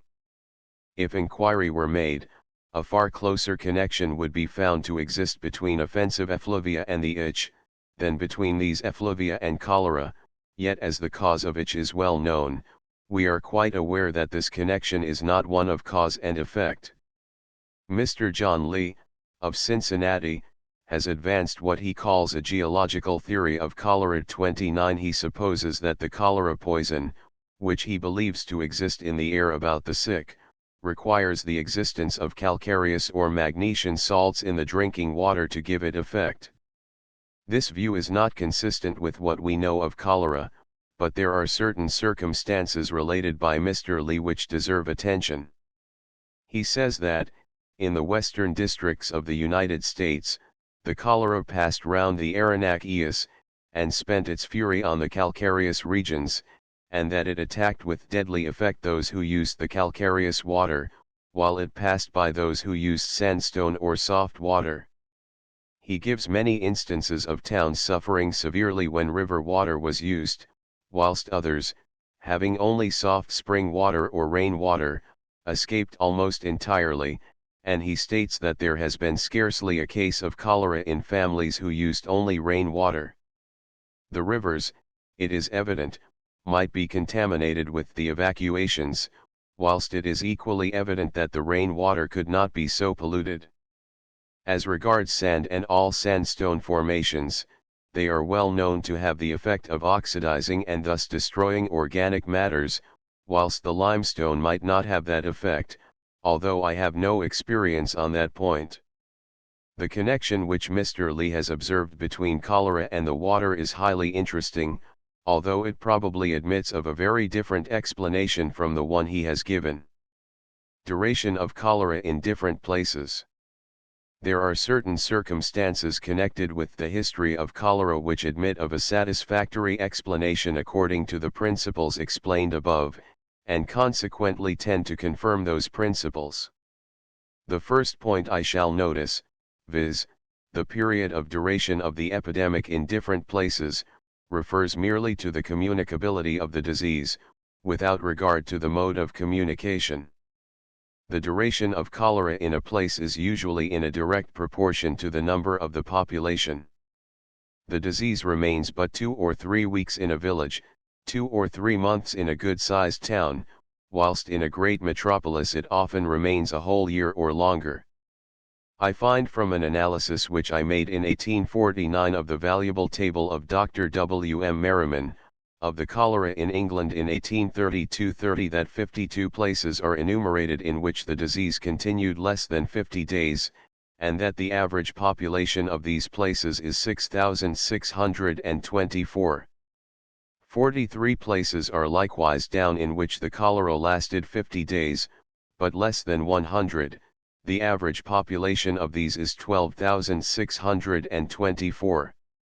And there are, without including London, 33 places in which the epidemic continued 100 days and upwards, the average population of which is 38,123, or if London be included, 34 places, with an average of 78,823. The following short table will show these figures in a more convenient form. No of places. Duration in days. Average population. 52,0 to 56,624 43 50 to 100,000 12,624 33 100 and upwards 38,123 34 78,823. There was a similar relation in 1849 between the duration of the cholera and the population of the places which it visited, a relation which points clearly to the propagation of the disease from patient to patient, for if each case were not connected with a previous one, but depended on some unknown atmospheric or telluric condition, there is no reason why the 20 cases which occur in a village should not be distributed over as long a period as the 2,000 cases which occur in a large town. Even the duration of the cholera in a street, when compared to its duration in the individual houses, points to the same conclusion. A table has been published 31 in the report of the late discussion on cholera at Munich, which shows that whilst the epidemic remained 3 or 4 weeks in a street, it only remained 6 or 7 days in houses where several people were attacked. Dr. Pettenkofer remarks, that if the proximate cause of the disease had been generally diffused over a certain number of streets or a certain district, and its invasion had been opposed by individual disposition alone, one might have expected that both the cases of disease and the instances of death would have occurred in single houses, where many such appeared together, at similar periods of time throughout the whole street, but, supposing that the proximate cause of the disease was not general, but local, then it would act in such a manner that the period of time within which the disease would show itself in single houses would be very different from that which was applicable to the entire street. The local cause in a house we know to be the illness of some individual, who, in many cases, has newly arrived from some place where the disease was prevailing. Effect of season on the prevalence of cholera. Each time when cholera has been introduced into England in the autumn, it has made but little progress, and has lingered rather than flourished during the winter and spring, to increase gradually during the following summer, reach its climax at the latter part of summer, and decline somewhat rapidly as the cool days of autumn set in. In most parts of Scotland, on the contrary, cholera has each time run through its course in the winter immediately following its introduction. I have now to offer what I consider an explanation, to a great extent, of these peculiarities in the progress of cholera. The English people, as a general rule, do not drink much unboiled water, except in warm weather. They generally take tea, coffee, malt liquor, or some other artificial beverage at their meals, and do not require to drink between meals, except when the weather is warm. In summer, however, a much greater quantity of drink is required, and it is much more usual to drink water at that season than in cold weather. Consequently, whilst the cholera is chiefly confined in winter to the crowded families of the poor, and to the mining population, who, as was before explained, eat each other's excrement at all times, it gains access as summer advances to the population of the towns, where there is a river which receives the sewers and supplies the drinking water at the same time, and, where pump wells and other limited supplies of water happen to be contaminated with the contents of the drains and cesspools. There is a greater opportunity for the disease to spread at a time when unboiled water is more freely used. In Scotland, on the other hand, unboiled water is somewhat freely used at all times to mix with spirits. I am told that when 2 or 3 people enter a tavern in Scotland and ask for a gill of whiskey, a jug of water and tumbler glasses are brought with it. Malt liquors are only consumed to a limited extent in Scotland, and when persons drink spirit without water, as they often do, it occasions thirst and obliges them to drink water afterwards. There may be other causes besides the above which tend to assist the propagation of cholera in warm, more than in cold weather. It is not unlikely that insects, especially the common house flies, aid in spreading the disease. An ingenious friend of mine has informed me that, when infusion of quassia has been placed in the room for the purpose of poisoning flies, he has more than once perceived the taste of it on his bread and butter. Dr. Farr gives the following very important information respecting the sex of persons who died of cholera at different periods of the epidemic. 32 It is worthy of remark, that at the beginning of the epidemic, the deaths of males exceeded the deaths of females very considerably. The numbers in the months of October, November, and December, 1,848, were males 612, females 493, or in the proportion of 100 to 80. As a general rule, when the mortality from cholera attained a very high rate, the number of deaths among females exceeded the deaths among males. In London a remarkable change was observed in the proportion of the sexes affected in the course of the epidemic. In 4 weeks of October 1848, the deaths of 80 males and of 42 females by cholera were registered.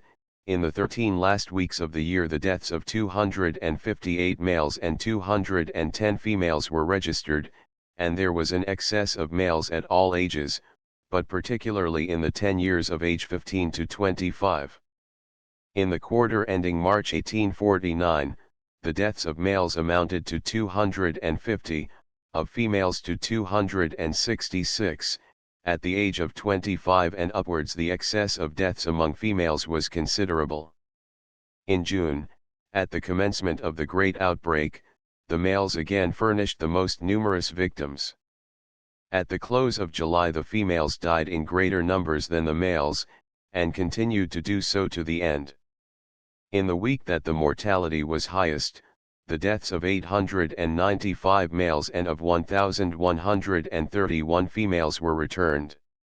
In the September quarter the deaths of males under the age of 25 exceeded the deaths of females, but after that age the proportions were reversed. Proportion of the sexes who die of cholera. The greater part of the female population remain almost constantly at home, and take their meals at home, whilst a considerable number of the men move about in following their occupations, and take both food and drink at a variety of places. Consequently, in the early part of an epidemic, when the disease only exists in a few spots, the male part of the population is most liable to come within the operation of the morbid poison, but at a later period of the epidemic, when the cholera is more generally diffused, it may reach those who stay at home as readily as those who move about, and in addition to the risk which the women share with the men, they have the additional one of being engaged in attending on the sick. It is a confirmation of this view of the matter that, when the cholera poison is distributed through the pipes of a water company, the above rule does not hold good, but a contrary one prevails, owing, probably, to females being less in the habit of drinking beer than men, and being therefore more likely to drink water.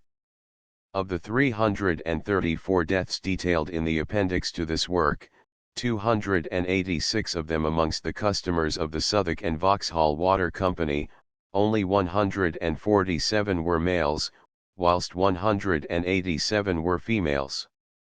The deaths occurred in the first 4 weeks of the recent epidemic. On the other hand, out of the 229 deaths from cholera which occurred in all the rest of London during this period, 140 were males and only 89 females. When the mortality of the whole of the metropolis during this period is taken together, there is a slight preponderance on the part of the males, the numbers being males 287, females 276, total 563. The deaths from cholera in England in 1849 were 53,293, of those, 14,718, or 27% of the whole, occurred in children under 15 years of age. Of the 334 deaths which are recorded in the appendix to this work, 127, or 38%, are those of children under 15, whilst of the remaining 229 which occurred in the rest of London during the first 4 weeks of the epidemic, only 61, or 26%, took place before the age of 15, a proportion nearly the same as in the whole of England in 1849. The higher proportion of deaths amongst children in the houses supplied with the impure water from the Thames at Battersea Fields, probably arose from the circumstance that children are very fond of drinking water in warm weather. I often heard such remarks as the following: in making my inquiries in the south districts of London, my children like water better than tea or anything else, I cannot keep them away from the water, but, or, the child that is dead used to drink a great deal of that water, she was big enough to reach to the butt herself. Dr. Guy, physician to King's College Hospital, made a table showing the occupations of 4,312 males, of 15 years of age and upwards, who died of cholera in London in the epidemic of 1,848 to 49, together with the ratio which the deaths bear to the living, as well as it could be ascertained from the census of 1,841. I have not room for the whole table, but have selected the occupations which suffered most, and those which suffered least. The following abstract of Dr. Guy's table contains all the occupations where the deaths from cholera equaled 1/50 of the number living, and all those in which the deaths did not exceed 1 in 250 living. Proportion of deaths in different occupations. In some of the occupations which show a high relative mortality, the number of living is too small to allow of any reliable statistical result, and the relative mortality is probably due to accidental circumstances quite unconnected with the occupation. In other cases, however, the numbers are so considerable as to indicate something more than accident. The 299 sailors, for instance, constituted 1/24 of the whole estimated number in that occupation. The 7 ballast heavers form just the same proportion of the whole in that occupation, and the 53 coal porters and coal heavers constituted 1 in 32 of those so employed. Now all those persons lived or were employed on the river, where it is the habit to drink water drawn by pailfuls from the side of the ship. The 67 hawkers are 1 in 22 of the whole number. These persons are constantly moving about, and are in the habit of living in crowded lodging houses, and consequently must be extremely liable to contract any communicable disease. Tanners nearly all live in Bermondsey and Lambeth, supplied in 1849 with none but very impure water, as was previously explained. The weavers probably suffered the high rate of mortality from the crowding of their apartments in Spitalfields, and the uncleanness of their habits. The persons who suffered less from cholera than any other part of the male population, are footmen and men servants, and it is impossible to conceive a class less exposed to the disease. They live in the best parts of London, and go from home much less than their masters. The low rate of mortality amongst medical men and undertakers is worthy of notice. If cholera were propagated by effluvia given off from the patient, or the dead body, as used to be the opinion of those who believed in its communicability, or, if it depended on effluvia lurking about what are by others called infected localities, In either case medical men and undertakers would be peculiarly liable to the disease, but, according to the principles explained in this treatise, there is no reason why these callings should particularly expose persons to the malady. Table 14. No of deaths. Ratio. Agents 12:1 in 49 bricklayers and builders 14:1 39 cowkeepers, dairymen, and milkmen 8:1 20 egg merchants 5:1 6 fishmongers 11:1 20 fruiters and greengrocers 12:1 28 job masters, livery stable keepers 5:1 37 oilmen 13:1 46 paper makers 2:1 15 poulterers 3:1 32 sail makers 2:1 30 turners 2:1 50 ballast heavers 7:1 24 coal porters and coal heavers 53:1 32 dustmen and scavengers 6:1 39 founders 10:1 12 hawkers, etc. 67:1 22 lithographers 3:1 48 modellers 3:1 41 polishers 4:1 36 sailors, including Greenwich pensioners 299 124 tanners 22 139 weavers 102 136 physicians, surgeons, and general practitioners 16 265 magistrates, barristers, conveyancers, and attorneys 13 375 merchants 11 348 auctioneers 1 266 saddlers 1 250 brass finishers 3 318 coachmakers 16 262 cork cutters 2 279 footmen and men servants 25 1572 jewelers, goldsmiths, and silversmiths 6 583 millwrights 2 266 tallow chandlers 2 430 type founders 1 390 undertakers 2 325 warehousemen 8 472 watchmakers 11 364 wheelwrights 8 294 Absence of drainage increases cholera. There is one remarkable circumstance connected with Dr. Guy's table. One master brewer died of cholera, being 1 in 160 of the trade, but no brewer's man or brewer's servant is mentioned as having died of this malady, although these men must constitute a very numerous body in London. There must be a few thousands of them. I have, indeed, met with the deaths of 2 or 3 of these persons, in looking over the returns of some of the most fatal weeks in 1849, but the brewers' men seem to have suffered very slightly both in that and the more recent epidemics. The reason of this probably is, that they never drink water, and are therefore exempted from imbibing the cholera poison in that vehicle.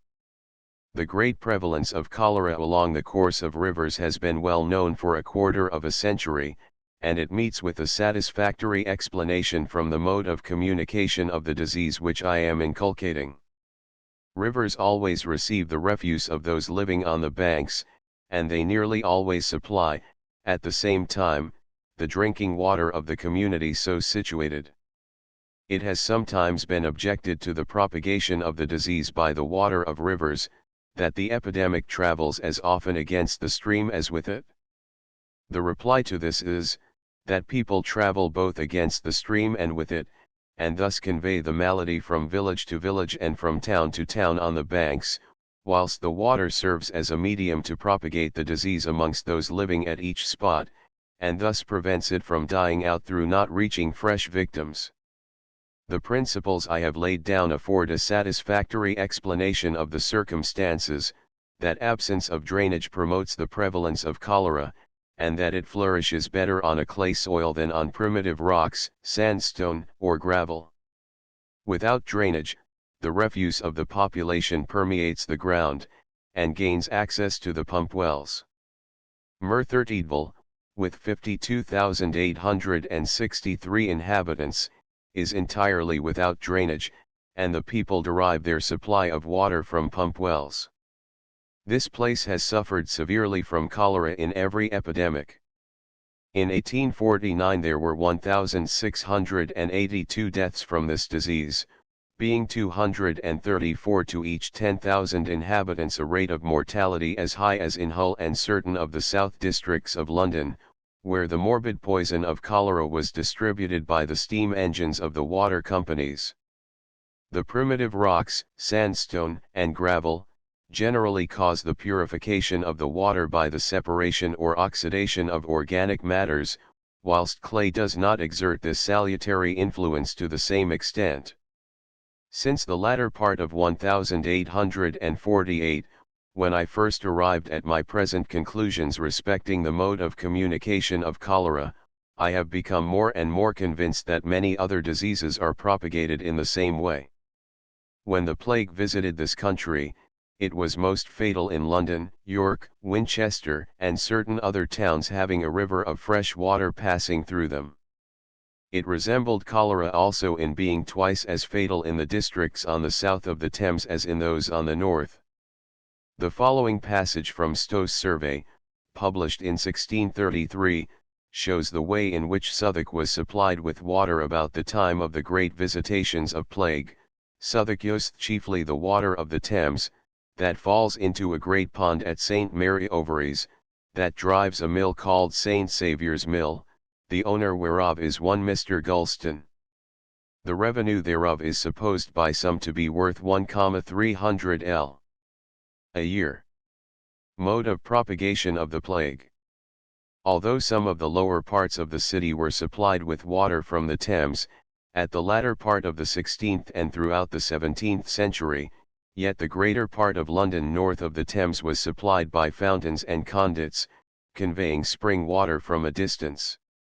The following quaint but poetic account of the conduits of London cannot fail to be interesting, as nature, by veins and arteries, some great and some small, placed up and down all parts of the body, ministereth blood to every part thereof, so was that wholesome water, which was necessary for the good of London, as blood is for the good and health of the body, conveyed by pipes, wooden or metal line, as by veins, to every part of this famous city.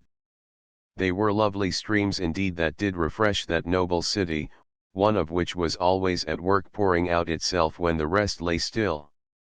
Methinks these several conduits of London stood like so many little but strong forts, to confront and give check to that great enemy, fire, as occasion should be. There, methinks, the water was entrenched and ingarrisoned. The several pipes and vehicles of water that were within these conduits, all of them charged with water, till by turning of the cock they were discharged again, were as so many soldiers within these forts, with their musketry charged, ready to keep and defend these places. And look how enemies are wont to deal with these castles, which they take to be impregnable, and despair of every getting by them, that is, by attempting to storm them by a close siege. So went the fire to work with these little castles of stone, which were not easy for it to burn down, witness their standing to this day, spoiled them, or almost spoiled them, it hath for the present, by cutting off those supplies of water which had vent to flow to them, melting those leaden channels by which it had been conveyed, and thereby, as it were, starving those garrisons which it could not take by storm. As if the fire had been angry with the poor old tankard bearers, both men and women, for propagating that element which was contrary to it, and carrying it upon their shoulders, as it were, in state and triumph. It hath even destroyed their trade, and threatens to make them perish by fire who had wont to live by water. 33. Dr. Farr makes the following remarks on the plague, in his report on the cholera of 1848-9, it is endemic in the delta of the Nile, and periodically decimates the population of Cairo and Alexandria. It grows gradually less fatal up the Nile, and is less frequent and destructive in Upper than in Lower Egypt, in the highlands and in the desert, than on the lowlands on the shores of the Mediterranean. Speaking of Cairo, he says, through the midst of it passes the great canal, into which the sewers are discharged over carrion, excretion, and mud. At the yearly overflow of the Nile, its waters, filling this canal, are distributed over the city, and drunk by its wretched inhabitants. The plague resembles cholera in being much promoted by crowding and want of personal cleanliness. The natives of Gurewal, a province in the northwest of British India, in which the plague has been present for the last 30 years, believe that it may be transmitted from one place to another in articles of diet, such as a jar of ghee. 34 Mode of propagation of yellow fever.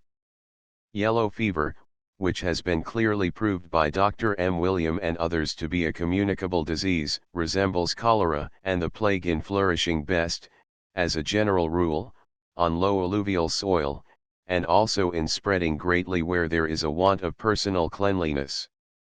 This disease has more than once appeared in ships sailing up the River Plate, before they have had any communication with the shore.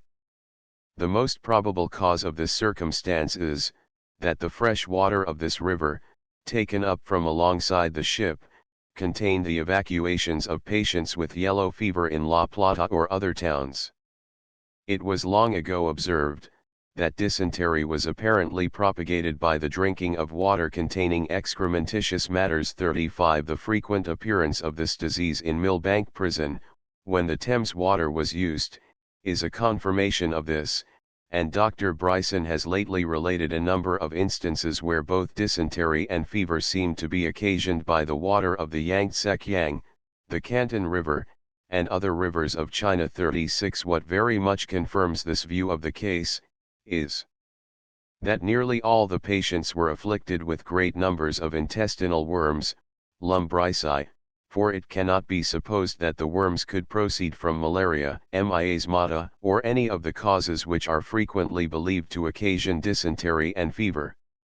The eggs of the lumbrici were no doubt contained in great numbers in the water of the densely populated Chinese rivers. There are many facts which indicate that one at least of the continued fevers, the typhoid fever with ulceration of the small intestines, is also propagated in the same way as cholera. Dr. Jenner called my attention some time ago to an instance occurring at the village of North Boston, Erie County, NY, in which typhoid fever was probably communicated to a number of families by the contamination of the water of a well which they used. 37 The epidemic which prevailed so extensively at Croydon 2 years ago was of this character, as was verified by a committee of the Epidemiological Society, of which Drs. Sankey, Jenner, and A.P. Stewart were members. Mr. Carpenter, of Croydon, has lately shown very ably that this epidemic was connected with the pollution of the pump wells of the town, owing to the disturbance of the ground, and of many old cesspools during the drainage operations of the local Board of Health. 38 The board had supplied the town with good water from a deep well in the chalk, but the population had a prejudice against it and persisted in resorting to the water of the shallow pump wells.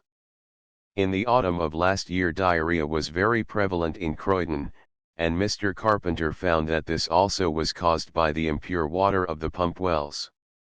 9/10 of the people of Croydon were drinking the new water supplied by the Board of Health, but, out of 32 patients with diarrhea who came under the notice of Mr. Carpenter, 25 were drinking well water entirely, 5 drank water from both sources, and the other 2 could not decidedly say that they had not drank well water. Intermittent fevers are so fixed to particular places that they have deservedly obtained the name of endemics.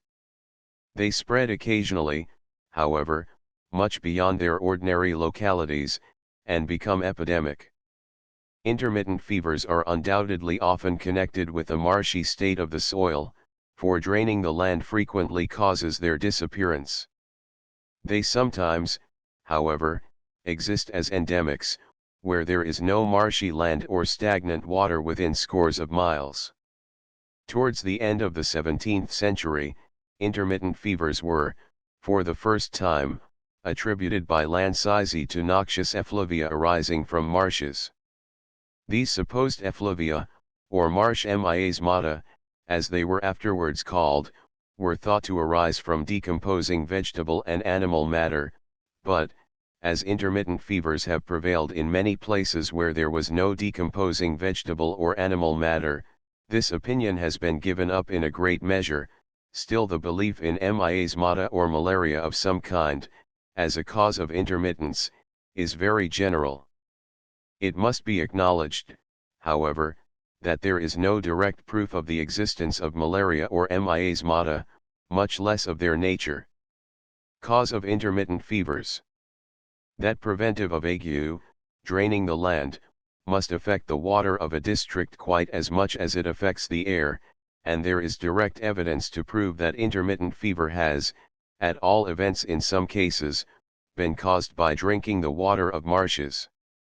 In the General Report of the Poor Law Commissioners on the Sanitary Condition of Great Britain, 39 Mr. W. M. Blower, surgeon, of Bedford, states that typhus and ague, which had long infested the village of Wootton, near Bedford, had been much diminished by digging a few wells, and obtaining good water.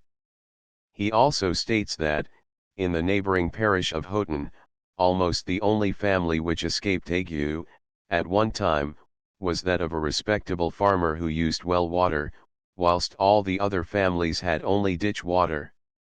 M. Boudin 40 relates a very marked instance in which intermittent, and apparently also remittent, fever were caused by drinking marsh water. It is as follows: in July 1834, 800 soldiers, all in good health, embarked on the same day in 3 transports at Bona in Algeria and arrived together at Marseilles. They were exposed to the same atmospheric influences, and were, with one essential difference, supplied with the same food, and subjected to the same discipline. On board one of the vessels were 120 soldiers. Of these, 13 died on the passage from a destructive fever, and 98 more were taken to the military hospital of the Lazaretto at Marseilles, presenting all the pathological characters proper to marshy localities. On seeing the physiognomy of these patients, altogether so unusual for Marseilles, one would have said that the Gulf of Mexico, the delta of the Ganges, and the marshes of Senegal and of Holland, had supplied passengers to this ship. In short, by the side of a simple intermittent, there was a pernicious fever.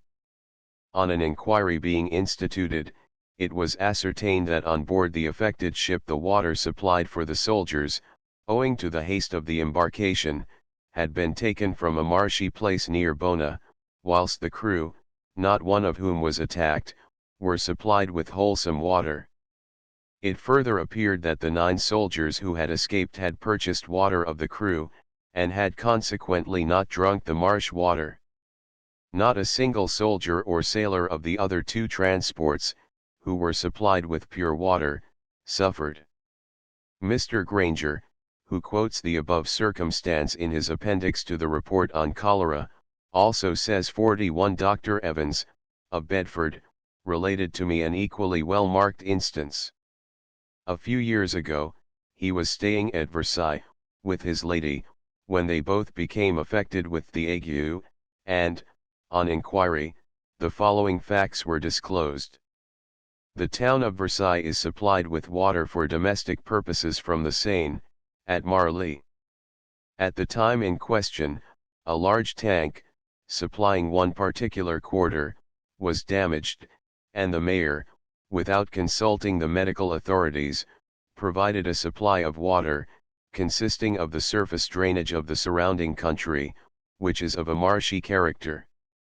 The regular inhabitants would not use this polluted water, but Dr. and Mrs. Evans, who were at an hotel, drank of it unwittingly, and it was also used by a regiment of cavalry. The result was, that those who drank the water suffered from intermittent fever of so severe a type, that 7 or 8 of the soldiers, fine young men, died on one day, September 1, 1845. On a careful investigation it was ascertained that those only of the troops who had drunk the marsh water were attacked, all the others, though breathing the same atmosphere, having escaped, as did also the townspeople. In all the instances I have just quoted, the cause of ague, whatever it may be, was swallowed with the water, not inhaled with the air, and on questioning 2 patients, ill with this complaint, in St. George's Hospital. After harvesting in Kent, they told me that they had often been obliged to drink water from the ditches. The disease of the liver and spleen, to which persons are subject after attacks of intermittent fever, also confirms the view that its material cause enters the system by the alimentary canal, and not by the lungs, and it is of importance to remark, that Hippocrates observed, that drinking stagnating waters caused hard swellings of the spleen. 42. Whether the unknown cause of ague has been produced in the system of a previous patient, like the pus of smallpox and the eggs of tapeworm, or whether it has been produced externally, there is, at present, no sufficient evidence to show. In the case first supposed, the disease would be a communicable one, in the second it would not. There is one circumstance which seems to indicate that the specific cause of intermittent fevers undergoes a development or multiplication within the system of the patient. It is, that a period of dormancy, or incubation, has been observed, in many cases, between the visit to the unhealthy locality and the illness which followed, for, as I have already remarked, every poisonous or injurious substance causes symptoms as soon as it has been absorbed in sufficient quantity. The communication of ague from person to person has not been observed, and supposing this disease to be communicable, it may be so only indirectly, for the materies morbi eliminated from one patient may require to undergo a process of development or procreation out of the body before it enters another patient, like certain flukes infesting some of the lower animals, and procreating by alternate generations. The measures which are required for the prevention of cholera, and all diseases which are communicated in the same way as cholera, are of a very simple kind. They may be divided into those which may be carried out in the presence of an epidemic, and those which, as they require time, should be taken beforehand. The measures which should be adopted during the presence of cholera may be enumerated as follows. First, the strictest cleanliness should be observed by those about the sick. There should be a hand basin, water, and towel, in every room where there is a cholera patient, and care should be taken that they are frequently used by the nurse and other attendants, more particularly before touching any food. Second, the soiled bed linen and body linen of the patient should be immersed in water as soon as they are removed, until such time as they can be washed, lest the evacuations should become dry, and be wafted about as a fine dust. Articles of bedding and clothing which cannot be washed, should be exposed for some time to a temperature of 212 degrees or upwards. Measures required for the prevention of cholera. Third, care should be taken that the water employed for drinking and preparing food, whether it come from a pump well, or be conveyed in pipes, is not contaminated with the contents of cesspools, house drains, or sewers, or, in the event that water free from suspicion cannot be obtained, it should be well boiled, and, if possible, also filtered. Works are in progress for supplying a great part of London with water from the Thames, obtained, like that of the Lambeth Company, above Teddington Lock. Although this is not the best possible source for supplying a large town, it is a great improvement on the practice of many of the water companies, and the water, owing to filtration, and especially to its detention in large reservoirs, will probably be quite salubrious. At all events it will be much safer than that of the shallow pump wells of London, which are fed from very polluted sources. It is very desirable that the handles of nearly all the street pumps of London and other large towns should be fastened up, and the water used only for such purposes as watering the streets.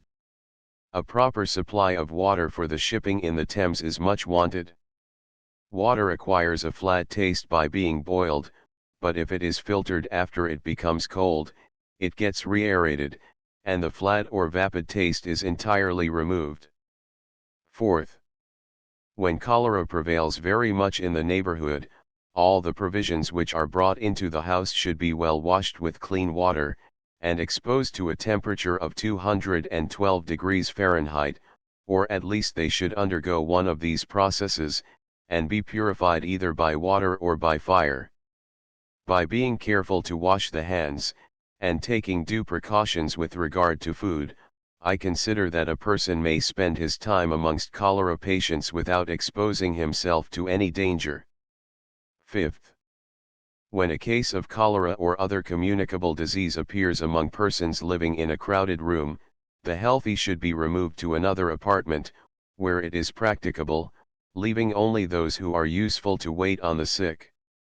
Sixth, as it would be impossible to clean out coal pits, and establish privies and lavatories in them, or even to provide the means of eating a meal with anything like common decency, the time of working should be divided into periods of 4 hours instead of 8, so that the peatmen might go home to their meals, and be prevented from taking food into the mines.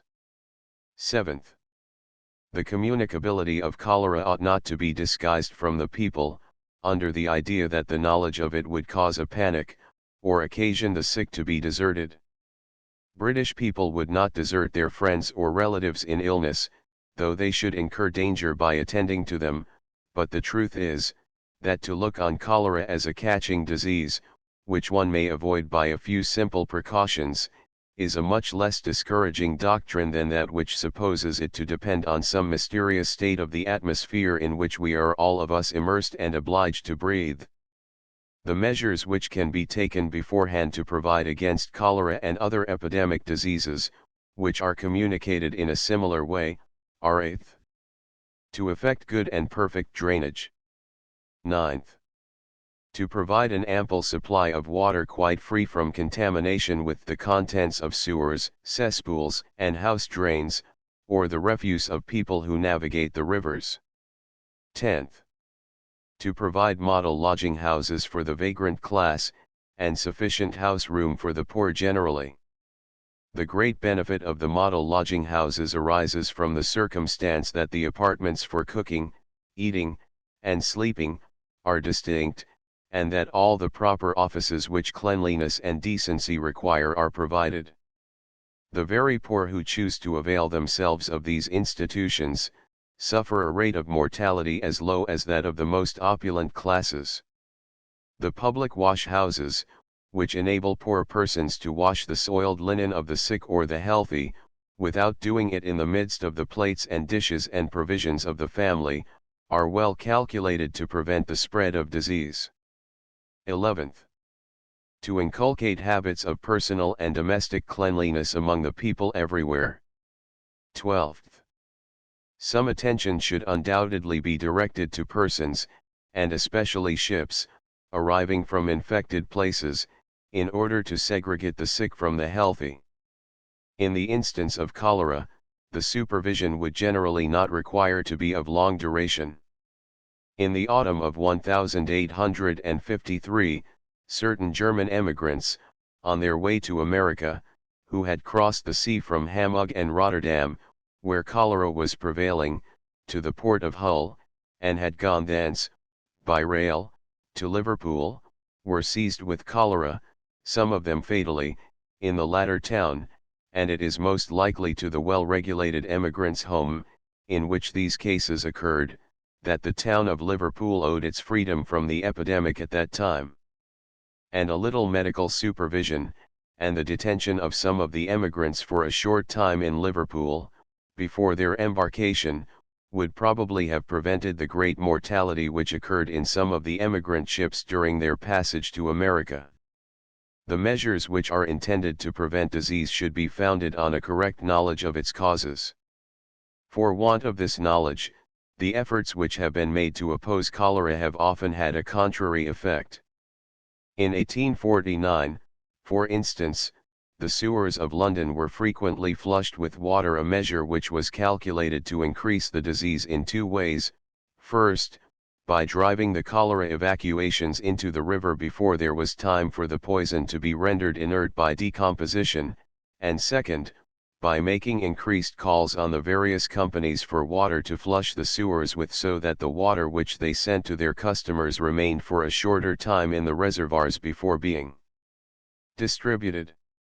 It should be remarked, also, that the contents of the sewers were driven into the Thames by the flushing, at low water, and remained flowing up the stream for 4 or 5 hours afterwards. Flushing the sewers was not repeated during the recent epidemic, but increased quantities of water were distributed by some of the companies, and at more frequent intervals, causing the water butts to overflow for hours together into the drains, and producing nearly the same effect as flushing the sewers, in addition to which, the water in the butts of the Southwark and Vauxhall Company's customers was prevented from settling, as it might have done if less frequently disturbed. I feel confident, however, that by attending to the above-mentioned precautions, which I consider to be based on a correct knowledge of the cause of cholera, this disease may be rendered extremely rare, if indeed it may not be altogether banished from civilized countries. And the diminution of mortality ought not to stop with cholera. The deaths registered under the name of typhus consist chiefly of the typhoid fever mentioned above. Its victims are composed chiefly of persons of adult age, who are taken away from their families and connections. In 1847 upwards of 20,000 deaths were registered in England from typhus, and in 1848 upwards of 30,000 deaths. It is probable that 7 times as many deaths have taken place from typhus as from cholera, since the latter disease first visited England in 1831, and there is great reason to hope that this mortality may in future be prevented by proper precautions, resulting from a correct knowledge of the mode of communication of the malady. Appendix, containing the number of deaths from cholera registered in the 4 weeks ending August 5, 1854, together with the supply of water in the houses in which the fatal attacks took place, in all the sub-districts to which the water supply of either the Southwark and Vauxhall or the Lambeth Company extends. See Table 7, page 84. The registers of deaths are copied from the weekly returns of the Registrar General. St. Saviour, Southwark. Christ Church. At 34, Charlotte Street, on July 29, a stockmaker, aged 29, Asiatic cholera 18 hours Lambeth.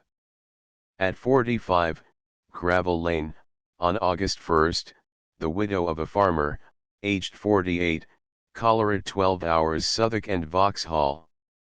At 1, Alpha Place, on August 1, a barrister's clerk, aged 57, cholera 24 hours Southwark and Vauxhall. St. Saviour, Southwark. St. Saviour. At 1, Park Street, on July 25, the wife of a labourer, aged 35, Asiatic cholera 14 superscript 12 hours Southwark and Vauxhall. At 40, Bankside, on July 25, the son of a locksmith, aged 5 years, cholera 12 hours Southwark and Vauxhall. At same house, on July 26, the daughter of a locksmith, aged 9 years, cholera 12 hours Southwark and Vauxhall. At same house, on July 28, the daughter of a locksmith, aged 13 years, cholera 12 hours Southwark and Vauxhall. At 97, Bridge Road, on July 28, a hatter, aged 36, Asiatic cholera 24 hours Southwark and Vauxhall. At 49, Great Guildford Street, on July 29, a coal porter, aged 44, cholera 12 hours Southwark and Vauxhall. At 20, Zor Street, on July 31, a female, formerly a domestic servant, aged 79, diarrhea 2 days, cholera 12 hours Southwark and Vauxhall. At 22, America Street, on August 1, the wife of an engine driver, aged 38, cholera 12 hours Southwark and Vauxhall. At 5, Pleasant Place, August 1, the daughter of a coal porter, aged 5 years, Asiatic cholera 13 hours Southwark and Vauxhall. At 10, Castle Street, on August 1, the son of an engineer, aged 7 years, cholera 12 hours Southwark and Vauxhall. At 36, New Park Street, on August 1st, the son of an artist, aged 2 years, Asiatic cholera 10 superscript 12 hours Thames water from the tank of a sawmill. At 54 superscript 12, Great Guildford St, on August 2nd, a labourer aged 51, Asiatic cholera 47 hours Southwark and Vauxhall. At the same house, same day, the wife of a labourer, aged 48, Asiatic cholera 12 superscript 12 hours Southwark and Vauxhall. At 2, Emerson Place, on August 3rd, the wife of an engineer, aged 30, cholera 2 days Southwark and Vauxhall. At 29, Norfolk St, on 2 August, the son of a labourer, aged 3 years, Asiatic cholera 12 superscript 12 hours Southwark and Vauxhall. At 68, Great Guildford St, on August 3rd, the widow of a labourer, aged 40, cholera 19 hours Southwark and Vauxhall. At 10, Castle Street, on August 3rd, the daughter of a labourer, aged 4 years, cholera 12 hours Southwark and Vauxhall. At White Hart Inn Yard, on August 3rd, the wife of a porter, aged 49, cholera 14 hours Southwark and Vauxhall. At 22, America Street, on August 3rd, an engine driver, aged 35, cholera 9 hours Southwark and Vauxhall. At 15, Essex Street, on August 4th, a packer, aged 65, diarrhea 4 days, cholera 11 hours Southwark and Vauxhall. At 17, Southwark Square, on August 3rd, the wife of an engineer, aged 31, diarrhea 1 day, cholera 3 days Southwark and Vauxhall. At 31, York Place, August 5th, the daughter of a labourer, aged 5 years Asiatic cholera, 11 superscript 12 hours Southwark and Vauxhall. At 50, Great Guildford Street, on August 4th, a baker's shop woman, aged 21, Asiatic cholera Southwark and Vauxhall. At 10, Russell Place, on August 5th, the widow of a steamboat stoker, aged 38, diarrhea 4 weeks, Asiatic cholera 20 hours Southwark and Vauxhall. At 14, Keppel St, July 31st, the daughter of a cooper, aged 4 years, Asiatic cholera 12 hours Southwark and Vauxhall. At 3, Bank End, on August 2nd, a widow of a coach trimmer, aged 73, Asiatic cholera 14 hours Thames water from tank at Messrs Barclay and Perkins. St Olave, Southwark. St Olave. At St Thomas's Hospital, from Grey Eagle Street, Spitalfields, on July 27, a labourer, aged 32, rheumatism, cholera 20 hours. This patient, named John Moole, was admitted with rheumatism on July 25. Water supply of Hospital Southwark and Vauxhall and pump wells on the premises. At 5, Marble Court, July 28, the son of a basket maker, aged 4 years, malignant cholera 12 hours Southwark and Vauxhall. At the same house, July 30, a stonemason's daughter, aged 2 years, choleric diarrhea 2 days Southwark and Vauxhall. At 3, Gimbers Rents, July 31, a labourer's daughter, 13 months, Asiatic cholera 7 hours Southwark and Vauxhall. At Guy's Hospital, July 30, a dressmaker, aged 19, cholera, admitted with cholera from 2, Port Place, Walworth Common Southwark and Vauxhall. At 3, Gimbers Rents, August 1, a labourer's daughter, 3 years, Asiatic cholera 48 hours Southwark and Vauxhall. On board the Prince Coburg, Cotton's Wharf, on August 2, a seaman, aged 38, Asiatic cholera 14 hours most likely Thames water. At 5, Marble Court, August 1st, the daughter of a basket maker, aged 1 year and 4 months, cholera, congestion of brain, Southwark and Vauxhall. At 6, Darley's Buildings, August 2nd, the daughter of a laborer, 2 years, Asiatic cholera 14 hours. Southwark and Vauxhall. At Guy's Hospital, on August 1st, a sailor, aged 16, cholera, admitted with cholera from a ship in the Thames, most likely Thames water. At Guy's Hospital, on August 2nd, a bookbinder, aged 30, cholera, was taken ill in the train on his way from Portsmouth, water supply not ascertained.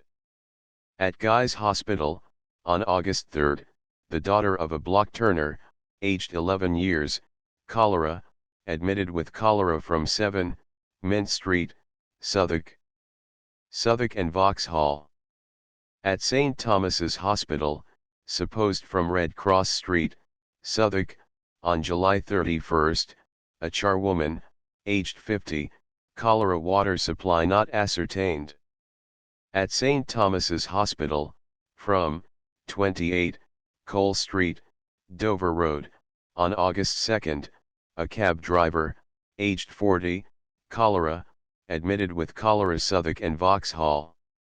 At St. Thomas's Hospital, from 1, Star Place, Star Corner, Bermondsey, on August 3rd, a baker, aged 27, cholera, admitted with cholera. Southwark and Vauxhall. At 10, Tattle Court, on August 4th, a laborer, aged 46, Asiatic cholera 12 hours, Southwark and Vauxhall. At 11, Green Bank, on August 4th, the daughter of a pavior, aged 3 years, Asiatic cholera 18 hours. Southwark and Vauxhall. At 24, Mellor Street, on August 3rd, a butcher, aged 73, cholera 18 hours, Southwark and Vauxhall. At 194, Tooley Street, August 5th, the son of a railway porter, aged 16 months, cholera, Southwark and Vauxhall.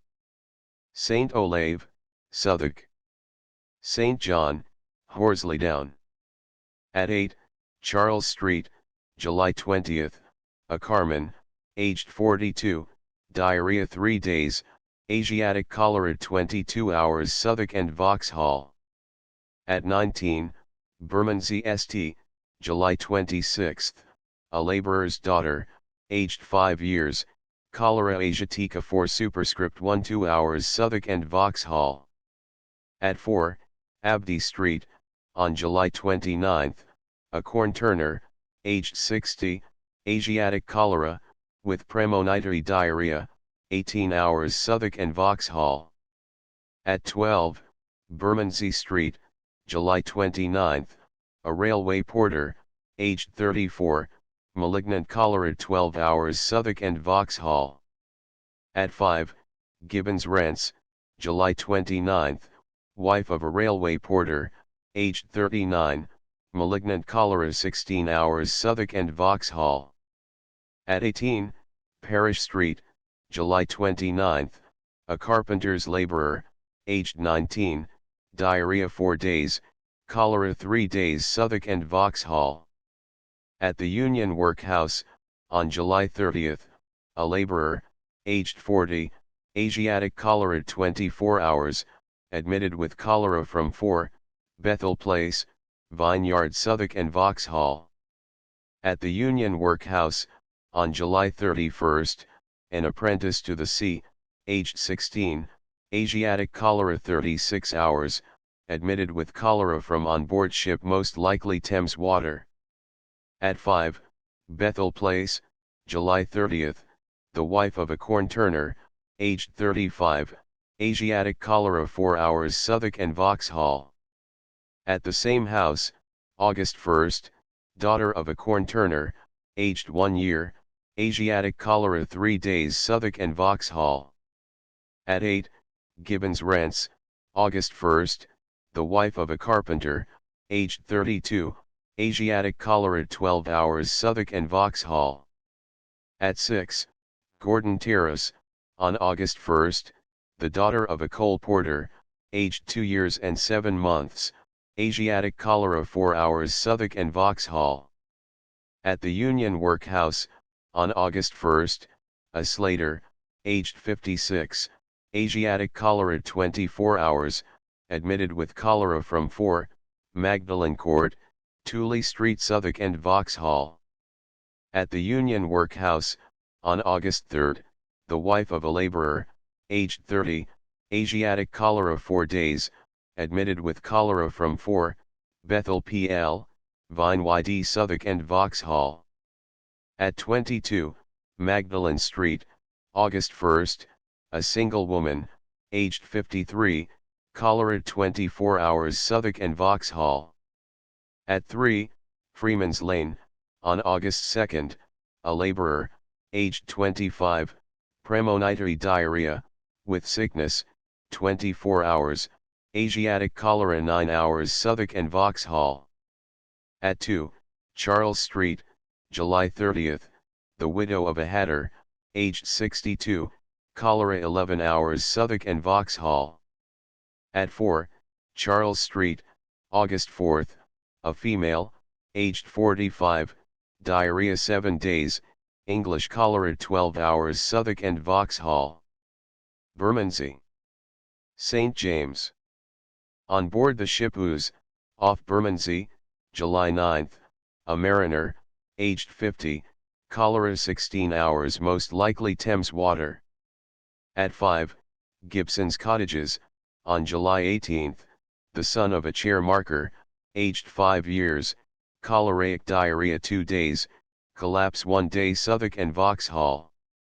At 4, Bermondsey Wall, on July 23, the daughter of a bookseller, aged 4 years, cholera 9 hours Thames water, by dipping a pail in the river. At 4, Bermondsey Wall, July 24, a sawyer's daughter, aged 3 years, cholera 20 hours Thames water, by dipping a pail. At 9, Pleasant Row, July 25, the wife of a laborer, aged 55, chronic disease of liver 2 years, choleric diarrhea 16 hours Southwark and Vauxhall. At 10, Marine Street, on July 24, a mate, mariner, aged 34, Asiatic cholera 101 hours, after choleric diarrhea 16 superscript 12 hours Southwark and Vauxhall. At 10, Marine Street, on July 24, a mariner, aged 27, Asiatic cholera 13 hours, after premonitory diarrhea 2 superscript 12 hours Southwark and Vauxhall. At 4, Bermondsey Wall, July 27, a sawyer, aged 62, cholera 32 hours Thames water, by dipping a pail. At 6, Perseverance Court, on July 28, the wife of a hawker, aged 30, cholera 24 hours, no premonitory symptoms Southwark and Vauxhall. At 8, Foxlow Street, on July 29, the daughter of a laborer, aged 18 years, diarrhea some days, cholera 13 hours Southwark and Vauxhall. At 14, Gedling Terrace, August 2, a carman's daughter, aged 2 years, cholera maligna 4 days Southwark and Vauxhall. At 22, George Row, August 3, a stonemason, aged 30, cholera maligna 10 hours Southwark and Vauxhall. At Bermondsey Wall, on August 3, the wife of a publican, aged 34, Asiatic cholera 19 hours Thames water, by dipping a pail. At 6, Pleasant Row, on August 3, the daughter of a courier deceased, aged 5 years, Asiatic cholera 7 hours Southwark and Vauxhall. At 3, Parker's Terrace, on August 3, the son of an oil cooper, aged 1 year, diarrhea 10 days, cholera 2 days Southwark and Vauxhall. At 36, Ernest Street, on August 4, the wife of an engineer, aged 37, premonitory diarrhea 24 hours, cholera 41 hours Southwark and Vauxhall. At 1, Bermondsey Wall, on August 4, the son of a mariner, aged 2 years, diarrhea 10 days, cholera 2 days Thames water, by dipping a pail. At 5, George Rowe, August 2, the son of a light ermine, aged 3 years, choleric diarrhea 3 superscript 1 2 days Southwark and Vauxhall. At Water Lane, on July 29, a domestic servant, aged 23, cholera 10 superscript 1 2 hours Southwark and Vauxhall. At 16, Marine Street, on July 30, the daughter of a laborer, aged 9 years, cholera 11 hours. Southwark and Vauxhall. At 8, Printer's Place, July 30, the widow of a publican, aged 70, Asiatic cholera 15 hours Southwark and Vauxhall. At 4, Green Walk, on August 1, the wife of a hoop bender, aged 47, Asiatic cholera 7 days Southwark and Vauxhall. At 5, John Place, on August 1, a leather dresser, aged 54, Asiatic cholera 22 hours Southwark and Vauxhall. At 16, Marine Street, on August 2, the wife of a laborer, aged 51, cholera 30 hours Southwark and Vauxhall. At 2, Metcalfe Court, on August 1, the son of a laborer, aged 2 years and 6 months, measles 14 days, diarrhea 1 week, cholera 2 days beg Southwark and Vauxhall water from neighbors. At 3, Frederick Place, on August 2, a cooper, aged 40 years, Asiatic cholera Southwark and Vauxhall. At 5, Somerset Place, on August 2, the daughter of a laborer, aged 3 years, diarrhea 18 hours, cholera 12 hours Southwark and Vauxhall. At Mill Street, on August 3, the wife of a master tinplate worker, aged 27 years, diarrhea 4 hours, cholera 16 hours Southwark and Vauxhall. At 14, Gedland Terrace, July 31, the son of a carman, aged 4 years, malignant cholera 13 hours Southwark and Vauxhall. Bermondsey. St. Mary Magdalene. At 13, Abbey Street South, July 25, a trotter cleaner, aged 18 years, cholera 16 hours Southwark and Vauxhall. At 2, Long Walk, on July 26, the son of a laborer, aged 2 years, diarrhea choleric 15 hours Southwark and Vauxhall. At 2, Providence Place, on July 28, the wife of a leather dresser, aged 56, diarrhea 4 hours, cholera 20 hours Southwark and Vauxhall. At 3, Providence Place, on July 28, the wife of a courier, aged 58, diarrhea 3 hours, cholera 18 hours Southwark and Vauxhall. At 13, Willow St, on August 2, the daughter of a warehouseman, aged 4 years, cholera morbus Southwark and Vauxhall. At 14, Fendel St, August 4, the son of a leather dresser, aged 5 years, Asiatic cholera 10 hours Southwark and Vauxhall. At 2, Fine Court, on August 3, a laborer, aged 74, Asiatic cholera Southwark and Vauxhall. At 54, Little George St, August 4, son of a laborer, aged 2 years, cholera maligna, 40 HRS Southwark and Vauxhall. At the workhouse, on July 29, the son of a pen cutter, aged 9 years, Asiatic cholera 19 hours. Died 7 hours after admission. From 12, Minto Street, Southwark and Vauxhall. At 25, Maltby Street, July 28, the widow of a solicitor's clerk, aged 65, Asiatic cholera. Southwark and Vauxhall. At the workhouse, on July 31st, a shoemaker, aged 46, Asiatic cholera 11 hours after admission in state of collapse. From 99, Russell Street, Southwark and Vauxhall. At 19, Grange Walk, on July 31st, a blacksmith, aged 21, cholera 15 hours Southwark and Vauxhall. At 36, Abbey Street, on July 30th, the daughter of a laborer, aged 2 years, cholera 3 days, congestion of brain, convulsions 12 hours Southwark and Vauxhall. At 13, Abbey Street, on July 29th, the daughter of a laborer, aged 2 years, cholera 56 hours, diarrhea 2 days Southwark and Vauxhall. At 5, Russell Street, on August 1st, a porter, aged 64, Asiatic cholera Southwark and Vauxhall.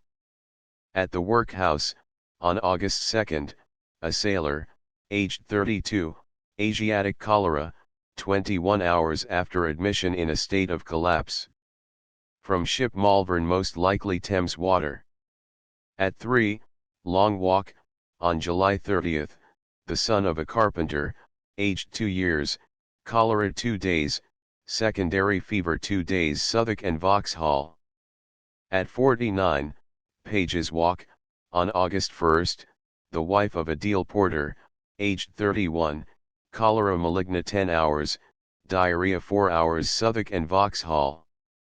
At the workhouse, on August 2nd, the daughter of a laborer, aged 7 years, Asiatic cholera, 30 hours, after admission in a state of collapse. From 7, Chapel Place, Long Lane Southwark and Vauxhall. At 41, Brunswick Court, on August 3rd, a servant, aged 28, cholera 48 hours Southwark and Vauxhall. Bermondsey Leather Market.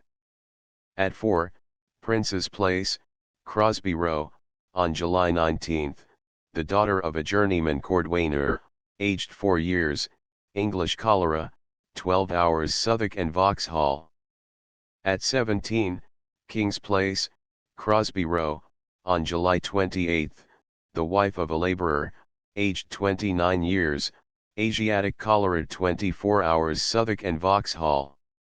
At 25, Smith's Buildings, July 30th, the daughter of a laborer, aged 3 years, cholera 19 hours Southwark and Vauxhall.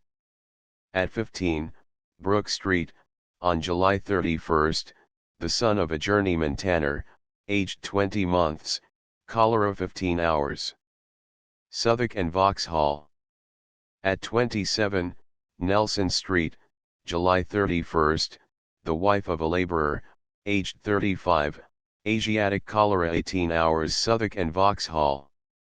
At 5, Richardson Street, on July 30th, the son of a journeyman leather dresser, aged 18 years, diarrhea 7 days, Asiatic cholera 15 hours Southwark and Vauxhall. At 2, Staple Street, on August 2nd, the daughter of a journeyman cordwainer, aged 6 years, cholera 11 hours Southwark and Vauxhall.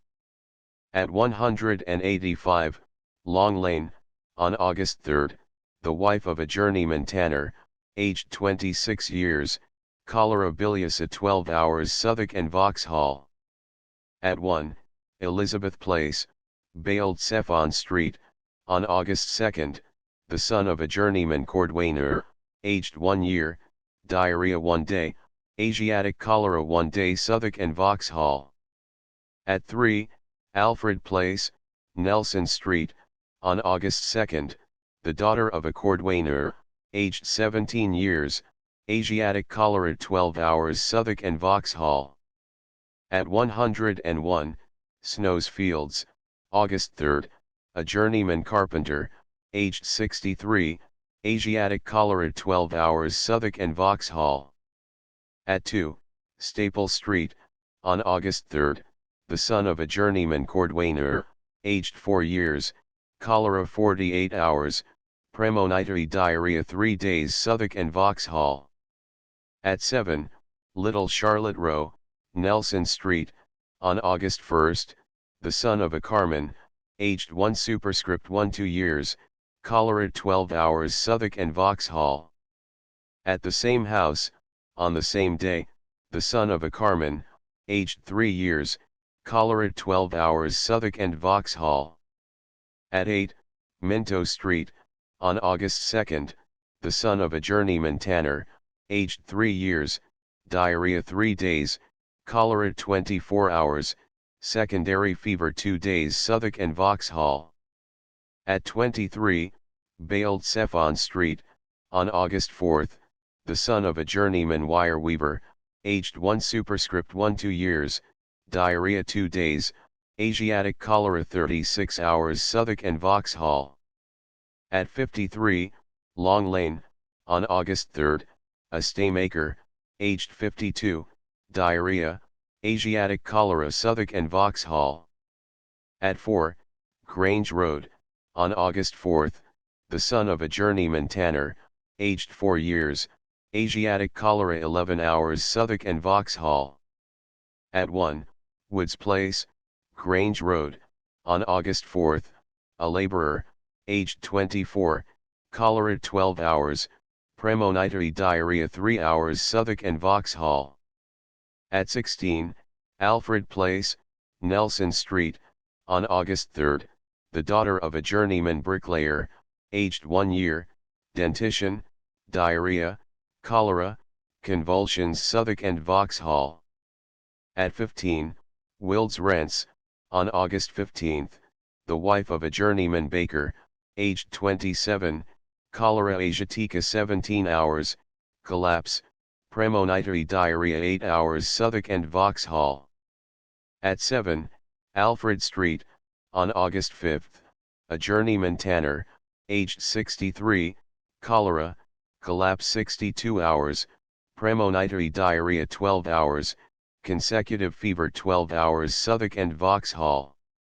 At 7, Brook Street, on August 3rd, a journeyman tanner, aged 40, cholera, collapse 12 hours, premonitory diarrhea 7 hours Southwark and Vauxhall.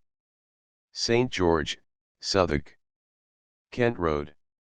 At 7, Leighton's Buildings, July 29th, a tailor, aged 20, cholera 17 hours Southwark and Vauxhall. At 2, Dobbs Cross, July 30th, the son of a shopkeeper, aged 10 years, cholera Asiatic 24 hours Southwark and Vauxhall. At 81, Ann Street, July 29th, the son of a labourer, aged 12 years, cholera 8 hours Southwark and Vauxhall.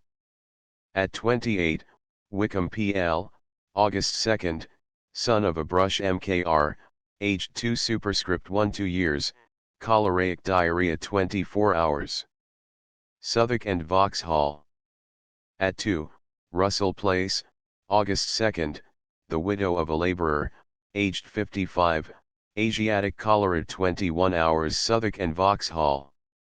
At 9, Tennis Place, 3rd of August, the widow of a sawyer, aged 67 years, diarrhea 36 hours, cholera 14 hours Southwark and Vauxhall. At 13, George St., August 2nd, the wife of a shoemaker, aged 35, diarrhea, cholera, convulsions Southwark and Vauxhall.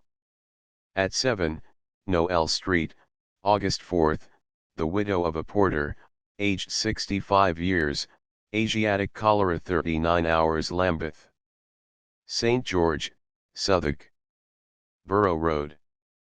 At the workhouse, from Savage's Lodging House, Mint Street, 29th of July, a female servant, aged 28 years, cholera Southwark and Vauxhall.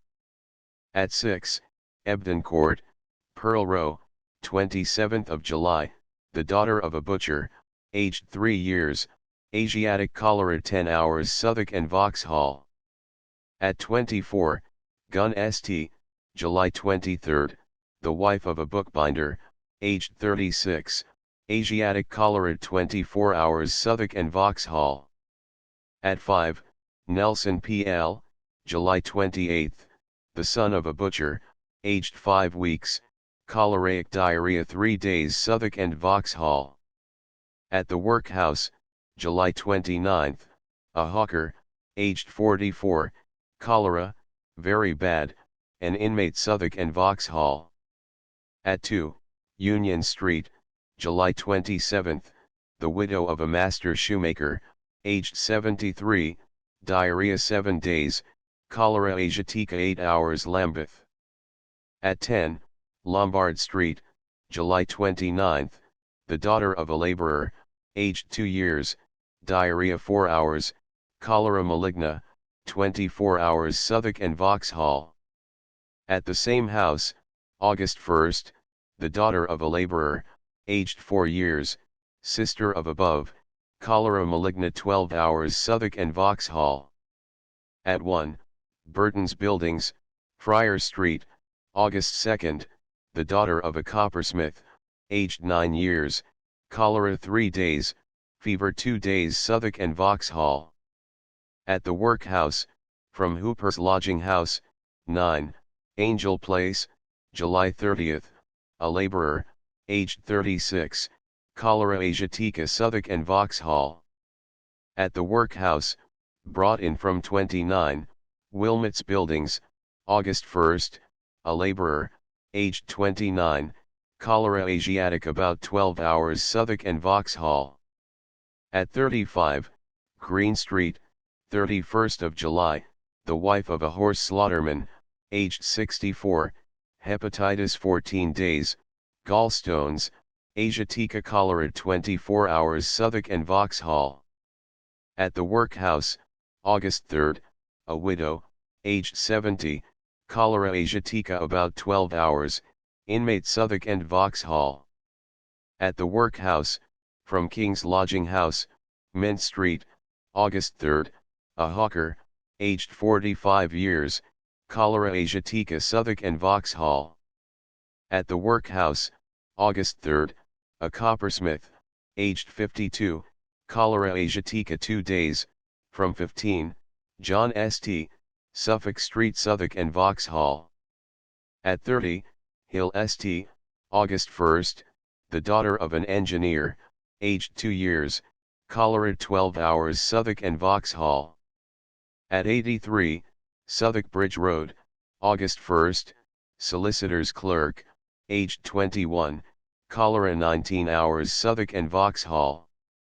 At 23, George St., August 3, the wife of a laborer, aged 19, cholera maligna 15 hours Southwark and Vauxhall.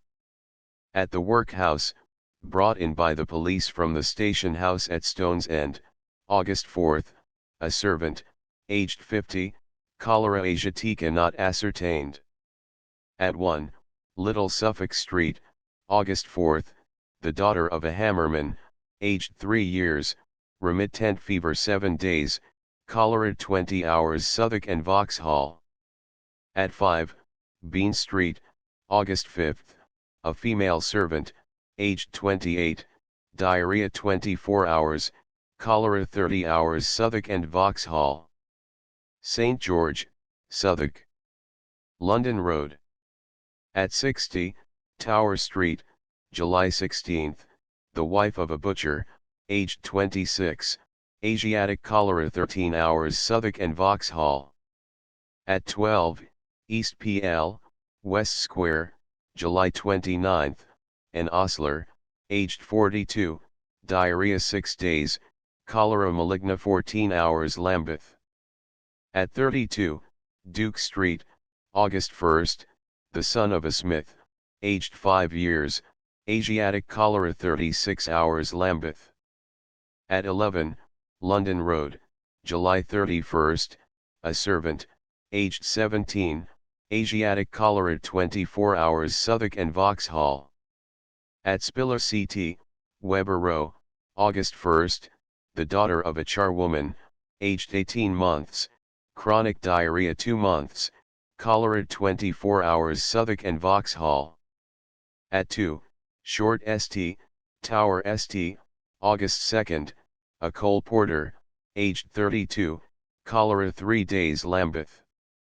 At 8, Prince's Court, Prince's Street, on the 3rd of August, the son of a butcher, aged 5 superscript 1 2 years, cholera 8 hours Southwark and Vauxhall.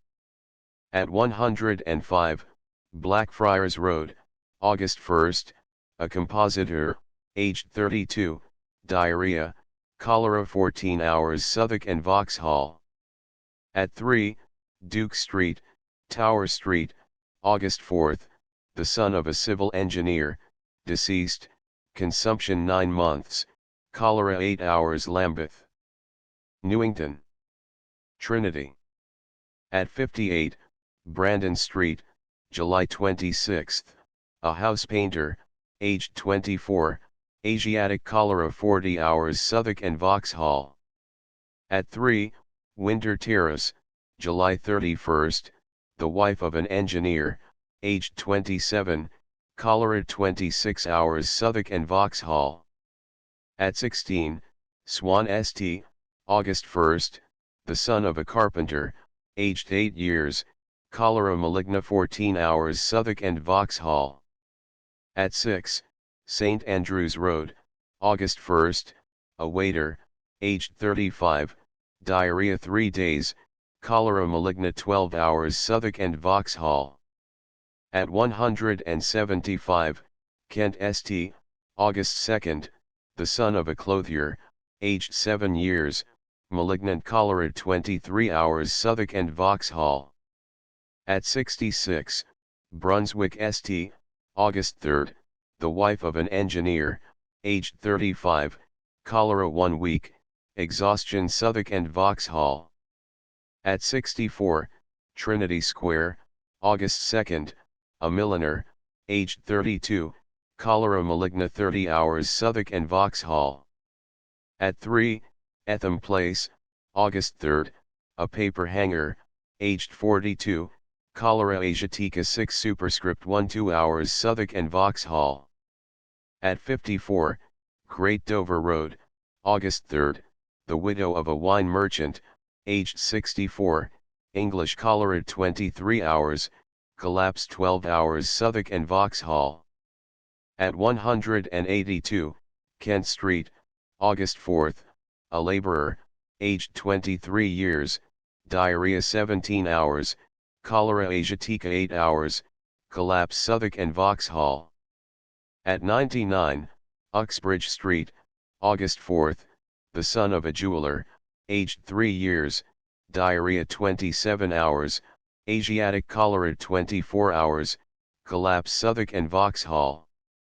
At the same house, on the same day, the daughter of a jeweler, aged 1 year, Asiatic cholera 28 hours, collapse Southwark and Vauxhall. At 11, Swan Street, August 5th, the wife of a collecting clerk, aged 42, chronic bronchitis 5 years, English cholera 3 days, collapse 18 hours Southwark and Vauxhall. At 58, Brandon St, August 4th, the widow of a house painter, aged 26, Asiatic cholera 4 days Southwark and Vauxhall. Newington. St. Peter, Walworth. At 7, Berkeley Terrace, the 25th of July, the wife of a mercantile clerk, aged 35 years, Asiatic cholera 14 hours Southwark and Vauxhall. At 8, Townley Place, on the 29th of July, the son of a journeyman shoemaker, aged 6 superscript 1 2 years, cholera 19 hours Southwark and Vauxhall. At 8, Richmond Street, July 28th, the daughter of a laborer, aged 5 years, choleric diarrhea 3 days, cerebral effusion 2 days Southwark and Vauxhall. At 6, John Street, East Street, July 29th, the widow of a carman, aged 83, cholera anglica 27 hours, old age Southwark and Vauxhall. At 29, Pilgrim Street, on the 1st of August, the daughter of an ostler, aged 18 months, Asiatic cholera 8 hours Southwark and Vauxhall. At 8, Townley Place, August 1st, the daughter of a journeyman shoemaker, aged 8 years, cholera asiatica about 16 hours Southwark and Vauxhall. At 29, Beckford Row, August 1st, the wife of a greengrocer, aged 46 years, cholera asiatica 16 hours, collapse 11 hours Southwark and Vauxhall.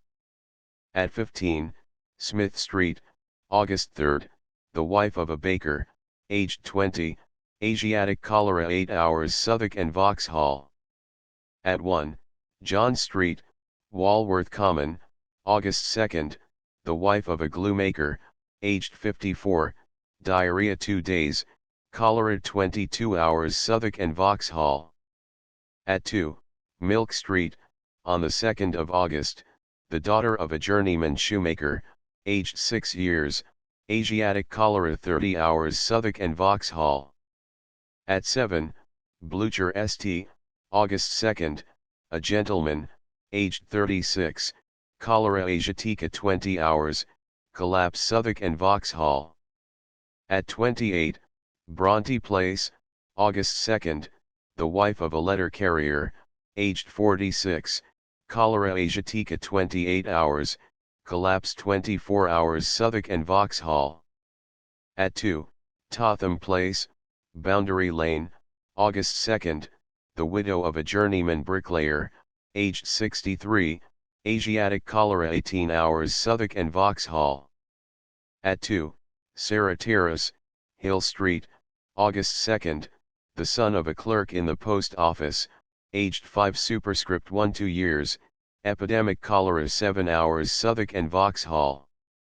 At 99, Hill Street, on the 3rd of August, the daughter of a traveller, aged 1 year and 10 months, malignant cholera 9 hours Southwark and Vauxhall. At 18, West Street, August 4th, a needlewoman, aged 22, cholera malignant 12 hours Southwark and Vauxhall. At 26, Penton Row, August 1st, an auctioneer, aged 39, diarrhea 52 hours, cholera 9 hours. Southwark and Vauxhall. At 21, Park Road, August 5th, an iron planer, aged 43, cholera 4 days Southwark and Vauxhall. At 19, James Place, Hill Street, August 5th, a gentleman, aged 89, choleric diarrhea 6 days Southwark and Vauxhall. At the same house, same day, the wife of the above, aged 50, Asiatic cholera 12 hours Southwark and Vauxhall. Newington. St. Mary.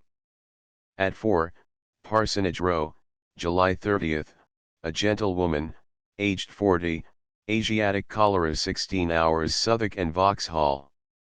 At 31, Weymouth Street, July 28th, the wife of a chairmaker, aged 34, Asiatic cholera 12 hours. Southwark and Vauxhall. At 8, Church St, July 30th, the daughter of a chairmaker, aged 17 months, cholera 10 hours Southwark and Vauxhall. At 8, Peacock Square, July 31st, the widow of a seaman, aged 59, cholera 12 hours, typhus 4 days Southwark and Vauxhall. At 19, Waterloo PL, August 2nd, the son of a shoemaker, aged 8 years, cholera 12 hours Southwark and Vauxhall. Lambeth. Waterloo, first part. At Curtis Hatch, on July 29th, a Baptist minister, aged 52, diarrhea 3 days, Asiatic cholera and collapse 18 hours. The informant stated that deceased, whom he had long known, called at his house about 7 in the morning before his death. He was then very ill. He lived at 7, Lower End Street, Waterloo Road, where the supply was Southwark and Vauxhall. At 4, Hammond's Place, on July 30th, the wife of a labourer, aged 72, diarrhea 24 hours, malignant cholera 12 hours Southwark and Vauxhall. At 4, Queen Street, July 31st, late a brewer's servant, aged 76, cholera 1 day Southwark and Vauxhall. At 41, Brad Street, August 1st, the wife of a printer, aged 51, cholera 26 hours Southwark and Vauxhall. At 3, Hammond's Place, on August 5th, the daughter of a smith, aged 6 years, diarrhea and malignant cholera 12 hours Southwark and Vauxhall. Lambeth. Waterloo, second part. At 23, Howley Place, July 29th, the wife of a carman, aged 58, cholera about 11 hours Southwark and Vauxhall. At 18, Vine Terrace, on July 31st, a butcher, aged 19, Asiatic cholera 18 hours Southwark and Vauxhall. At 36, Isabella St., July 30th, a hammerman at a factory, aged 39, Asiatic cholera 68 hours Southwark and Vauxhall. At 12, Harriet Street, on August 2nd, a miller, aged 17, cholera asiatica 17 hours Southwark and Vauxhall.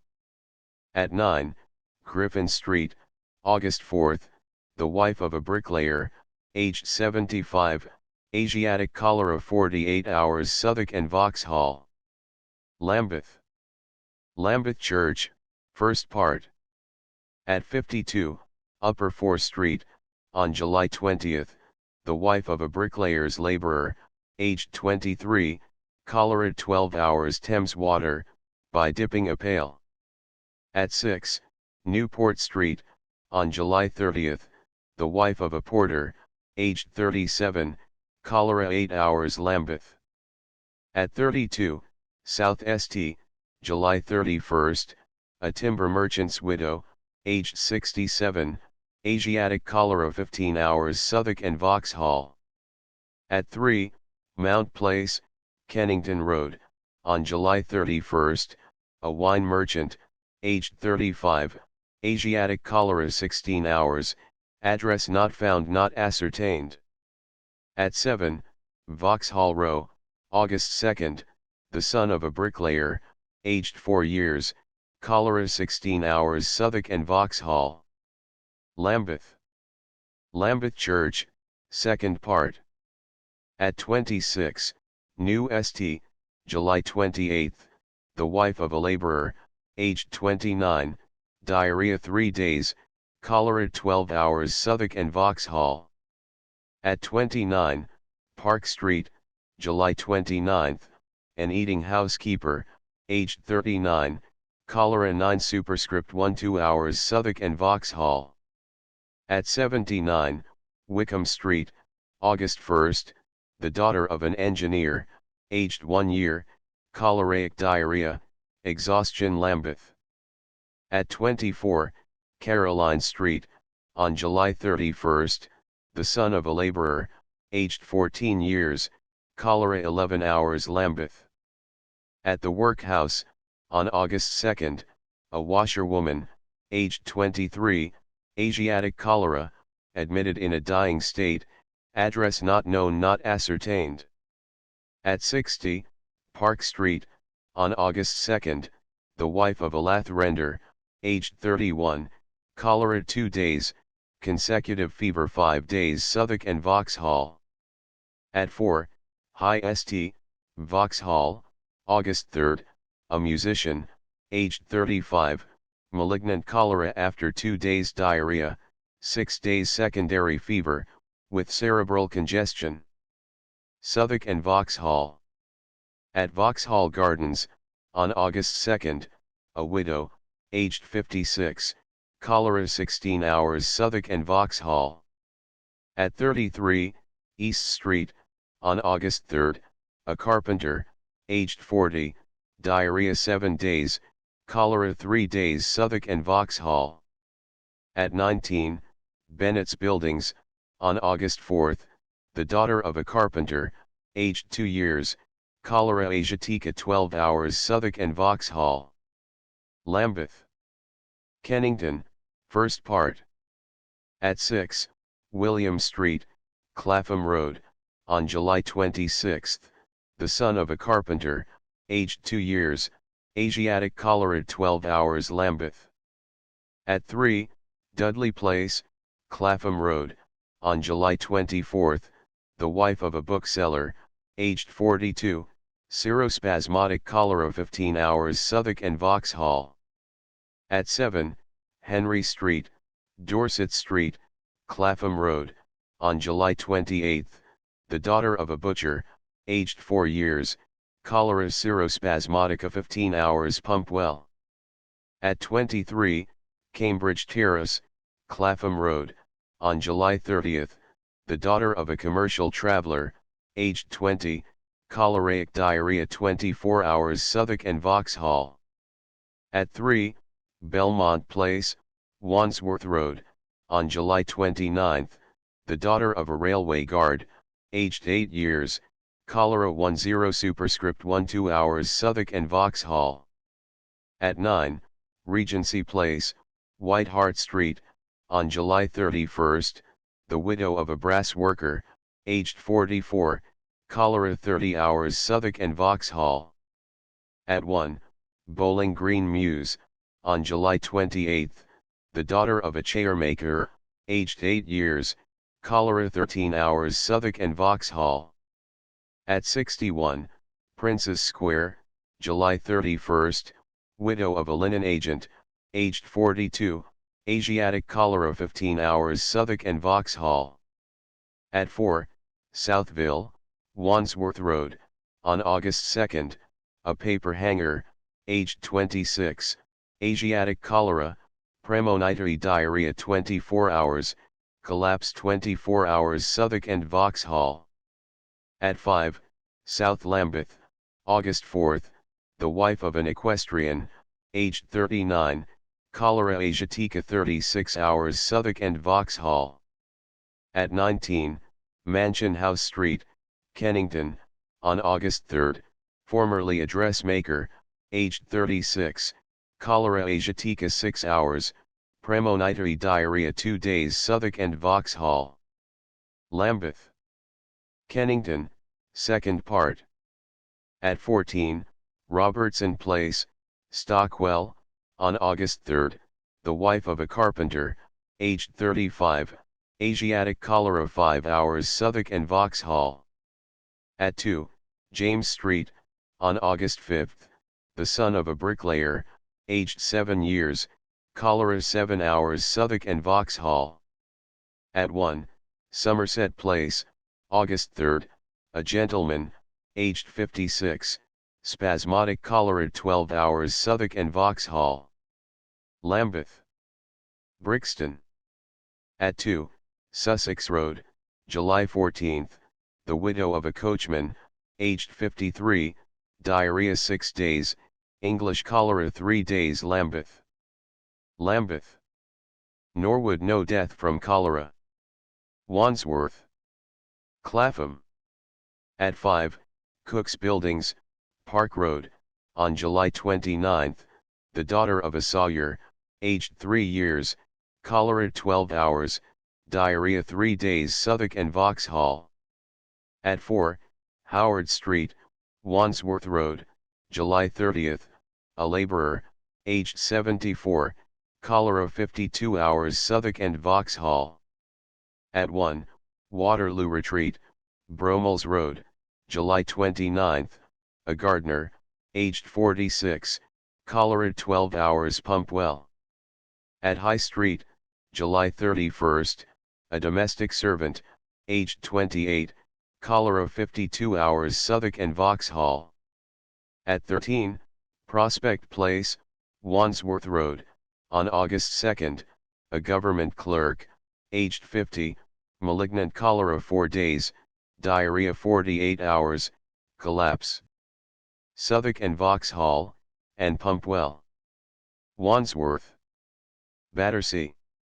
At 6, Church Road, July 19, the wife of a house agent, aged 48, Asiatic cholera 48 hours Southwark and Vauxhall. At 9 Elms, on July 26, the widow of a cooper, aged 79, cholera 18 hours Southwark and Vauxhall. At Albert Villas, on July 27, the son of a clerk in the customs, aged 2 years, premonitory diarrhea a month, Asiatic cholera 16 hours, consecutive fever 30 hours, convulsions 2 hours Southwark and Vauxhall.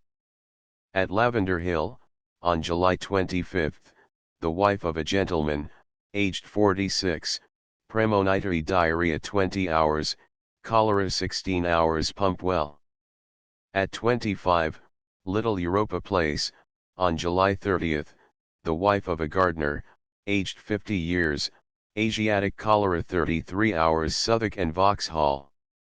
At York Road, on July 31, the daughter of a gardener, aged 12 years, premonitory diarrhea neglected 8 hours, Asiatic cholera, 11 hours Southwark and Vauxhall. At 18, York Street, Battersea Fields, on July 29, the son of a boiler maker, aged 1 year and 7 months, cholera 10 hours Thames water supplied by a cart. At Canterbury Place, York Road, on August 2, the wife of a bricklayer, aged 35, diarrhea unattended 2 days, Asiatic cholera 12 hours Southwark and Vauxhall.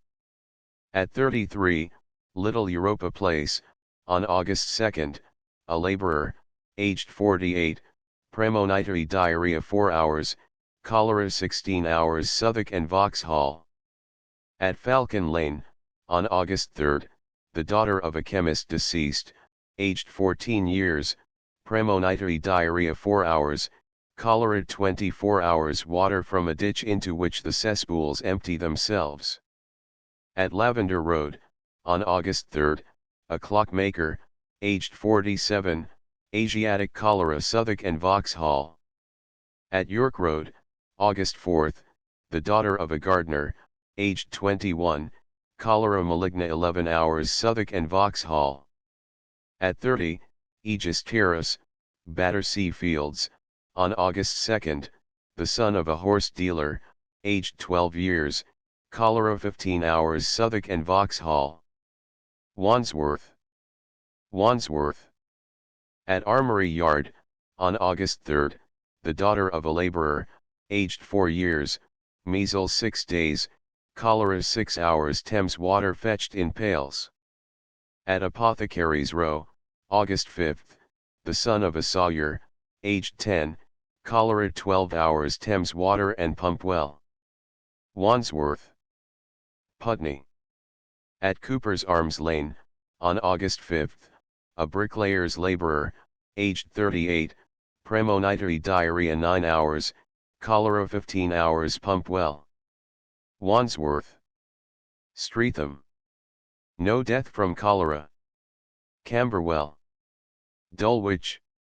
No death from cholera. Camberwell. At 1, Rose Cottages, Waterloo Street, on July 23, the daughter of a proctor's clerk, aged 8 years, cholera asiatica 15 hours Southwark and Vauxhall. At the same house, on same day, the sister of the above, aged 1 year, cholera asiatica 9 hours Southwark and Vauxhall. At Garden Cottage, Harris Street, on July 22, a carman, aged 49, cholera 16 hours Southwark and Vauxhall. At 17, James Street, on February 26, the daughter of a single woman, aged 14 days, natural exhaustion from choleric diarrhea, inquest. Southwark and Vauxhall. At Ann's Place, George Street, on August 2, the daughter of a coachman, aged 4 years, cholera 8 hours Southwark and Vauxhall. At 9, Martha Street, on August 3, a fishhawker, aged 62, cholera 24 hours Southwark and Vauxhall. At 8, Cork Street, on August 4, the wife of a laborer, aged 33, cholera 32 hours Southwark and Vauxhall. At the workhouse, on July 29, a nurse, aged 60 years, cholera 24 hours. from 5, Martins Road, Peckham, Southwark and Vauxhall. At 57, James Street, on August 5, the wife of a waiter, aged 33, cholera 17 hours, Southwark and Vauxhall. At Camberwell House, on August 1, a male, aged 69 years, exhaustion from mania 3 months, cholera 24 hours, Southwark and Vauxhall. At Camberwell House, on August 1, a mariner, aged 53 years, general paralysis 11 months, cholera 17 hours, Southwark and Vauxhall. At 13, Waterloo Street, on July 30, the son of a labourer, aged 4 years, cholera 7 hours, Southwark and Vauxhall. At 3, Caroline Place, Wyndham Road, on July 31, the daughter of a brewer's servant, aged 1 year, cholera 9 hours, Southwark and Vauxhall.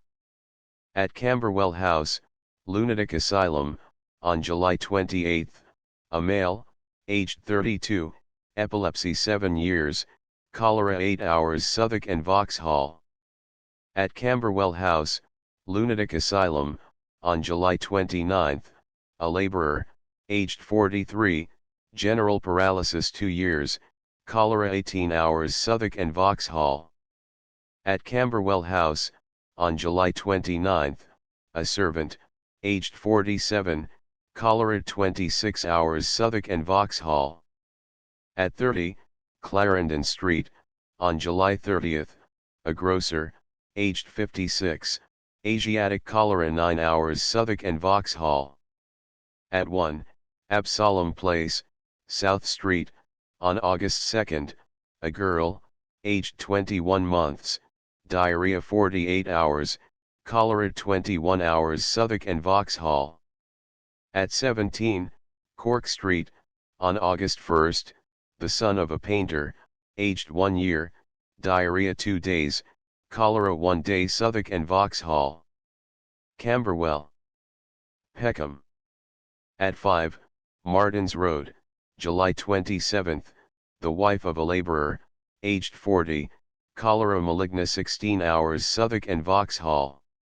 At the same house, on July 29, the daughter of a labourer, aged 2 years, cholera 28 hours, Southwark and Vauxhall. At 33, Rye Lane, on July 30, a domestic servant, aged 23, cholera 5 superscript 1 2 hours, Southwark and Vauxhall. At 2, Nun Green, Nunhead, on August 4, the daughter of a potter's labourer, aged 4 years, cholera 48 hours, Southwark and Vauxhall. Camberwell. St. George. At Benfield House, Windmill Lane, July 28, the son of a labourer, aged 4 years, cholera 16 hours, Southwark and Vauxhall. At 2, Waterloo Place, Coburg Road, July 31, a girl, aged 3 months, cholera 20 hours, Lambeth. At 1, Oakley Tur, Old Kent Road, July 29, the wife of an oilman, aged 30, Asiatic cholera, Southwark and Vauxhall. At the same house, August 1, the son of an oilman, aged 8 weeks, cholera maligna 3 days, Southwark and Vauxhall. At 6, Brown's Terrace, Wyndham Road, August 3, the son of a labourer, aged 3 months, infantile cholera 6 days, Southwark and Vauxhall. At 27, Thomas Street, Wyndham Road, August 4, the widow of a labourer, aged 68, diarrhea 6 days, cholera 4 days, Southwark and Vauxhall. At 7, Rosemary Terrace, Southampton Street, August 5, the son of a labourer, aged 7 years, Asiatic cholera 15 hours, Southwark and Vauxhall. At 5, Chatham Place, Windmill Lane, August 3, a plumber, aged 60, diarrhea 2 days, cholera 2 days, Southwark and Vauxhall. At 7, Gloucester PL, Old Kent Road, August 4, a carman, aged 19, Asiatic cholera 15 hours Lambeth. Rotherhithe. Rotherhithe. At 2, Albert Place, Union Road, July 8, the wife of a coffee shop keeper, aged 32, cholera 30 hours Southwark and Vauxhall. At 7, Spread Eagle Court, July 22, the wife of a labourer, aged 25, cholera 12 hours Southwark and Vauxhall.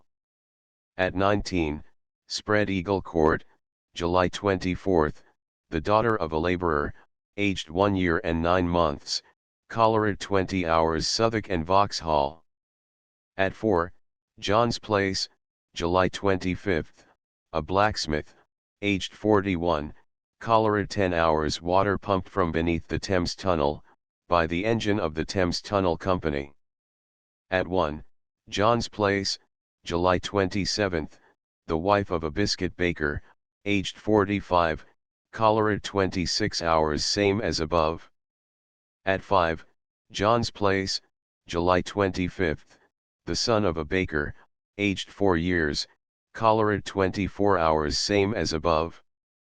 At 89, Adam Street, on the July 28, the widow of a blacksmith, aged 36 years, diarrhea 24 hours, cholera 16 hours Southwark and Vauxhall. At 5, King St, July 29, the wife of a labourer, aged 40, cholera 2 superscript 1 2 days Southwark and Vauxhall.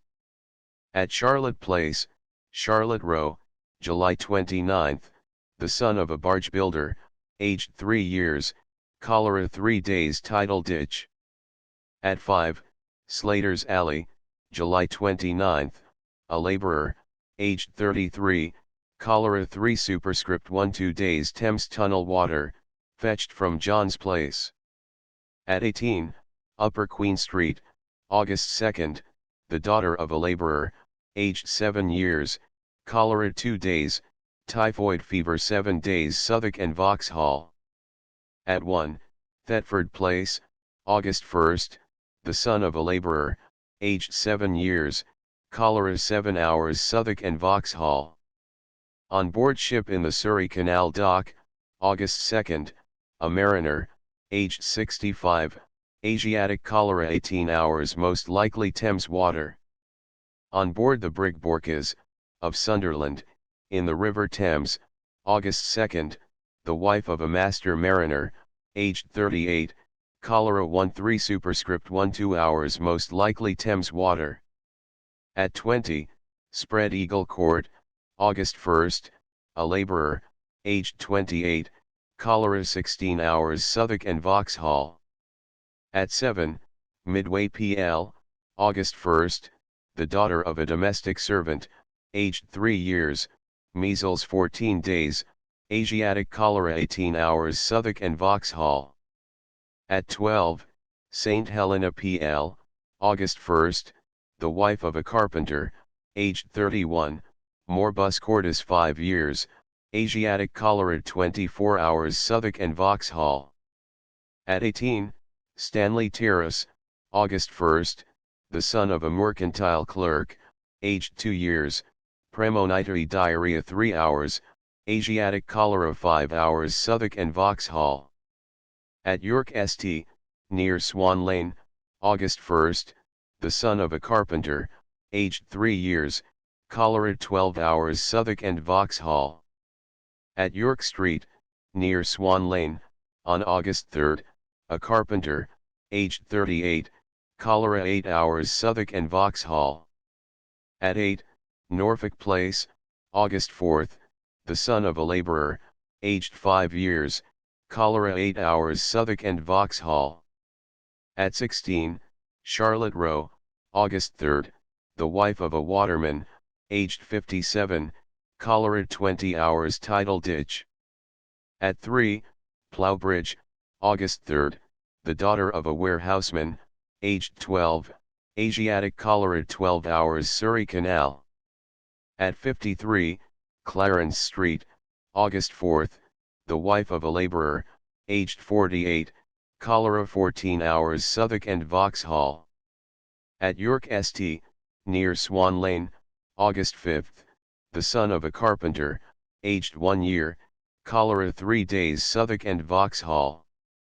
At 9, New St, Neptune St, August 5, the wife of a brush maker, aged 57, cholera 3 days Southwark and Vauxhall.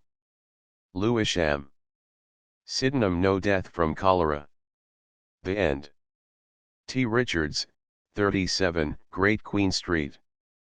1 Report on the Epidemic Cholera, 1824, p. 5. 2 On the Infectious Origin and Propagation of Cholera. 3 See London Journal of Medicine, May, 1849. 4 London Journal of Medicine, LOCCIT 5. In the so-called secondary fever there is toxicoemia, arising from suppressed excretion by the kidneys. 6 See London Gazette, 18th September 1849. 7 See Report in Medgaz, Volume 2, 1849, p. 429. 8 Eden. Med and Sur Jour, Volume XXXVII. 9 Scott, Report on the Epidemic Cholera, p. 237. 10 The particulars of each death connected with this outbreak were published in the weekly returns of the Registrar General to September 16, and I procured the remainder through the kindness of the Registrar General and the District Registrars. 11 The deaths are obtained from the first report of the Metropolitan Sanitary Commission, 1847, and the water supply, chiefly from a work entitled Hydraulia, by William Matthews, 1835. 12 A small part of the Whitechapel district is supplied with New River water. 13 A microscopic examination of the water supplied to London. London, 1850. 14 p. 207.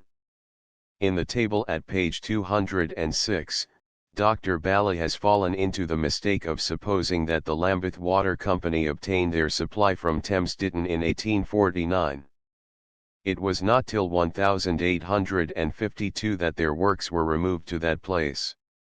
Dr. Bally has also mistaken the name and identity of all the 3 companies which supply the south districts of London with water. 15 A part of Rotherhithe was supplied by the Kent Water Company, but there was no cholera in this part.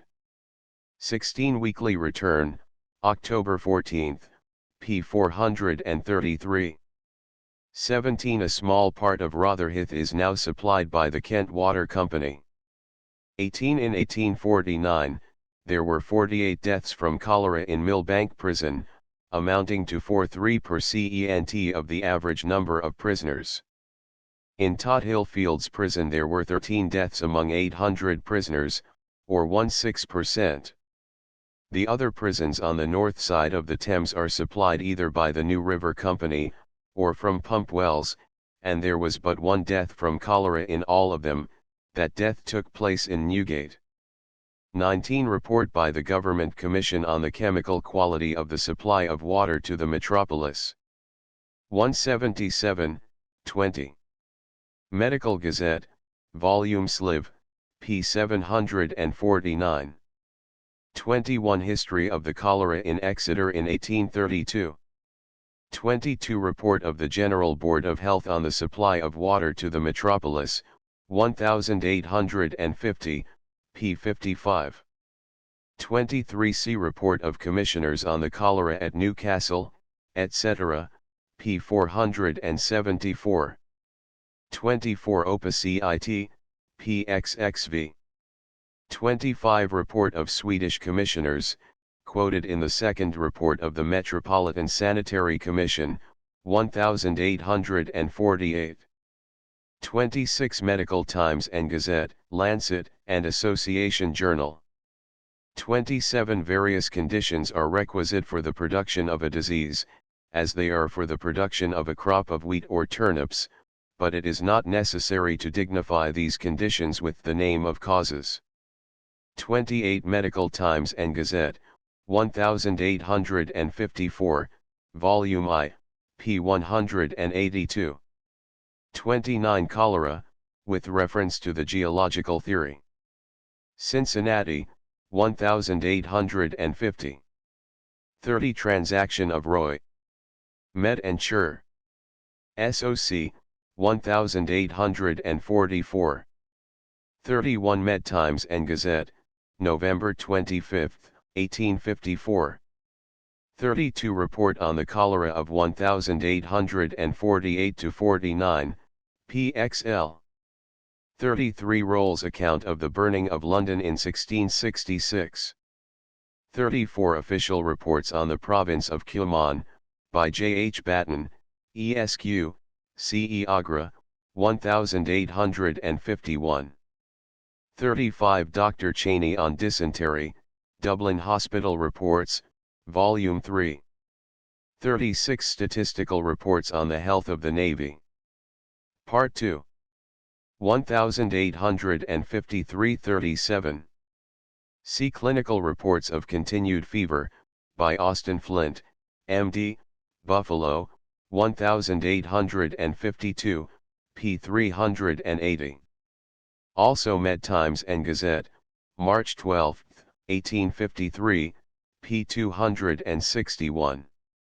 38 Association Journal, October 6, 1854. 39 8 1842, p. 66. 40 Essai de Géographie Médicale, p. 52. 41 page 94. 42 De Airy, Aquis, et Locis.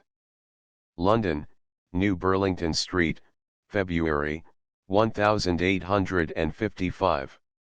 M. R. Churchill's Publications in Medicine, Surgery, and Science.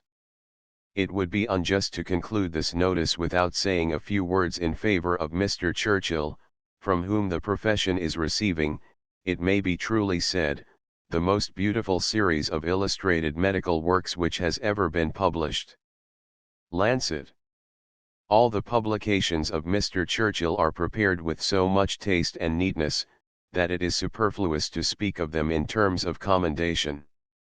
Edinburgh Medical and Surgical Journal. No one is more distinguished for the elegance and recherche style of his publications than Mr. Churchill. Provincial Medical Journal. Mr. Churchill's publications are very handsomely got up, the engravings are remarkably well executed. Dublin Medical Press. The typography, illustrations, and getting up are, in all Mr. Churchill's publications, most beautiful. Monthly Journal of Medical Science.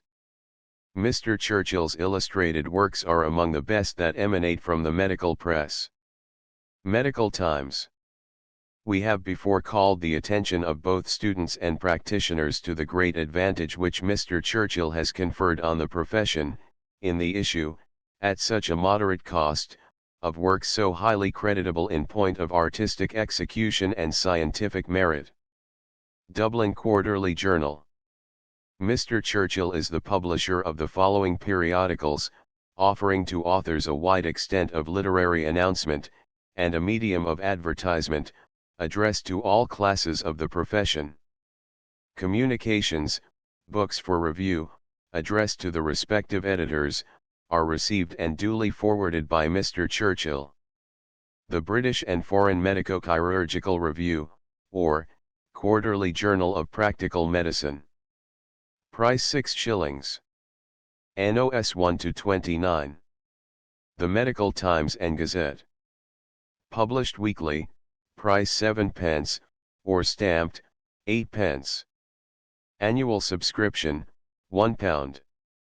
10s, or stamped, £1. 14s 8d. And regularly forwarded to all parts of the kingdom. The Medical Times and Gazette is favored with an amount of literary and scientific support which enables it to reflect fully the progress of medical science, and ensure for it a character, an influence, and a circulation possessed at the present time by no medical periodical. The half-yearly abstract of the medical sciences. being a digest of the contents of the principal British and continental medical works, together with a critical report of the progress of medicine and the collateral sciences. Edited by W. H. Ranking, M.D., Cantab, and C. B. Radcliffe, M.D., London. Post 8 VO Cloth, SIXS. 6D Volumes 1-20. The Journal of Psychological Medicine and Mental Pathology. Being a quarterly review of medical jurisprudence and insanity. Edited by Forbes Winslow, M.D. Price 3s. 6D NOS 1-29. The Pharmaceutical Journal. Edited by Jacob Bell, FLS, MRI, published monthly, price 1 shilling. Under the sanction of the Pharmaceutical Society, whose transactions form a distinct portion of each number. Volumes 1-13, bound in cloth, price 12s. 6d each. The Dublin Medical Press. Published weekly, stamped, price 6d, free to any part of the Empire. The London and Provincial Medical Directory. Published annually. 12 mo cloth, 7s. 6d Mr. Acton, MRCS. A practical treatise on diseases of the urinary and generative organs of both sexes, including syphilis. 2nd edition. 8 VO cloth, 20s. Mr. Acton's work must be diligently studied by every practitioner who would desire to benefit instead of injuring his patient. It has a distinctive and preeminently diagnostic value. Med Gazette. The present edition of Mr. Acton's work is very much enlarged, and contains a most valuable collection of matter. The Lancet. We cannot too highly recommend this treatise. It should be found wherever surgery is practiced throughout the British Empire. Provincial Medical Journal. Dr. William Addison, FRS, FLS, on healthy and diseased structure, and the true principles of treatment for the cure of disease, especially consumption and scrofula, founded on microscopical analysis. 8 VO cloth, 12s. A work deserving the perusal of everyone interested in the late rapid advance of physiology and pathology. Medico-Chirurgical Review. M.R. Anderson, FRCSI. Hysterical, hypochondriacal, epileptic, and other nervous affections, their causes, symptoms, and treatment. 8 VO cloth, 5s. 2. The symptoms and treatment of the diseases of pregnancy. Post 8 VO 4s. 6d Dr. James Arnott. I. On the remedial agency of a local anesthetic or benumbing temperature, in various painful and inflammatory diseases. 8 VO cloth, 4s. 6d 2. On indigestion, its pathology and its treatment, by the local application of uniform and continuous heat and moisture. With an account of an improved mode of applying heat and moisture in irritative and inflammatory diseases. With a plate. 8 VO 5s. 3 practical illustrations of the treatment of obstructions in the urethra, and other canals, by the dilatation of fluid pressure. 8 VO boards, 3s.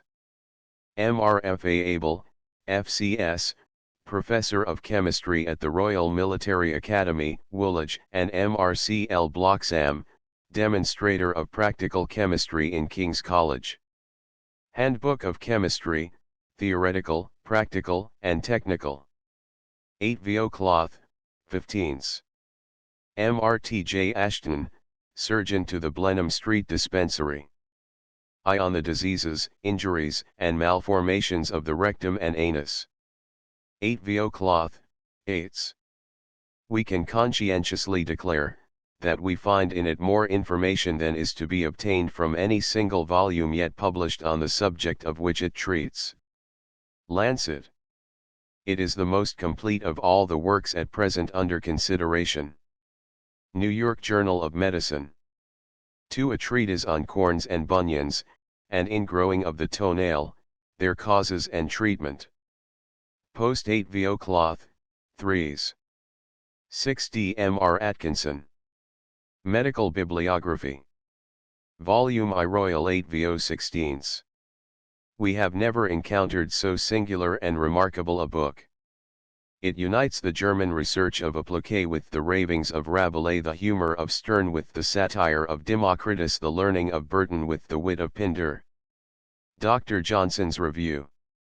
In Mr. Atkinson, I have found a gentleman, and a man of varied talent, ardent and active, and of the most overflowing goodness of heart. In his retirement from an honorable profession, medicine and surgery, he knows not what the slightest approximation to ennui is. The heartiest of all the octogenarians I ever saw, he scorns a stretch, and abhors a gape. It is up and be doing with him from sun rising to sunset. His library is suffocated with Coburgers, Frobens, the Essencii, and the Stevens. Dibdin's Northern Tour. Royal College of Physicians.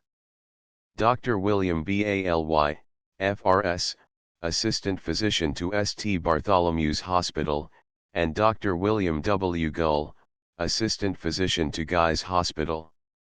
Reports on epidemic cholera, its cause and mode of diffusion, morbid anatomy, pathology and treatment. Drawn up at the desire of the Cholera Committee. With maps, 8 VO cloth, 16s. M. R. Richard Barwell, FRCS, Demonstrator of Anatomy at St. Thomas's Hospital. Asiatic cholera, its symptoms, pathology, and treatment. Post 8 VO cloth, 4s. 6d. Here is a book well worthy of attention, for Mr. Barwell writes from the bedside of the numerous cholera patients placed under his care at St. Thomas's Hospital. The Lancet. Dr. Bascom. A History of Epidemic Pestilences, from the Earliest Ages. 8 VO cloth, 8s. This work appears very opportunely, and will no doubt attract a considerable share of attention. Lancet. This book will be found useful as a work of reference, as it contains a notice of all the most remarkable pestilences that have occurred from 1495 years before the birth of our Savior to 1848. Athenaeum. M. R. Bateman. Magnacopia, a practical library of profitable knowledge, communicating the general minutiae of chemical and pharmaceutic routine, together with the generality of secret forms of preparations, including concentrated solutions of camphor and copaiba in water, mineral succedaneum, marmoratum, silicia, pterometallicum, pharmaceutic condensions, prismatic crystallization, crystallized aromatic salt of vinegar, spa waters, newly invented writing fluids, etching on steel or iron, with an extensive variety of etc. 3rd edition. 18 MOSIXS. M. R. Lionel J. Bale, MRCS. The Law of Health in Their Relations to Mind and Body. A series of letters from an old practitioner to a patient. Post 8 VO cloth, 7s. 6d. We gladly welcome Mr. Beale's work. The observations are those of a most experienced and intelligent practitioner, and do equal credit to his head and heart. It is not to the lay reader only that Mr. Beale's work will be acceptable, and we augur for it an extensive popularity. Lancet. Although addressed to the public, a vast variety of excellent practical matter is contained in it, which is calculated to interest the practitioner. It conveys in an agreeable and epistolary style most of the important truths connected with preventive medicine, and their practical application on the development and maturity of mind and body. Mr. Beale's volume is calculated to make a favorable impression on the minds of all intelligent readers. Dublin Quarterly Journal. M. R. Beasley. I. The Book of Prescriptions, containing 2,900 prescriptions. Collected from the practice of the most eminent physicians and surgeons, English and foreign. 24 MO cloth, SIXS. 2. The Druggist's General Receipt Book, comprising a copious veterinary formulary and table of veterinary materia medica, patent and proprietary medicines, druggists' nostrums, and c. perfumery, skin cosmetics, hair cosmetics, and teeth cosmetics, beverages, dietetic articles, and condiments, trade chemicals, miscellaneous preparations and compounds used in the arts, and c. with useful memoranda and tables. 3rd edition. 24 Mo cloth, SIXS. The General Receipt Book is an extensive appendix to the Pocket Formulary. No pharmaceutist who possesses the latter ought to be without the former, for the two form a complete counter-companion. Annals of Pharmacy. 3. The Pocket Formulary and Synopsis of the British and Foreign Pharmacopoeias, comprising standard and approved formulae for the preparations and compounds employed in medical practice. 5th edition, corrected and enlarged.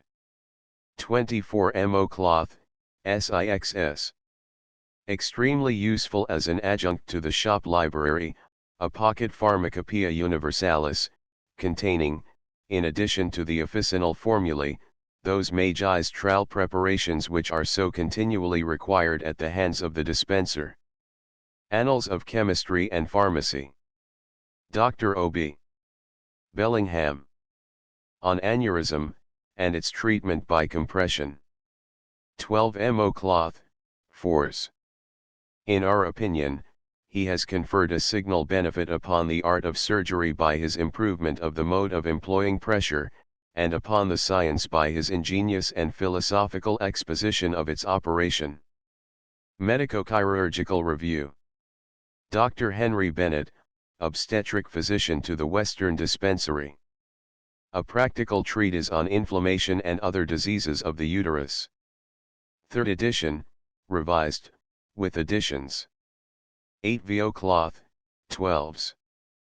6d. We are firmly of opinion, that in proportion as a knowledge of uterine diseases becomes more appreciated, this work will be proportionally established as a textbook in the profession. Lancet. M.R.P. Hinksbird, FRCS Practical Treatise on the Diseases of Children and Infants at the Breast. Translated from the French of M. Bouchut, with notes and additions. 8 VO cloth.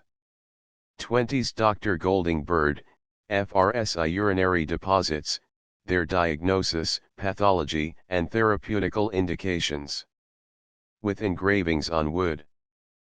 4th edition. Post 8 VO cloth, 10s. 62. Elements of Natural Philosophy, being an experimental introduction to the study of the physical sciences. Illustrated with numerous engravings on wood. 4th edition. By Golding Bird, M.D., F.R.S., and Charles Brooke, M.B. Kentab, F.R.S. F.C.A.P. 8 VO cloth, 12s. 6d. Dr. Blackiston, F.R.S., late physician to the Birmingham General Hospital. Practical observations on certain diseases of the chest, and on the principles of auscultation. 8 VO cloth, 12s. Dr. Blackiston's production not only gives him a place in the rather thin ranks of sound and accomplished physicians, possessed of a true notion of the importance of their science, and of the means by which it should be cultivated, but adds to English medical literature one of the few really inductive works by which it is adorned. Medico-Chirurgical Review. Dr. John W. F. Blundell. Medicina Mechanica, or, The Theory and Practice of Active and Passive Exercises and Manipulations in the Cure of Chronic Disease. Post 8 VO cloth, SIXS. M.R. John E. Bowman, Professor of Practical Chemistry in King's College, London. I Practical Chemistry, including analysis. With numerous illustrations on wood. 2nd edition. Foolscap 8 VO cloth, SIXS. 6d. One of the most complete manuals that has for a long time been given to the chemical student. Every process is indicated with clearness, and the manipulatory details are assisted by an extensive series of woodcuts. Athenaeum. 2 Medical Chemistry, with illustrations on wood. 2nd edition. FCAP 8 VO Cloth, SIXS. 6d. We have examined this treatise, and we can recommend it to the student as a useful elementary guide. The illustrations are numerous and accurate, and well calculated to aid diagnosis. Medical Gazette. Dr. James Bright. On diseases of the chest and air passages, with a review of the several climates recommended in these affections. 2nd edition. Post 8 VO Cloth, 7s. 6d. Mr. Isaac Baker Brown, FRCS, Surgeon Accoucheur to St. Mary's Hospital. On some diseases of women admitting of surgical treatment. With plates, 8 VO Cloth, 10s. 6d. The most valuable chapter in the book is that on ruptured perineum. It is in the treatment of this distressing accident, which has long held a prominent place amongst the opprobria of surgery, that Mr. Brown has, in our opinion, shown the greatest amount of originality, and in which his efforts have been rewarded with the greatest success. The Lancet. We can recommend Mr. Brown's work most strongly to all those who are called upon to treat the diseases peculiar to women, as a book in which they will find a great deal of really valuable practical information. Medical Times and Gazette. Dr. Budd, FRS, Professor of Medicine in King's College, London. On diseases of the liver. Illustrated with colored plates and engravings on wood. 2nd edition.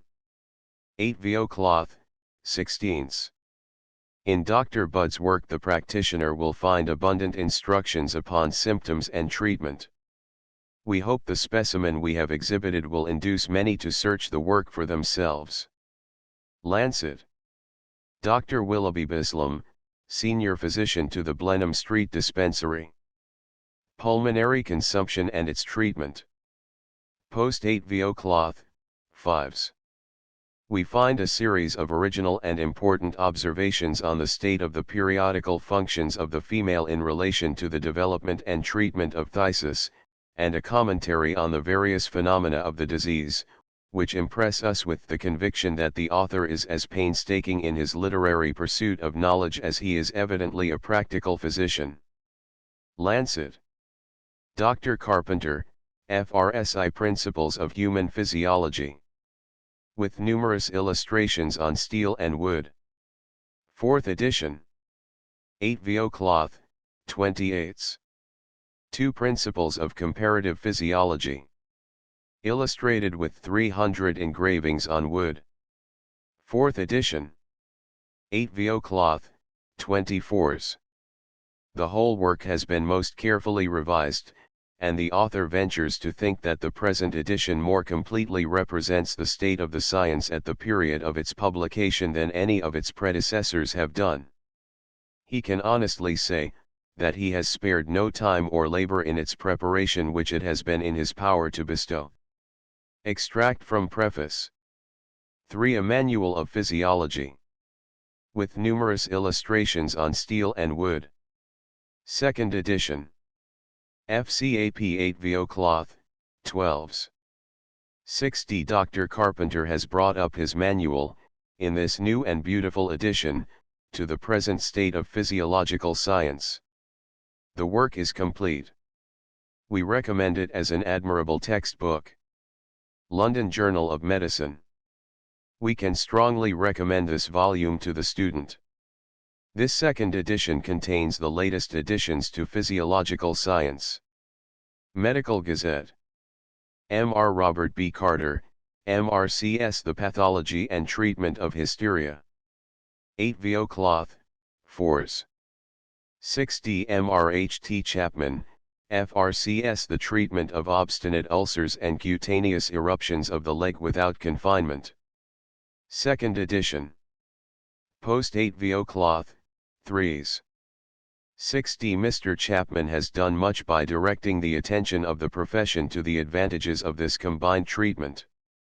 We have read his work with much pleasure, and have used the compress, straps of linen, and roller, as directed, and have found them to answer admirably well. Dublin Quarterly Medical Journal. Dr. G. C. Child. On indigestion, and certain bilious disorders often conjoined with it. 2nd edition. 8vo Cloth, SIXS. Sir James Clark, M.D., Bart., Physician to the Queen. The sanative influence of climate. With an account of the principal places resorted to by invalids in England, south of Europe, the colonies, and c. 4th edition, revised. Post 8vo Cloth, Tens. 6d Mr. J. Patterson Clark, M.A., Dentist Extraordinary to His Royal Highness Prince Albert. The Odontologist, or, How to Preserve the Teeth, Cure Toothache and Regulate Dentition from Infancy to Age. With plates. Post 8vo Cloth, Fives. Dr. Connolly. The Construction and Government of Lunatic Asylums and Hospitals for the Insane. With plans. Post 8vo Cloth, SIXS. Mr. Bransby B. Cooper, FRS, Lectures on the Principles and Practice of Surgery. 8vo Cloth, 21s. Mr. Cooper's book has reminded us, in its easy style and copious detail, more of Watson's lectures, and we should not be surprised to see it occupy a similar position to that well-known work in professional estimation. Medical Times. Mr. W. White Cooper, Ophthalmic Surgeon to St. Mary's Hospital. On nearsight, aged sight, impaired vision, and the means of assisting sight. With 31 illustrations on wood. 2nd edition. FCAP 8vo Cloth, 7s. 6d Mr. Cooper, late Professor of Surgery in the University College, London. A Dictionary of Practical Surgery, comprehending all the most interesting improvements, from the earliest times down to the present period. 7th edition. One very thick volume, 8vo, 1l. 10s Mr. Cooley. Comprehensive supplement to the Pharmacopoeias. The Cyclopedia of Practical Receipts, and Collateral Information in the Arts, Manufactures, and Trades, including medicine, pharmacy, and domestic economy, designed as a compendious book of reference for the manufacturer, tradesman, amateur, and heads of families. 3rd edition. In the Press. Sir Astley Cooper, Bart., FRS on the Structure and Diseases of the Testis. Illustrated with 24 highly finished colored plates. 2nd edition. Royal Fortu. Reduced from £3. 3s to £1. 10s Dr. Cotton, Assistant Physician to the Hospital for Consumption, Brompton. I on Consumption, Its Nature, Symptoms, and Treatment. To which essay was awarded the Fothergillian Gold Medal of the Medical Society of London. 8vo Cloth, 8s. Notwithstanding the hackneyed nature of the subject, and the multitude of works which have appeared upon phthisis, the present work is of very considerable interest, from the clear and simple manner in which it is arranged, and from the use made by the author of the ample materials placed at his disposal at the Brompton Hospital. Medical Times. To Phthisis and the Stethoscope, a concise practical guide to the physical diagnosis of consumption. Foolscap 8vo Cloth, 3s. 6d Mr. Carlson, Surgeon to St. Mary's Hospital. I on Diseases of the Bladder and Prostate Gland. The 4th edition, revised and enlarged. 8vo Cloth, 10s. 6d Mr. Carlson's work may be stated to be full and practical, to fill a vacant space in medical literature, and to be highly valuable to both students and practitioners. Medical Times. The practical and comprehensive character of Mr. Carlson's volume claims for it a place in the library of every surgeon who desires to be on a level with modern improvements. London Journal of Medicine. 2 on lithotrity and lithotomy, with engravings on wood. 8 VO cloth, 8s. Dr. John Green Cross, FRS Cases in Midwifery, arranged, with an introduction and remarks by Edward Copeman, MD, FRCS 8 VO cloth, 7s. 6D MRT Blizzard Curling, FRS, surgeon to the London Hospital. A practical treatise on diseases of the testis, spermatic cord, and scrotum. 2nd edition, with additions. 8 VO cloth. Just ready. Mr. John Dalrymple, FRS, FRCS Pathology of the Human Eye. Complete in 9 fasciculi, Imperial 4-2, 20s. Each, half-bound Morocco, gilt tops, 9L. 15s. A work reflecting credit on the profession has been brought to a successful conclusion. Had Mr. Dalrymple's life been spared but a few short months longer, the chorus of praise which now greets the completion of this great work would have fallen gratefully on his ear. The publisher may well be proud of having issued such a work. London Journal of Medicine. The satisfaction with which we should have announced the completion of this unrivaled work is overclouded by the regret which we feel, in common with all who were acquainted with its distinguished and estimable author, at his early decease. The value of this work can scarcely be overestimated. It realizes all that we believe it possible for art to effect in the imitation of nature. British and Foreign Medico-Chirurgical Review. Dr. Davey, formerly of the County of Middlesex Lunatic Asylums at Hanwell and Colney Hatch. On the nature and proximate cause of insanity. Post 8 VO cloth, 3s. It gives us much pleasure to state that the method of treatment inculcated in this little essay is most judicious, and that the general statements which pervade the work are such as do honor to the head and heart of the writer. Psychological Journal. Dr. Herbert Davies, Senior Physician to the Royal Infirmary for Diseases of the Chest. On the Physical Diagnosis of Diseases of the Lungs and Heart. 2nd edition. Post 8 VO cloth, 8s. Dr. Toogood Downing. Neuralgia, its various forms, pathology, and treatment. The Jacksonian Prize Essay for 1850. 8 VO cloth, 10s. 6D Dr. Druid, FRCS The Surgeon's VADE Mecum, with numerous engravings on wood. 6th edition. Foolscap 8 VO cloth, 12s. 6D without any of the adventitious aids to which most publications of the present day owe their success, the previous heralding and subsequent puffing which are usually in requisition at a literary debut without the prestige of rank or official distinction on the part of its author. The Vade Mecum has secured an extraordinary popularity in Great Britain, and the most flattering commendations of medical critics. Such testimony to its intrinsic merits has encouraged its republication here. Preface to the American edition.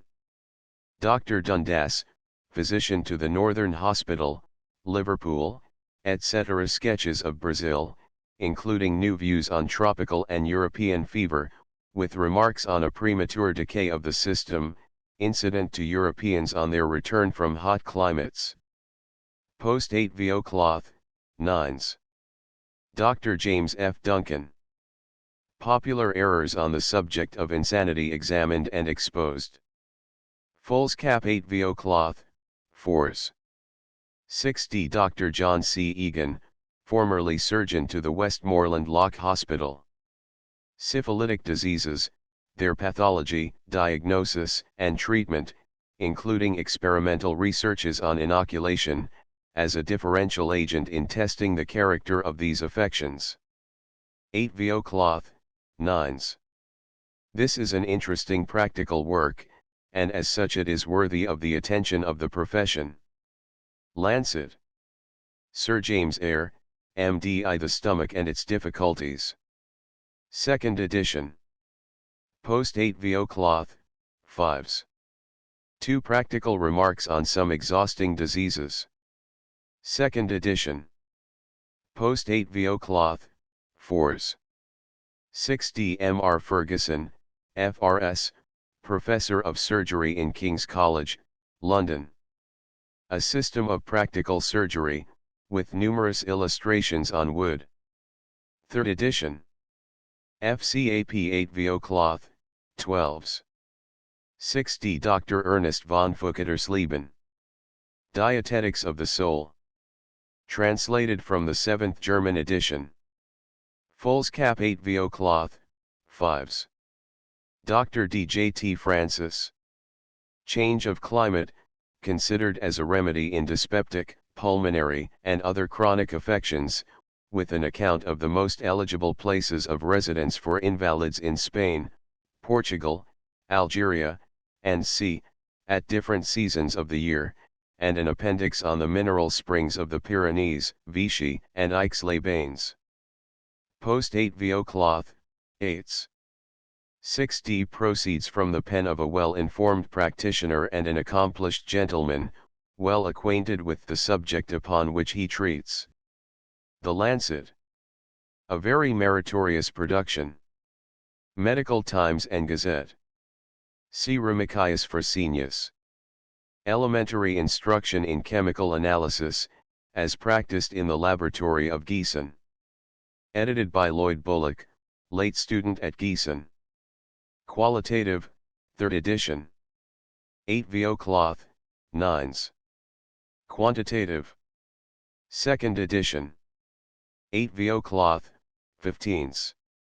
I can confidently recommend this work, from my own personal experience, to all who are desirous of obtaining instruction in analysis, for its simplicity and usefulness, and the facility with which it may be apprehended. Baron Liebig. M.R. French, FRCS, Surgeon to the Infirmary of St. James's, Westminster. The Nature of Cholera Investigated. 2nd edition. 8 VO Cloth, 4s. This is one of the best treatises on cholera which we have lately read. His theory of the nature of cholera is ingenious, and is argued with acuteness. Medical Times and Gazette. M.R. Founds, Ph.D., FRSI. A Manual of Chemistry, with numerous illustrations on wood. 5th edition. FCAP 8 VO Cloth, 12s. 6d edited by H. Bence Jones, M.D., FRS, and A. W. Hoffman, Ph.D., FRS. An admirable exposition of the present state of chemical science, simply and clearly written, and displaying a thorough practical knowledge of its details, as well as a profound acquaintance with its principles.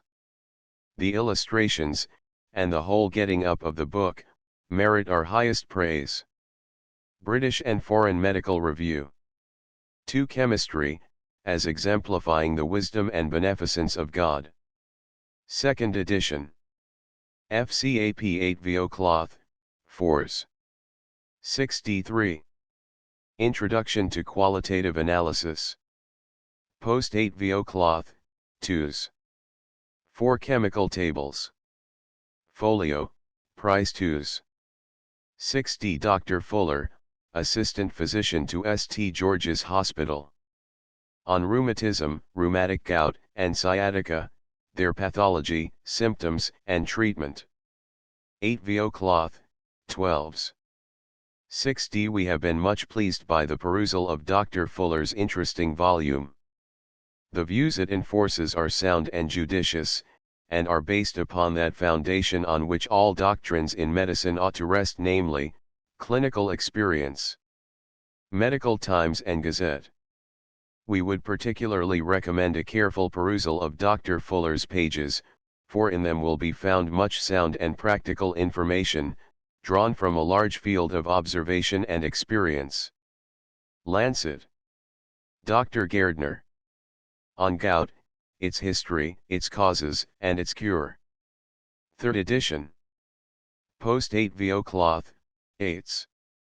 60. No one can rise from the perusal of Dr. Gairdner's treatise without the conviction that it contains a trustworthy history of the disease, that it conveys sound directions for treatment, and that it is the work of a physician who, amid the wearying toil of a large and successful practice, keeps himself thoroughly conversant with all the recent advances in physiological science, both at home and abroad.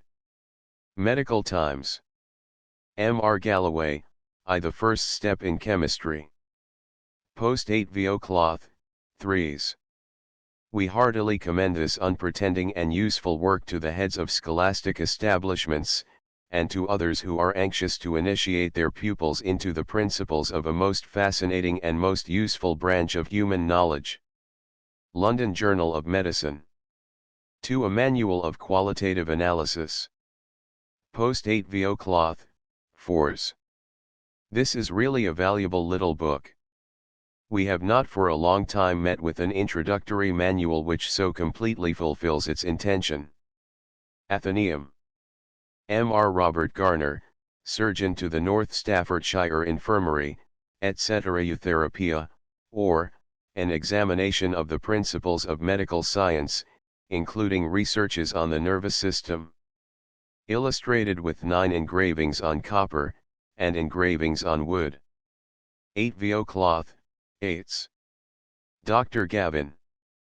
On feigned and factitious diseases, chiefly of soldiers and seamen, on the means used to simulate or produce them, and on the best modes of discovering impostors, being the prize essay in the class of military surgery in the University of Edinburgh. 8 VO Cloth, 9s. Dr. Glover. On the pathology and treatment of scrofula, being the Fothergillian prize essay for 1846. With plates. 8 VO Cloth, 10s. 60. Dr. Granville, FRS on sudden death. Post 8 VO Cloth, 7s. Abounding in illustrations, which are often striking and appropriate. Medical Times and Gazette. The entire question is considered by the author in a philosophic style, and the facts contained presented in eloquent language. Indeed, we have been charmed with Dr. Granville's book. Dublin Quarterly Journal. M. R. Gray, MRCS. Preservation of the teeth indispensable to comfort and appearance, health, and longevity. 18 MO Cloth, 3s. This small volume will be found interesting and useful to every medical practitioner, the heads of families, and those who have the care of children, while persons who have lost teeth will be made aware of the cause, and enabled to judge for themselves of the rationale of the principles pointed out for their replacement, and preservation of the remainder. M. R. Griffiths. Chemistry of the Four Seasons: Spring, Summer, Autumn, Winter. Illustrated with engravings on wood. 2nd edition. Foolscap 8 VO Cloth, 7s. 60. This volume combines, in an eminent degree, amusement with instruction. The laws and properties of those wonderful and mysterious agents heat, light, electricity, galvanism, and magnetism, are appropriately discussed, and their influence on vegetation noticed. We would especially recommend it to youths commencing the study of medicine, both as an incentive to their natural curiosity, and an introduction to several of those branches of science which will necessarily soon occupy their attention. British and Foreign Medical Review. Dr. Gully. I. The Water Cure in Chronic Disease, an exposition of the causes, progress, and terminations of various chronic diseases of the viscera, nervous system, and limbs, and of their treatment by water and other hygienic means. 4th edition. Foolscap 8 VO Sode, 2s. 62. The simple treatment of disease, deduced from the methods of expectancy and revulsion. 18 MO Cloth, 4s. Dr. Guy, physician to King's College Hospital.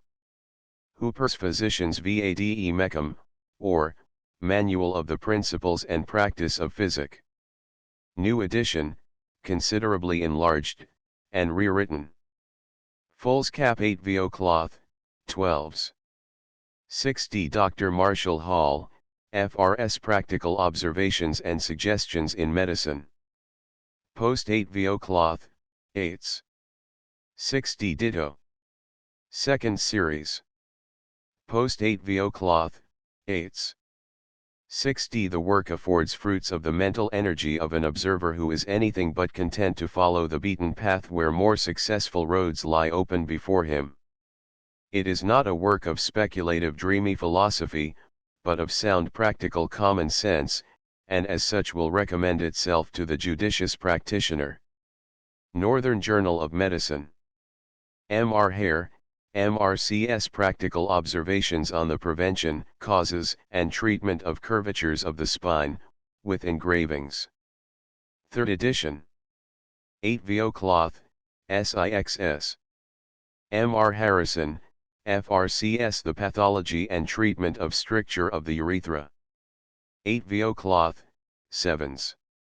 60 M.R. James B. Harrison, FRCS on the contamination of water by the poison of lead, and its effects on the human body. Foolscap 8 VO Cloth, 3s.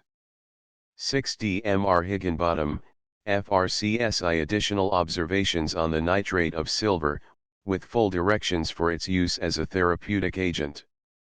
8 VO2s. 62. An essay on the use of the nitrate of silver in the cure of inflammation, wounds, and ulcers. 2nd edition. Price 5s. MRFW Headland. B.A., MRCS on the Action OE Medicines. Being the prize essay to which the Medical Society of London awarded the Fothergillian Gold Medal for 1852. 2nd edition. In the press. M.R. John Hilton, F.R.S., Surgeon to Guy's Hospital. On the development and design of certain portions of the cranium. Illustrated with plates in lithography. 8 VO Cloth, SIXS. Dr. Hines. The Harmonies of Physical Science in Relation to the Higher Sentiments, with observations on medical studies, and on the moral and scientific relations of medical life. Post 8 VO, Cloth, 5s. M.R.C. Halthouse, Assistant Surgeon and Lecturer on Anatomy to the Westminster Hospital. Lectures on Strabismus, delivered at the Westminster Hospital. 8 VO Cloth, 4s. We have perused Mr. Halthouse's lectures with much pleasure. They contain not only an accurate exposition of the principles upon which the treatment of the disorder should be conducted, but also various original suggestions, which will prove useful to the oculist or surgeon in performing the operation, for, with all its improvements, it has not hitherto proved so invariably satisfactory as might be desired. Edinburgh Monthly Journal. Dr. W. Charles Hood, Resident Physician and Superintendent of Bethlehem Hospital. Suggestions for the future provision of criminal lunatics. 8 VO Cloth, 5s. 60 Dr. Henry Hunt, Member of the Royal College of Physicians, London. On heartburn and indigestion. 8 VO Cloth, 5s. M.R. Thomas Hunt, MRCS The Pathology and Treatment of Certain Diseases of the Skin, generally pronounced intractable. Illustrated by upwards of 40 cases. 8 VO Cloth, SIXS. We have found Mr. Hunt's practice exceedingly successful in severe obstinate cases. Braithwaite's Retrospect of Medicine. The facts and views he brings forward eminently merit attention. British and Foreign Medical Review. Dr. Arthur Jacob, F.R.C.S., Professor of Anatomy and Physiology in the Royal College of Surgeons in Ireland. A treatise on the inflammations of the eyeball. Foolscap 8 VO Cloth, 5s. It includes the description and treatment of the idiopathic, scrofulous, rheumatic, arthritic, syphilitic, gonorrhoeal, postfebrile, and neuralgic species, as well as the circumscribed inflammations of the cornea, membrane of the aqueous humor, choroid, crystalline lens, and retina, and also inflammation from injury, with the sympathetic and phlebitic varieties. Dr. Handfield Jones, FRS, and Dr. Edward H. Sieviking. A Manual of Pathological Anatomy. Illustrated with numerous engravings on wood. Foolscap 8vo cloth, 12s. 6d. Mr. Churchill is happy to announce this additional volume to his manuals, and believes it will be found fully to sustain the high reputation which the series has attained. M. R. Wharton Jones, FRS, Professor of Ophthalmic Medicine and Surgery in University College. A Manual of the Principles and Practice of Ophthalmic Medicine and Surgery, illustrated with 102 engravings, plain and colored. Foolscap 8vo cloth, 12s. 6d. We can assure students that they cannot meet with a handbook on this subject that is more ably or more carefully written. Medical Gazette. We entertain little doubt that this work will become a manual for daily reference and consultation by the student and general practitioner.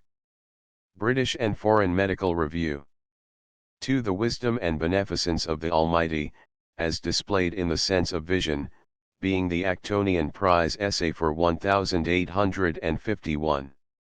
With illustrations on steel and wood. Foolscap 8vo cloth, 4s.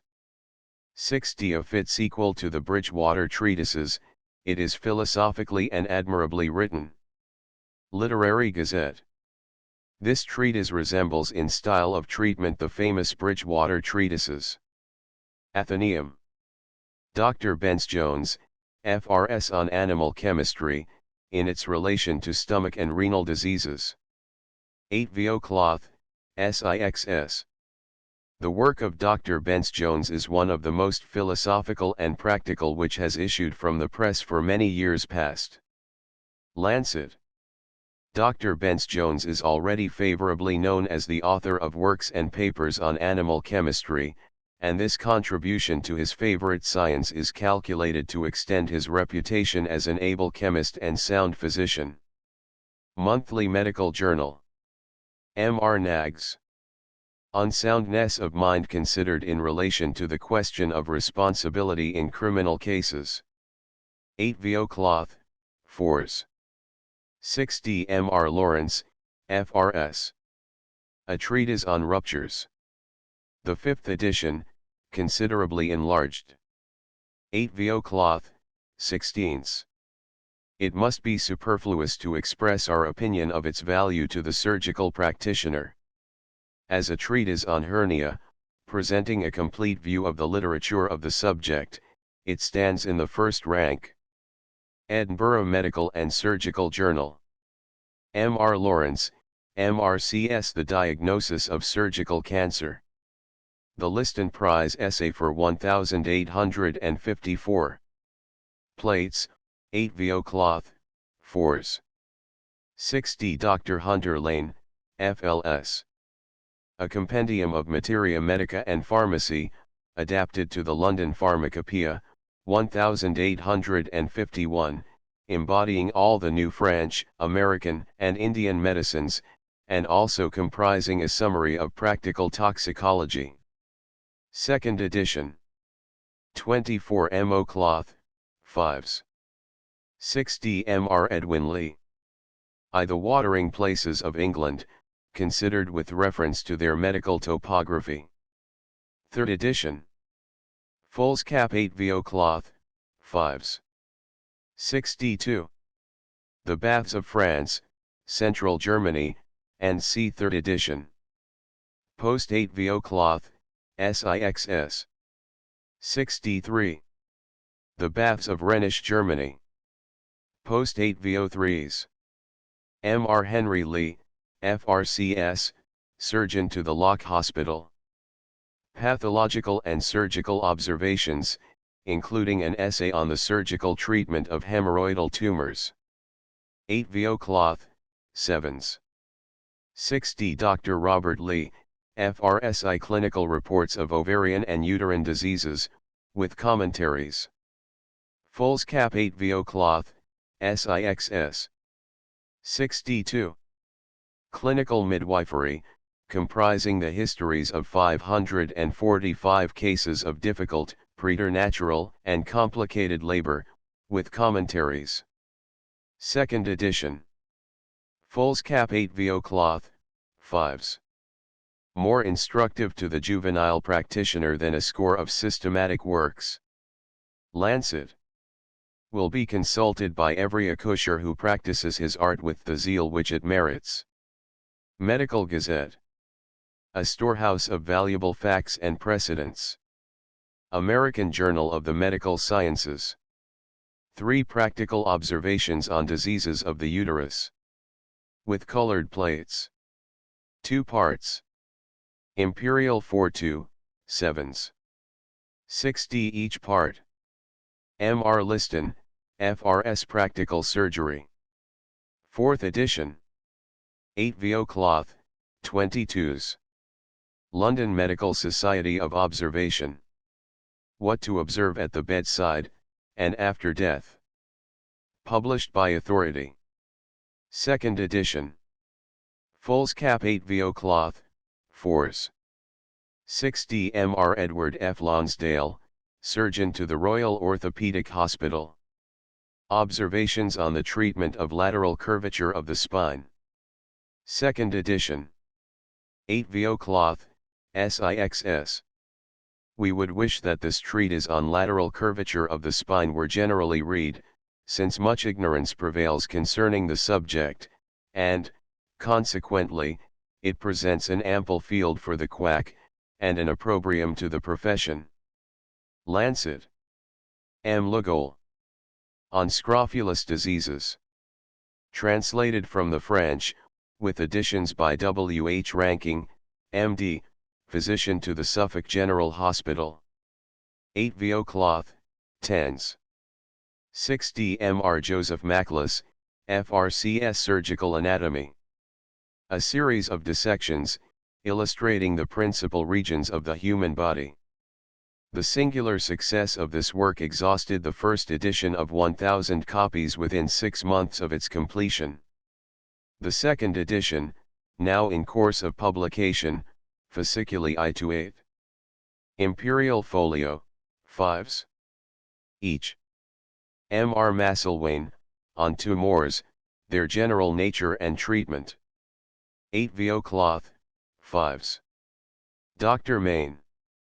An expository lexicon of the terms, ancient and modern, in medical and general science, including a complete medical and medico-legal vocabulary, and presenting the correct pronunciation, derivation, definition, and explanation of the names, analogues, synonyms, and phrases, in English, Latin, Greek, French, and German, employed in science and connected with medicine. Parts I to 4, price 5s. Each. Dr. W. M. H. Madden. Thoughts on Pulmonary Consumption, with an appendix on the climate of Torquay. Post 8vo cloth, 5s. This work is the product of a mind, sensible alike to the value of carefully observed facts, and of philosophical reasoning. We cordially recommend our readers to peruse this instructive treatise. The views brought forward are such as to merit careful attention from every candid pathological inquirer. London Journal of Medicine. Dr. Martin. The Undercliff, Isle of Wight, its climate, history, and natural productions. Post 8vo cloth, 10s. 60 Dr. Martin has rendered good service to patients and practitioners by the publication of this work. Medical Gazette. A great variety of information, collected with much labor, and so agreeably placed before the general and professional reader, speak highly for the seal and ability of the author. Lancet. Dr. Mason, inventor of Mason's hydrometer. On the Climate and Meteorology of Madeira, edited by James Sheridan Knowles, to which are attached a review of the state of agriculture and of the tenure of land, by George Peacock, D.D., F.R.S., and an historical and descriptive account of the island, and guide to visitors, by John Driver, Consul for Greece, Madeira. 8 VO cloth, 18s, Royal 8 VO 1 pound. 1160. Dr. Massey, 4th Light Dragoons. On the examination of recruits, intended for the use of young medical officers on entering the Army. 8 VO cloth, 5s. Dr. Charles D. Meigs, Professor of Midwifery and the Diseases of Women and Children in Jefferson Medical College, U.S. A treatise on acute and chronic diseases of the neck of the uterus. With numerous plates, colored and plain, 8 VO cloth, 25s. Mr. John L. Milton, MRCS Practical Observations on a New Way of Treating Gonorrhea. With some remarks on the cure of inveterate cases. 8 VO cloth, 5s. Dr. Monroe, Fellow of the Royal College of Physicians. I remarks on insanity, its nature and treatment. 8 VO cloth, SIXS. We see throughout its pages evidences of a highly cultivated mind without any assumption, and an honest spirit of inquiry marked by great zeal and an earnest desire to afford a helping hand to benefit the condition of the insane. Dublin Quarterly Journal. 2. An essay on stammering. 8 VO2s. 63.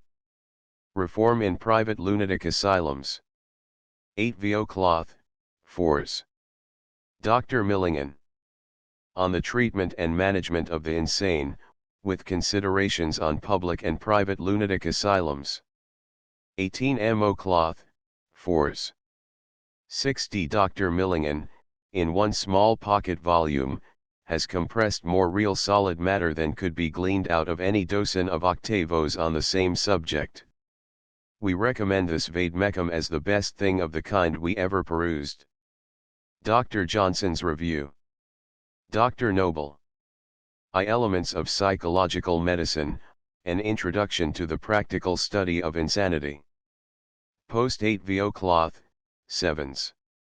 62. The Brain and Its Physiology.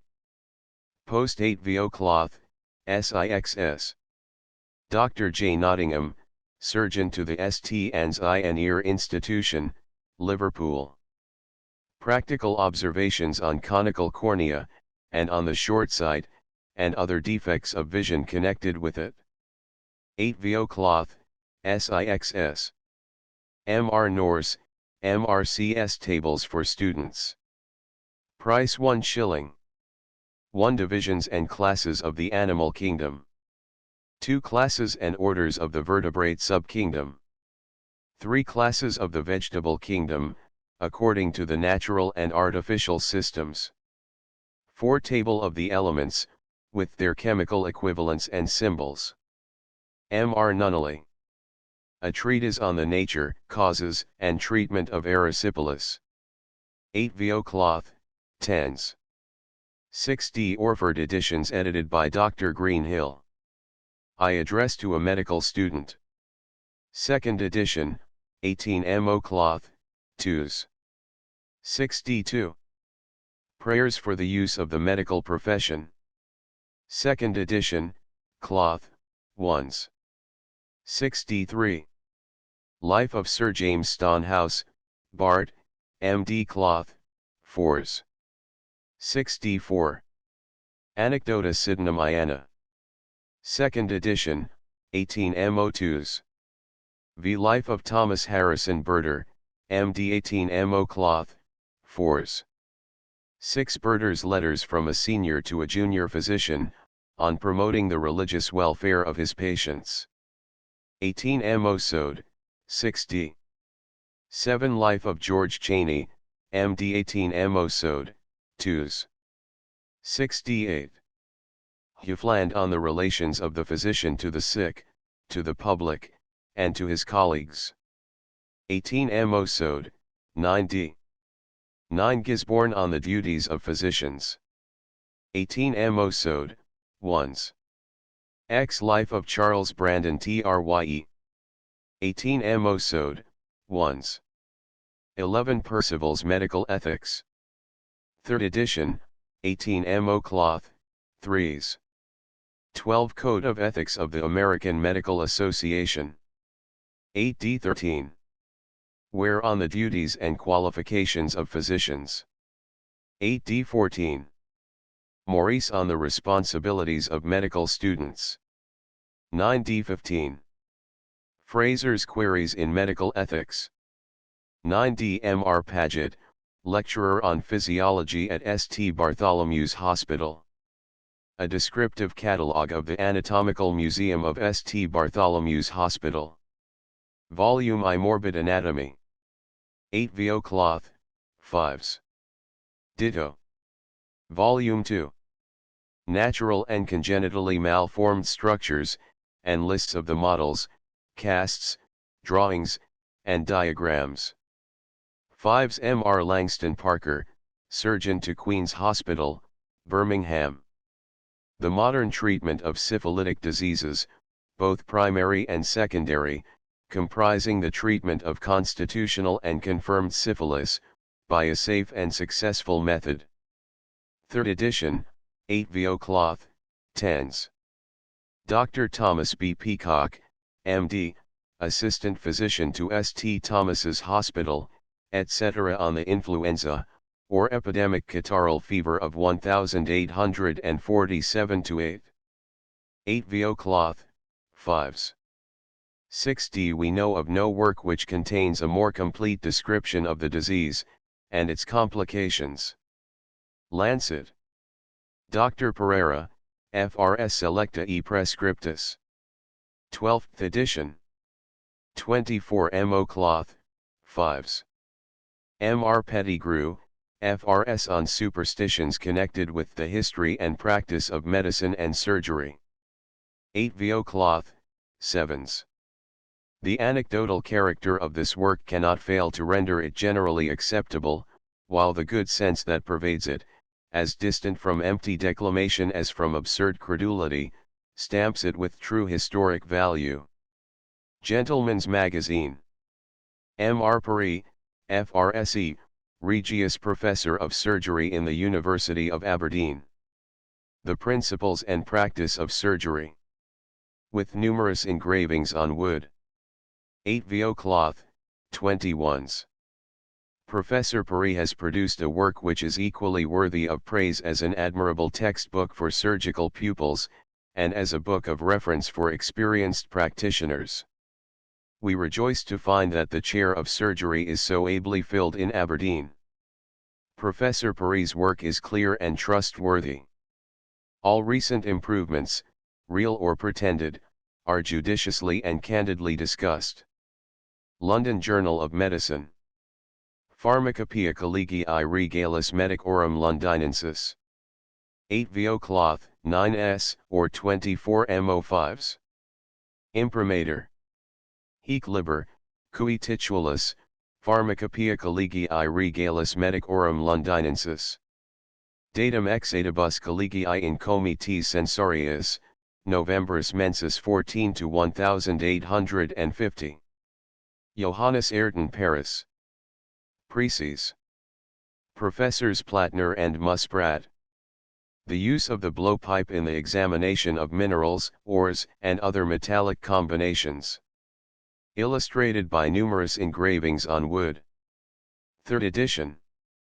8 VO Cloth, 10s. 6d This edition has been most carefully revised by Professor Muspratt, and received from him considerable additions.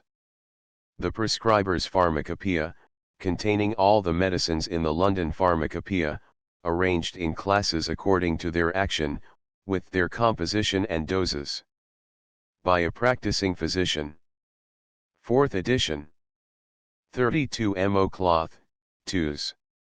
6d, Roan Tuck, for the pocket, 3s. 6d Never was half a crown better spent than in the purchase of this Thesaurus Medicaminum. This little work, with our visiting book and stethoscope, are our daily companions in the carriage. Dr. Johnson's Review. Sir W. M. Pym, K.C.H., Inspector General of Army Hospitals. Observations upon yellow fever, with a review of a report upon the diseases of the African coast, by Sir W. M. Burnett and Dr. Bryson, proving its highly contagious powers. Post 8 VOSIXS. Dr. Radcliffe, Assistant Physician to the Westminster Hospital. Epilepsy, and other affections of the nervous system which are marked by tremor, convulsion, or spasm, their pathology and treatment. 8 VO Cloth, Fives. This sketch will serve to make our readers aware of the important nature of the book under notice. Sufficient has been said to show the grounds upon which Dr. Radcliffe hopes to effect a complete revolution in all matters relating to the pathology and treatment of epilepsy and the cognate disorders, and to stimulate inquirers to read the book itself. The Lancet. 2 Proteus, or, The Law of Nature. 8 VO Cloth, SIXS. 3 The Philosophy of Vital Motion. 8 VO Cloth, SIXS. Dr. F. H. Ramsbotham, Physician to the Royal Maternity Charity, etc. The Principles and Practice of Obstetric Medicine and Surgery. Illustrated with 120 plates on steel and wood, forming one thick handsome volume. 3rd edition. 8 VO Cloth, 22s. Dr. Ramsbotham's work is so well known, and so highly approved by the profession as a work of reference and authority in obstetric medicine and surgery, that we need do little more than direct the attention of our readers to the publication of a 3rd edition. With regard to the engravings, they are so numerous, so well executed, and so instructive, that they are in themselves worth the whole cost of the book. Medical Gazette. Dr. Ramsbotham, Consulting Physician to the Royal Maternity Charity. Practical Observations on Midwifery, with a selection of cases. 2nd edition. 8 VO Cloth, 12s. Dr. Ranking and Dr. Radcliffe. Half-yearly Abstract of the Medical Sciences, being a practical and analytical digest of the contents of the principal British and continental medical works published in the preceding half-year, together with a critical report of the progress of medicine and the collateral sciences during the same period. Volumes I2XX, SIXS. 6d each. The sifting which the journals and other medical works undergo, and the judicious selection from their pages of points of practical interest, and of discoveries of importance in the collateral sciences, form an important part of the duty of the editor, and, after a careful examination of Dr. Ranking's volumes, we are bound to state that the duty has been most ably performed. Provincial Medical Journal. Dr. Dubois Raymond. Animal Electricity, edited by H. Bence Jones, M.D., F.R.S. With 50 engravings on wood. Foolscap 8 VO Cloth, SIXS. This small volume is a valuable addition to our scientific literature. Those who read with attention will learn many most important facts from this work, but it demands such attention. Athenaeum. The name of M. Dubois Raymond is probably known to most of our readers, as that of a zealous investigator into animal electricity. We have now had the opportunity of witnessing some of the most interesting of these experiments.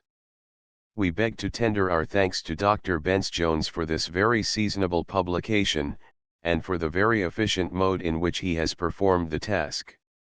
Medico-Chirurgical Review. M. R. Evans Ryador, F.R.C.S., FLSI on spinal irritation, the source of nervousness, indigestion, and functional derangements of the principal organs of the body, with cases, illustrating the importance of attending to the peculiar temperature of the patient, and the most successful mode of treatment, and on the legitimate remedial use of water. Post 8 VO Cloth, 5s. 6d2. The remedial influence of oxygen, nitrous oxide, and other gases, electricity, and galvanism. Post 8 VO Cloth, 5s. 6d Mr. Roberton, formerly senior surgeon to the Manchester and Salford Lying-in Hospital. On the physiology and diseases of women, and on practical midwifery. 8vo Cloth, 12s. We honestly recommend this work to our readers as one calculated to interest them in the highest degree. Provincial Medical and Surgical Journal. We recommend this work very strongly to all engaged in obstetric practice, or interested in ethnological studies. It possesses practical utility and physiological interest, combined with the fruits of a large experience, great power of observation, and an extensive and varied erudition. Medical Gazette. Dr. W. H. Robertson, physician to the Buxton Bath Charity. I. The Nature and Treatment of Gout. 8vo Cloth, 10s. 6d We cannot conclude this notice of Dr. Robertson's treatise without cordially recommending it as a sound and practical work, fitted for reference, both as a work of information on the subject and as a guide to practice. Provincial Medical Journal. 2. A treatise on diet and regimen. 4th edition. 2 volumes post 8vo Cloth, 12s. It is scarcely necessary that we should add our hearty recommendation of Dr. Robertson's treatise, not merely to our medical readers, but to the public, over whom they have an influence. It is one of the few books which is legitimately adapted, both in subject and manner of treatment, to both classes. British and Foreign Medico-Chirurgical Review. Dr. Roth. On Movements. An exposition of their principles and practice, for the correction of the tendencies to disease in infancy, childhood, and youth, and for the cure of many morbid affections in adults. Illustrated with numerous engravings on wood. 8vo Cloth, 10s. Dr. Rowe, FSA Nervous diseases, liver and stomach complaints, low spirits, indigestion, gout, asthma, and disorders produced by tropical climates. With cases. 13th edition. 8vo 5s. 6d Dr. Rowe, the first edition of whose work appeared in 1820, claims, with justice, a priority of authorship over many other writers in this field of inquiry. Lancet. Dr. Royle, F.R.S. A Manual of Materia Medica and Therapeutics. With numerous engravings on wood. 2nd edition. FCAP 8vo Cloth, 12s. 6d This is another of that beautiful and cheap series of manuals published by Mr. Churchill. The execution of the woodcuts of plants, flowers, and fruits is admirable. The work is indeed a most valuable one. British and Foreign Medical Review. Dr. Shapter. I. The Climate of the South of Devon, and its Influence upon Health. With short accounts of Exeter, Torquay, Teignmouth, Dawlish, Exmouth, Sidmouth, and C. illustrated with a map geologically colored. Post 8vo Cloth, 7s. 6d This volume is far more than a guidebook. It contains much statistical information, with very minute local details, that may be advantageously consulted by the medical man before he recommends any specific residence in Devonshire to his patient. Athenaeum. 2. The History of the Cholera in Exeter in 1832. Illustrated with map and woodcuts. 8vo Cloth, 12s. M.R. Savory, member of the Society of Apothecaries.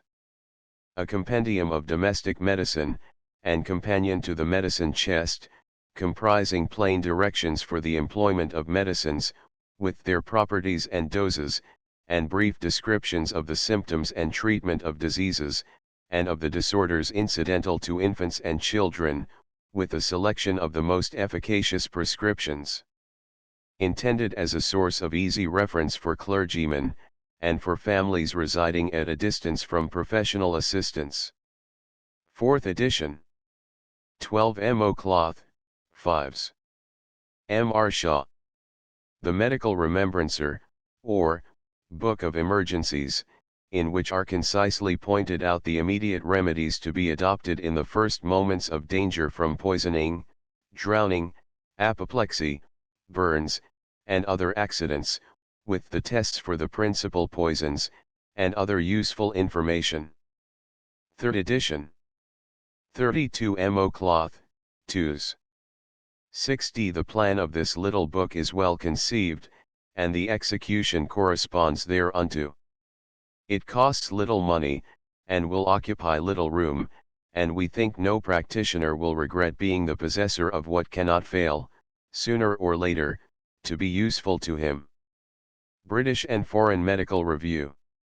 MRSKEY, FRS Operative Surgery, with illustrations engraved on wood. 8 VO cloth, 18s. Mr. Ski's work is a perfect model for the operating surgeon, who will learn from it not only when and how to operate, but some more noble and exalted lessons, which cannot fail to improve him as a moral and social agent.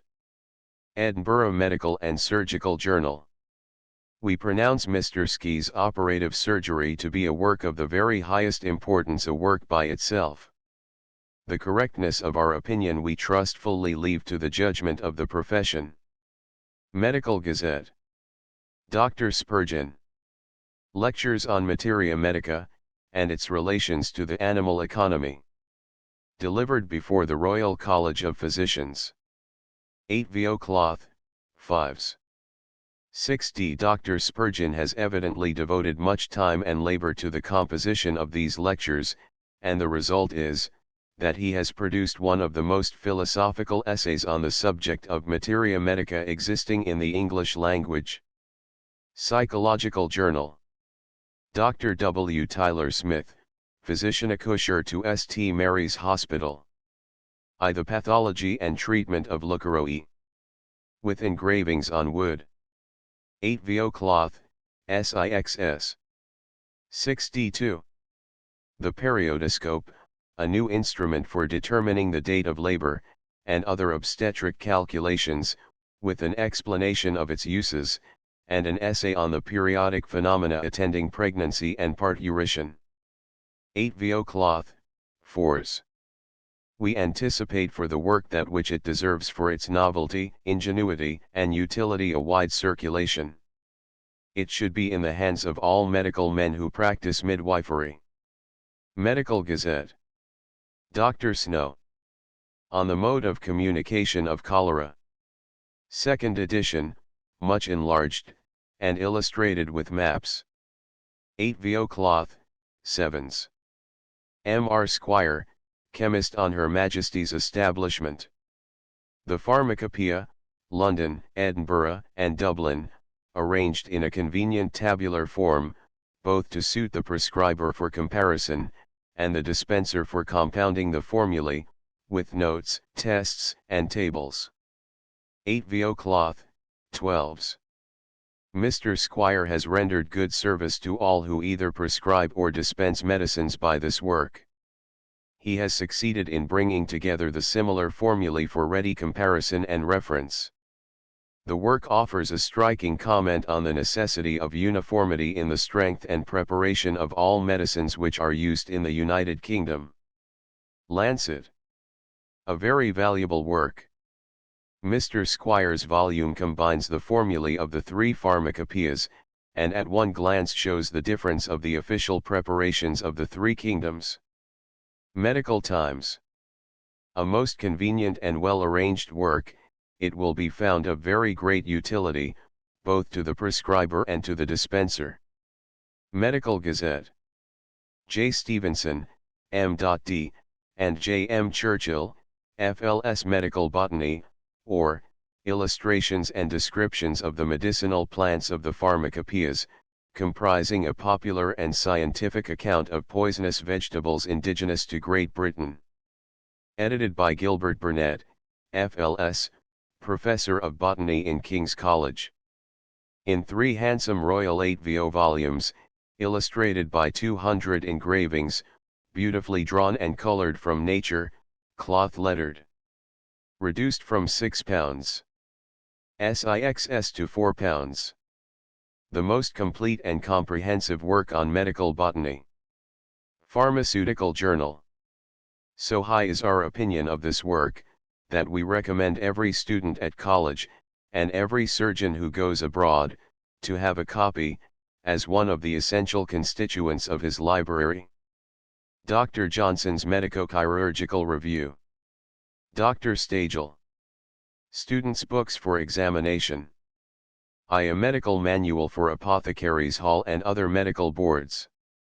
11th edition. 12 mo cloth, 10s. 2. A Manual for the College of Surgeons, intended for the use of candidates for examination and practitioners. 2nd edition. 12 mo cloth, 10s. 3. Gregory's Conspectus Medicinae Theoretici. The first part, containing the original text, with an ordo verborum, and literal translation. 12 mo cloth, 10s. 4. The first 4 books of Celsus, containing the text, ordo verborum, and translation. 2nd edition. 12 mo cloth, 8s. The above 2 works comprise the entire Latin classics required for examination at Apothecaries Hall. Via Textbook of Materia Medica and Therapeutics. 12 mo cloth, 7s. 6 First lines for chemists and druggists preparing for examination at the Pharmaceutical Society. 18 mo cloth, 3s. 6d Dr. Alfred Taylor, FRS, Lecturer on Medical Jurisprudence and Chemistry at Guy's Hospital. A Manual of Medical Jurisprudence. 5th edition. FCAP 8 VO cloth, 12s.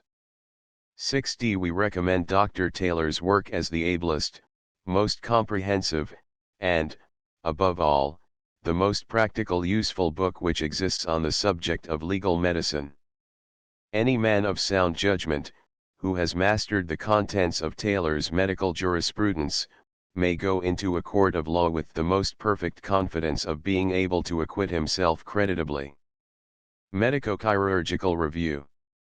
Dr. Taylor possesses the happy art of expressing himself on a scientific topic in intelligible language. The size of his manual fits it to be a circuit companion. Law Times. 2 On Poisons, in relation to medical jurisprudence and medicine. FCAP 8 VO cloth, 12s. 6d An excellent and valuable manual. We predict for it a very favorable reception by the profession. It contains all that kind of information which a medical man will be glad to have access to when he has the prospect of appearing in the witness box. Edinburgh Medical Journal. M.R. Tamplin, FRCSE, Surgeon to, and Lecturer on Deformities at, the Royal Orthopaedic Hospital. Lateral curvature of the spine, its causes, nature, and treatment. 8 VO cloth, 4s. Dr. Theophilus Thompson, FRS, Physician to the Brompton Hospital for Consumption and Diseases of the Chest. Clinical Lectures on Pulmonary Consumption. With plates. 8 VO cloth, 7s. 6d The extracts we have already made are sufficient to show the practical character of Dr. Thompson's work. The volume abounds in useful and instructive matter, and displays Dr. Thompson's talents in a very favorable light. Dublin Medical Press. Henry Thompson, M.B. London, FRCS, Surgeon to the Marylebone and to the Blenheim Dispensaries. Stricture of the Urethra, its Pathology and Treatment. The Last Jacksonian Treatise of the Royal College of Surgeons. With plates. 8 VO cloth, 10s. Dr. Tilt. On Diseases of Women and Ovarian Inflammation in relation to morbid menstruation, sterility, pelvic tumors, and affections of the womb. 2nd edition. 8 VO cloth, 9s. We rejoice to see that physicians of weight and authority are beginning to look beyond the os and cervix uteri for the causes of disease in these parts. Already a reformation somewhat analogous to what Abernethy effected for surgical diseases has commenced, and we feel assured that Dr. Tilt's work will powerfully cooperate in helping it forward, and in placing the pathology and therapeutics of diseases of the female generative organs upon a sound and permanent basis. Dublin Quarterly Review. 2. On the preservation of the health of women at the critical periods of life. Foolscap 8 VO Cloth, Fors. 6d Mr. Todd, MRCS. A disquisition on certain parts and properties of the blood. With illustrative woodcuts. 8 VO, Tens. 6d Dr. Robert B. Todd, FRS, Physician to King's College Hospital. Clinical lectures on paralysis, diseases of the brain, and other affections of the nervous system. Foolscap 8 VO Cloth, SIXS. The work will soon be in the hands of every practitioner who desires to be informed of the present state of knowledge in regard to diseases of the nervous system. It is exceedingly easy reading, and replete with just such information as the scientific practitioner requires. Medical Times and Gazette. Mr. Tuke. Dr. Jacobi on the construction and management of hospitals for the insane. Translated from the German. With introductory observations by the editor. With plates. 8 VO Cloth, 9s.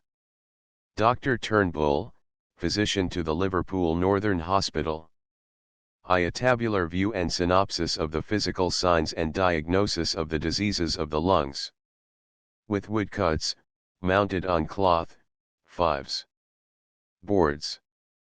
This tabular view, affording a coup d'œil of the various auscultatory and see phenomena discoverable in health and disease, will prove useful to many practitioners, as well as students, in their investigation of thoracic maladies. Medico-Chirurgical Review. 2. An inquiry how far consumption is curable, with observations on the treatment and on the use of cod liver oil and other remedies. 2nd edition. 8 VO Cloth, 4s. Dr. Underwood. Treatise on the Diseases of Children. 10th edition, with additions and corrections by Henry Davies, MD. 8 VO Cloth, 15s. Vestiges of the Natural History of Creation. 10th edition. Illustrated with 100 engravings on wood. 8 VO Cloth, 12s. 6d by the same author. Explanations, a sequel to Vestiges. 2nd edition. Post 8 VO Cloth, 5s. Dr. Van Oven. On the Decline of Life in Health and Disease, being an attempt to investigate the causes of longevity, and the best means of attaining a healthful old age. 8 VO Cloth, 10s. 6d Dr. Wagstaff. On diseases of the mucous membrane of the throat, and their treatment by topical medication. Post 8 VO Cloth, 4s. 6d Mr. Wade, FRCS, Senior Surgeon to the Westminster Dispensary. Stricture of the urethra, its complications and effects. With practical observations on its causes, symptoms, and treatment, and on a safe and efficient mode of treating its more intractable forms. 8 VO Cloth, 5s. Mr. Wade is well known to have paid great attention to the subject of stricture for many years past, and is deservedly looked upon as an authority on this matter. Medical Times and Gazette. Dr. Waller, lecturer on midwifery at St. Thomas's Hospital. Elements of Practical Midwifery, or, Companion to the Lying-in Room. With plates. 3rd edition. 18 MO Cloth, 3s. 6d Students and practitioners in midwifery will find it an invaluable pocket companion. Medical Times and Gazette. Mr. Haynes Walden, FRCS, Surgeon to the Central London Ophthalmic Hospital. Operative Ophthalmic Surgery. With engravings on wood. 8 VO Cloth, 18s. We have carefully examined the book, and can consistently say, that it is eminently a practical work, evincing in its author great research, a thorough knowledge of his subject, and an accurate and most observing mind. Dublin Quarterly Journal. Dr. Wardrop. On Diseases of the Heart. 8 VO Cloth, 12s. Dr. Eben Watson, A.M., lecturer on the Institutes of Medicine in the Andersonian University, Glasgow. On the topical medication of the larynx in certain diseases of the respiratory and vocal organs. 8 VO Cloth, 5s. Dr. W.E.G.G. Observations relating to the science and art of medicine. 8 VO Cloth, 8s.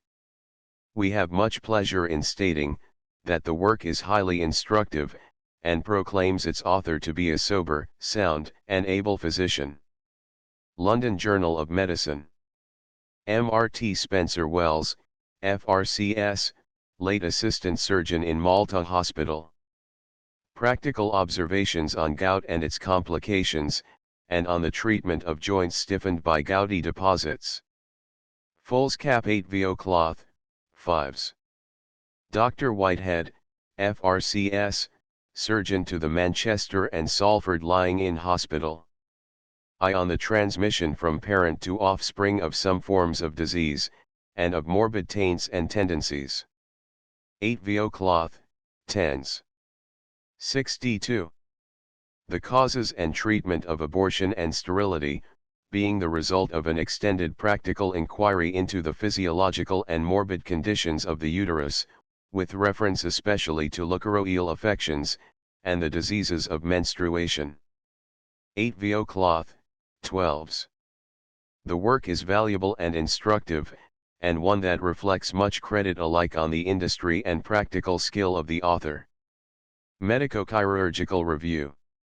M.R. William R. Wild, F.R.C.S.I. Oral Surgery, and the Nature and Treatment of Diseases of the Ear. 8 VO Cloth, 12s. 60. We have no hesitation in expressing our opinion that the book is by far the best treatise on oral surgery which has yet appeared in any language. Medical Times and Gazette. Dr. John Calthrop Williams, late physician to the General Hospital, Nottingham. Practical observations on nervous and sympathetic palpitation of the heart, as well as on palpitation the result of organic disease. Second edition, 8 VO Cloth, SIXS. From the extracts we have given, our readers will see that Dr. Williams's treatise is both able and practical. Medical Times. The work is calculated to add to the author's reputation, and it is creditable to the provincial practitioners of England that so useful a treatise should have emanated from one of their body. Dublin Medical Press. Dr. J. Williams. I Insanity, Its Causes, Prevention, and Cure, including apoplexy, epilepsy, and congestion of the brain. Second edition. Post 8 VO Cloth, 10s. 62. On the Anatomy, Physiology, and Pathology of the Ear, being the prize essay in the University of Edinburgh. With plates. 8 VO Cloth, 10s. 60. Dr. James Wilson. The Principles and Practice of the Water Cure, and Household Medical Science, in Conversations on Physiology, on Pathology, or the Nature of Disease, and on Digestion, Nutrition, Regimen, and Diet. 8 VO Cloth, 10s. 60. Dr. G. C. Wittstein.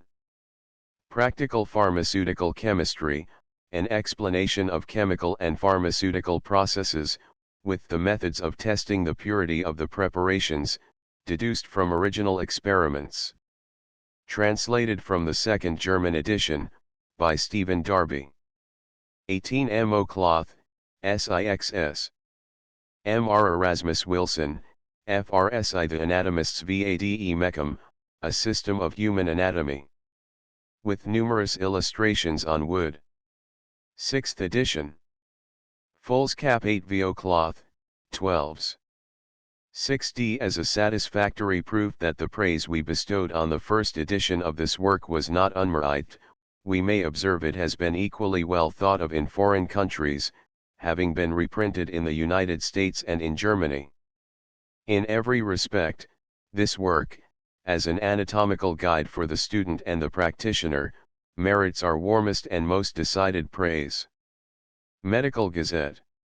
2 Diseases of the Skin, a practical and theoretical treatise on the diagnosis, pathology, and treatment of cutaneous diseases. 3rd edition. 8 VO cloth, 12s. The same work, illustrated with finely executed engravings on steel, accurately colored. 8 VO cloth, 30s. The work is very considerably improved in the present edition. Of the plates it is impossible to speak too highly. The representations of the various forms of cutaneous disease are singularly accurate, and the coloring exceeds almost anything we have met with in point of delicacy and finish. British and Foreign Medical Review. 3 Healthy Skin, a treatise on the management of the skin and hair in relation to health. 5th edition. Foolscap 8 VO2s. 6d The student will be delighted to find his labors so much facilitated, and a few hours of agreeable society with a most pleasantly written book will do more to make him acquainted with a class of obscure diseases than all that has been previously written on the subject. Lancet. 4 Portraits of Diseases of the Skin. Folio. Fasciculi I-11. Containing 4 highly finished colored plates. 20s each. May be truly designated a splendid performance, surpassing, in the artistic beauty of its delineations, and fully equaling in their fidelity to nature, anything which has yet been brought out in this country or on the continent. We can scarcely speak too strongly of the merits of this work. British and Foreign Medical Review. We have never before seen a work more beautifully got up, both as regards the typography and the execution and coloring of the plates. Even Alibert's grand work sinks into the shade when placed by the side of that of Mr. Wilson's. Lancet. V. On syphilis, constitutional and hereditary, and on syphilitic eruptions. With 4 colored plates. 8 VO cloth, 16s. Dr. Forbes Winslow. Iletzomayan Lectures on Insanity. 8 VO cloth, 5s. 2 A synopsis of the law of lunacy, as far as it relates to the organization and management of private asylums for the care and treatment of the insane. In the form of a chart, varnished, mounted on canvas and rollers, price SIXS. M.R. Yersley. Deafness practically illustrated, being an exposition of original views as to the causes and treatment of diseases of the ear. 4th edition. Foolscap 8 VO, 2s. 6d2. On the enlarged tonsil and elongated uvula, and other morbid conditions of the throat. 4th edition. 8 VO cloth, 5s. Churchill's series of manuals. We here give Mr. Churchill public thanks for the positive benefit conferred on the medical profession, by the series of beautiful and cheap manuals which bear his imprint. British and Foreign Medical Review. Aggregate sale 68,500 copies. Dr. Golding Bird, FRS, and Charles Brooke, M.B. Cantab, FRS Elements of Natural Philosophy, being an experimental introduction to the study of the physical sciences, with numerous illustrations on wood. 4th edition. FCAP 8 VO cloth, 12s. 6d Dr. Carpenter, FRS. A Manual of Physiology. With numerous illustrations on steel and wood. 2nd edition. FCAP 8 VO cloth, 12s.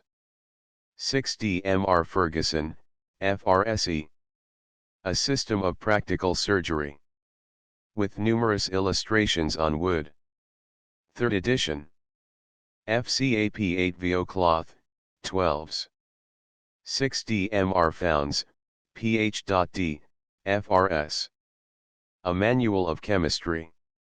With numerous illustrations on wood. 5th edition.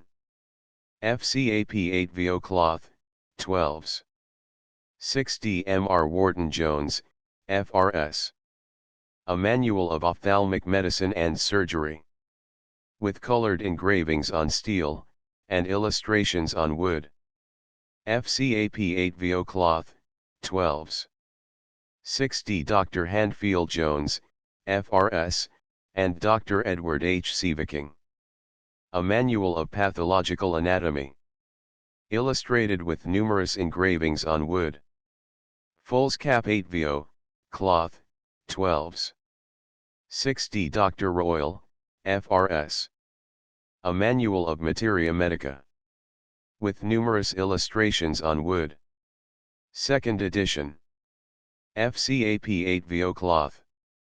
1260. Dr. Alfred Taylor, FRS. A Manual of Medical Jurisprudence. 5th edition. FCAP8VO Cloth, 12s. 6D by the same author. On Poisons. FCAP8VO Cloth. 1260. Mr. Erasmus Wilson, FRS. The Anatomists Vade Mecum, A System of Human Anatomy. With numerous illustrations on wood. 6th edition. FCAP8VO Cloth, 12s. 6D. Printed by W. Blanchard and Sons, 62, Millbank Street, Westminster. Transcriber's note silently corrected obvious typographical errors and variations in spelling. Silently corrected palpable typographical errors, retained non-standard spellings and dialect. Reindexed footnotes using numbers and collected together at the end of the last chapter. Click on either map to view a larger version. End of the Project Gutenberg ebook on the mode of communication of cholera. Updated editions will replace the previous one. The old editions will be renamed. Creating the works from print editions not protected by U.S. copyright law means that no one owns a United States copyright in these works, so the Foundation, and you, can copy and distribute it in the United States without permission and without paying copyright royalties. Special rules, set forth in the general terms of use part of this license, apply to copying and distributing Project Gutenberg trademark electronic works to protect the Project Gutenberg trademark concept and trademark. Project Gutenberg is a registered trademark, and may not be used if you charge for an ebook, except by following the terms of the trademark license, including paying royalties for use of the Project Gutenberg trademark. If you do not charge anything for copies of this ebook, complying with the trademark license is very easy. You may use this ebook for nearly any purpose, such as creation of derivative works, reports, performances, and research.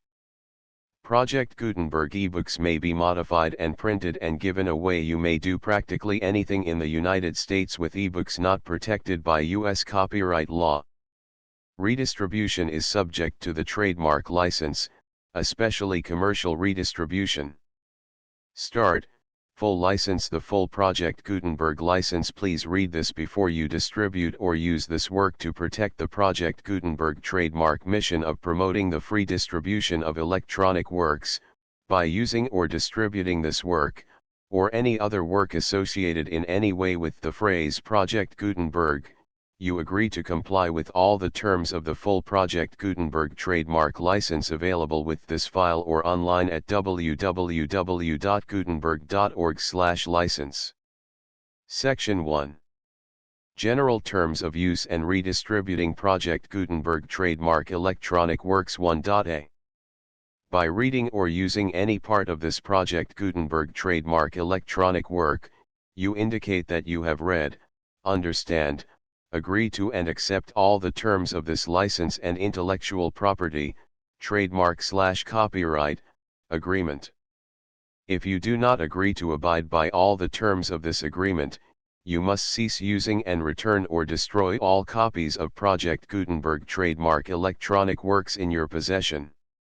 If you paid a fee for obtaining a copy of or access to a Project Gutenberg trademark electronic work and you do not agree to be bound by the terms of this agreement, you may obtain a refund from the person or entity to whom you paid the fee as set forth in paragraph 1.e.8.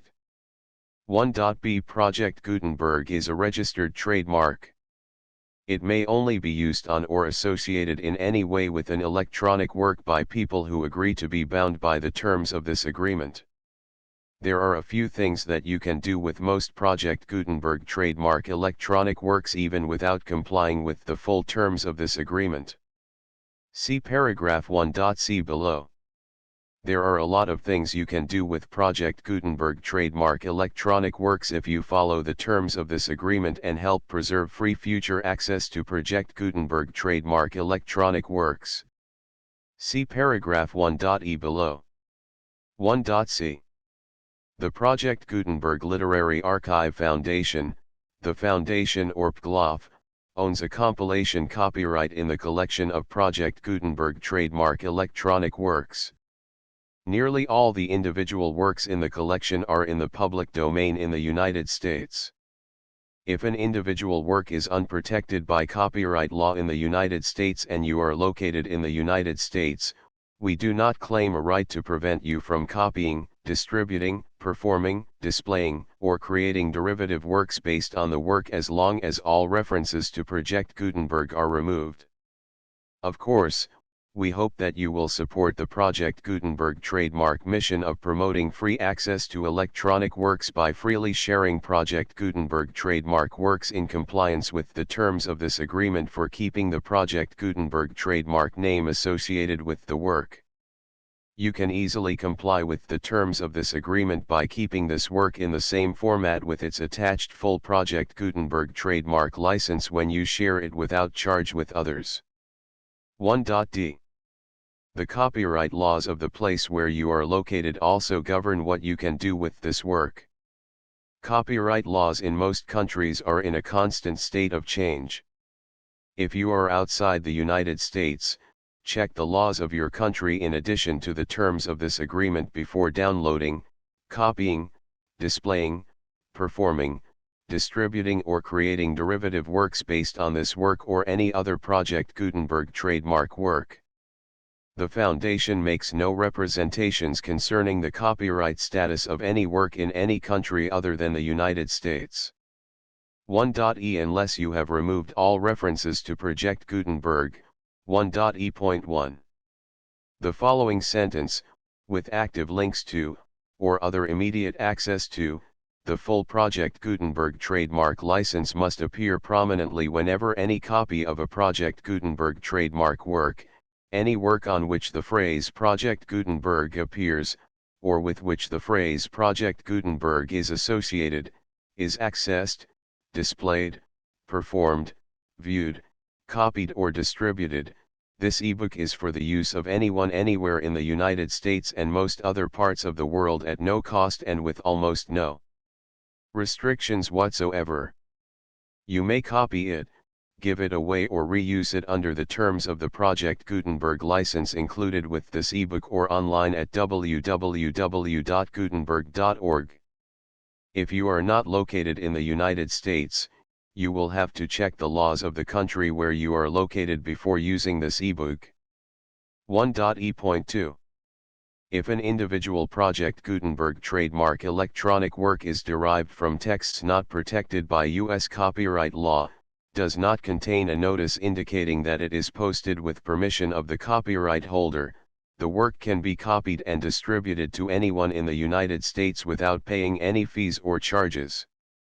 If you are redistributing or providing access to a work with the phrase Project Gutenberg associated with or appearing on the work, you must comply either with the requirements of paragraphs 1.e.1 through 1.e.7 or obtain permission for the use of the work and the Project Gutenberg trademark as set forth in paragraphs 1.e.8 or 1.e.9.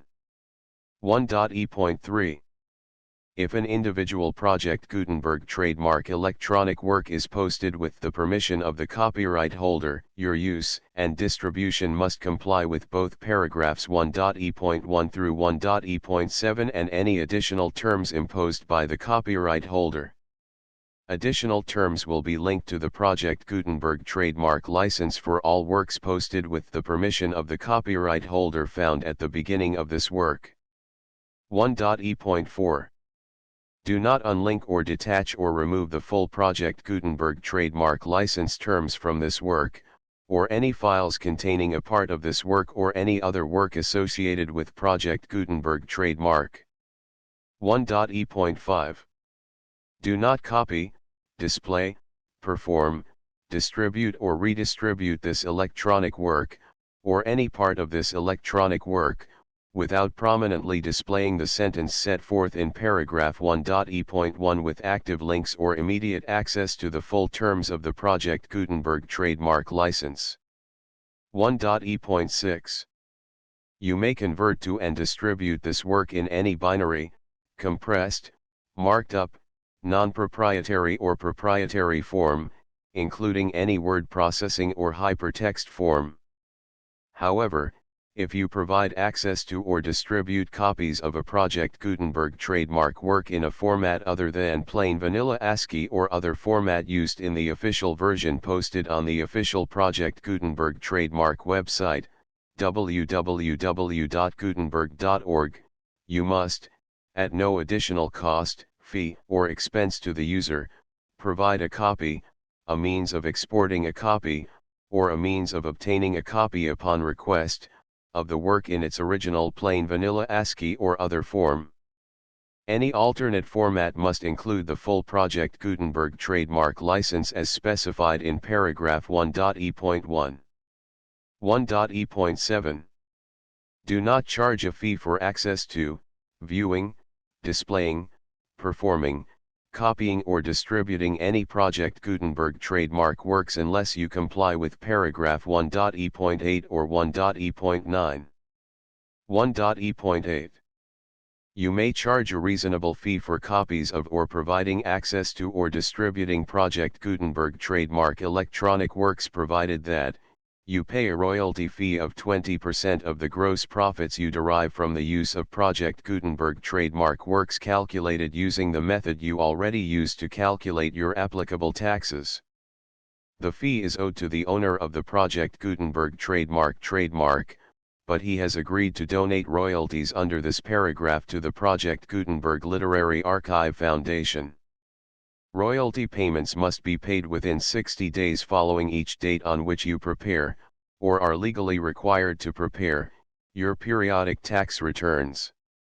Royalty payments should be clearly marked as such and sent to the Project Gutenberg Literary Archive Foundation at the address specified in Section 4, Information about donations to the Project Gutenberg Literary Archive Foundation. You provide a full refund of any money paid by a user who notifies you in writing, or by email, within 30 days of receipt that he does not agree to the terms of the full Project Gutenberg trademark license. You must require such a user to return or destroy all copies of the works possessed in a physical medium and discontinue all use of and all access to other copies of Project Gutenberg trademark works. You provide, in accordance with paragraph 1.f.3, a full refund of any money paid for a work or a replacement copy, if a defect in the electronic work is discovered and reported to you within 90 days of receipt of the work. You comply with all other terms of this agreement for free distribution of Project Gutenberg trademark works. 1.e.9 If you wish to charge a fee or distribute a Project Gutenberg trademark electronic work or group of works on different terms than are set forth in this agreement, you must obtain permission in writing from the Project Gutenberg Literary Archive Foundation, the manager of the Project Gutenberg trademark. Contact the Foundation as set forth in Section 3 below.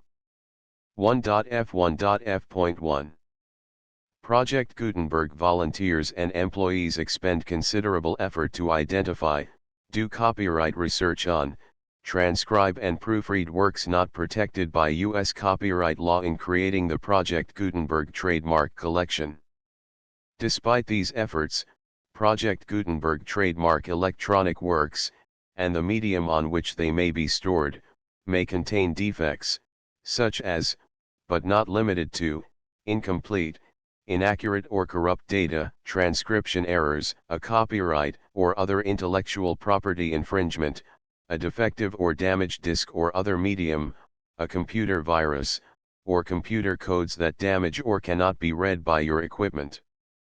1.f.2 Limited warranty, disclaimer of damages, except for the right of replacement or refund described in paragraph 1.f.3, the Project Gutenberg Literary Archive Foundation, the owner of the Project Gutenberg trademark, and any other party distributing a Project Gutenberg trademark electronic work under this agreement, disclaim all liability to you for damages, costs, and expenses, including legal fees. You agree that you have no remedies for negligence, strict liability, breach of warranty or breach of contract except those provided in paragraph 1.f.3. You agree that the foundation, the trademark owner, and any distributor under this agreement will not be liable to you for actual, direct, indirect, consequential, punitive, or incidental damages even if you give notice of the possibility of such damage. 1.f.3 Limited right of replacement or refund. If you discover a defect in this electronic work within 90 days of receiving it, you can receive a refund of the money, if any, you paid for it by sending a written explanation to the person you received the work from. If you received the work on a physical medium, you must return the medium with your written explanation. The person or entity that provided you with the defective work may elect to provide a replacement copy in lieu of a refund. If you received the work electronically, the person or entity providing it to you may choose to give you a second opportunity to receive the work electronically in lieu of a refund.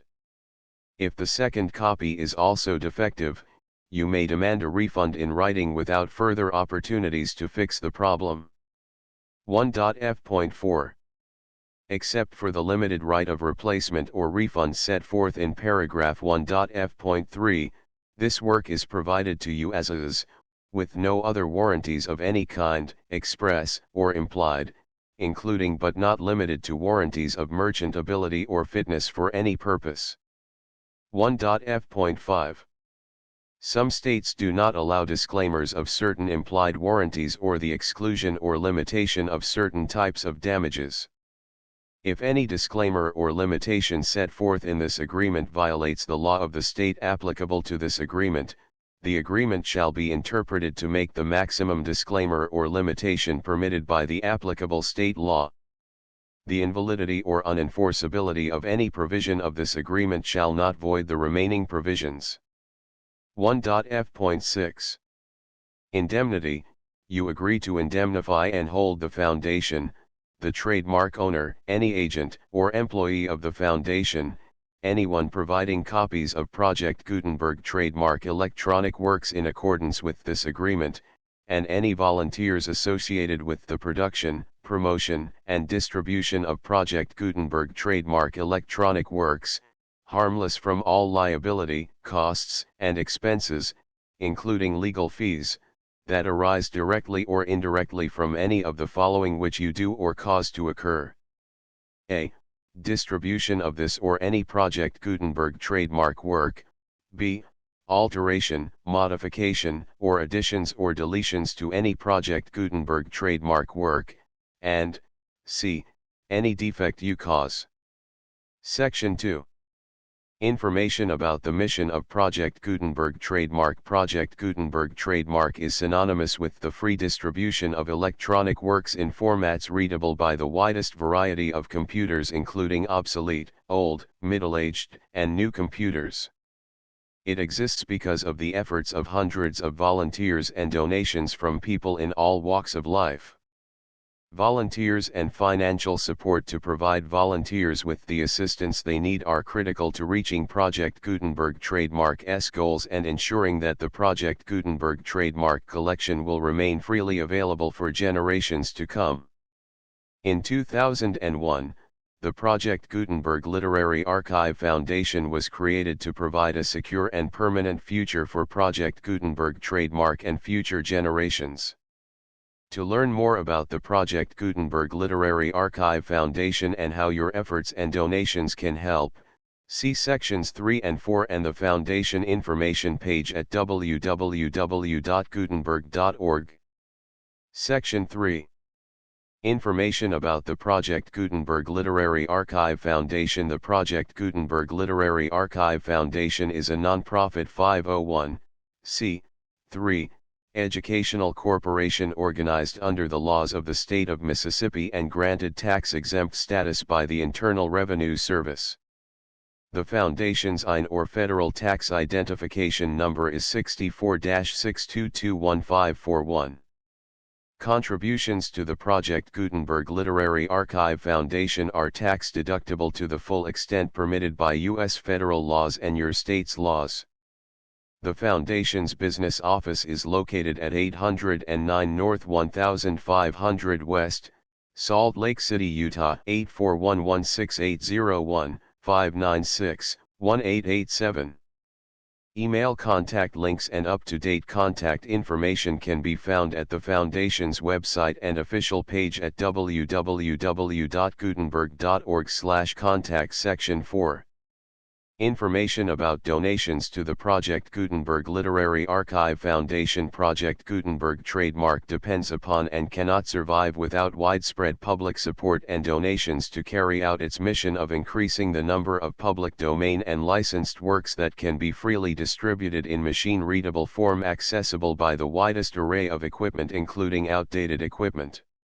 Many small donations, $1 to $5,000, are particularly important to maintaining tax-exempt status with the IRS. The Foundation is committed to complying with the laws regulating charities and charitable donations in all 50 states of the United States.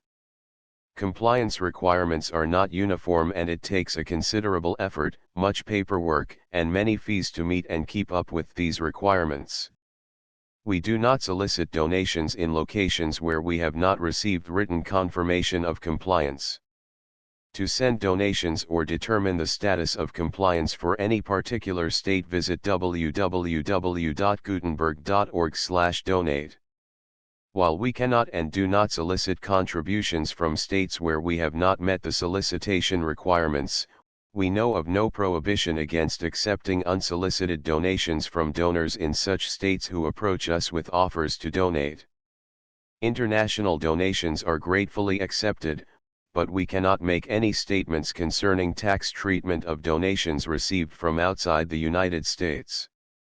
U.S. laws alone swamp our small staff. Please check the Project Gutenberg web pages for current donation methods and addresses. Donations are accepted in a number of other ways including checks, online payments, and credit card donations. To donate, please visit www.gutenberg.org/donate. Section 5. General information about Project Gutenberg trademark electronic works. Professor Michael S. Hart was the originator of the Project Gutenberg trademark concept of a library of electronic works that could be freely shared with anyone. For 40 years, he produced and distributed Project Gutenberg trademark ebooks with only a loose network of volunteer support. Project Gutenberg trademark ebooks are often created from several printed editions, all of which are confirmed as not protected by copyright in the U.S. unless a copyright notice is included. Thus, we do not necessarily keep ebooks in compliance with any particular paper edition. Most people start at our website, which has the main PG search facility, www.gutenberg.org. This website includes information about Project Gutenberg trademark, including how to make donations to the Project Gutenberg Literary Archive Foundation, how to help produce our new ebooks, and how to subscribe to our email newsletter to hear about new ebooks. Back. On the mode of communication of cholera. Preface to the second edition. Contents. Maps. On the mode of communication of cholera. Appendix, Saint Saviour, Southwark. Christ Church.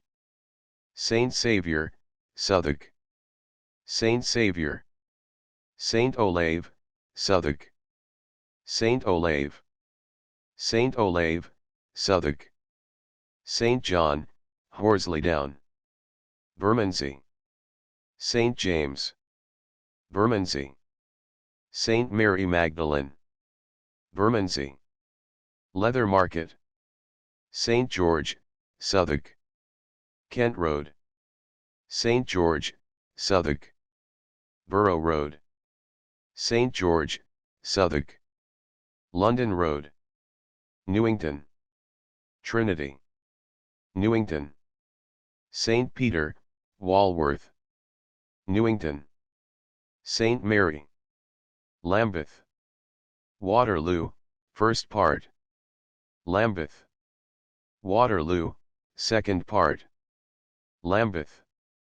Lambeth Church, first part. Lambeth.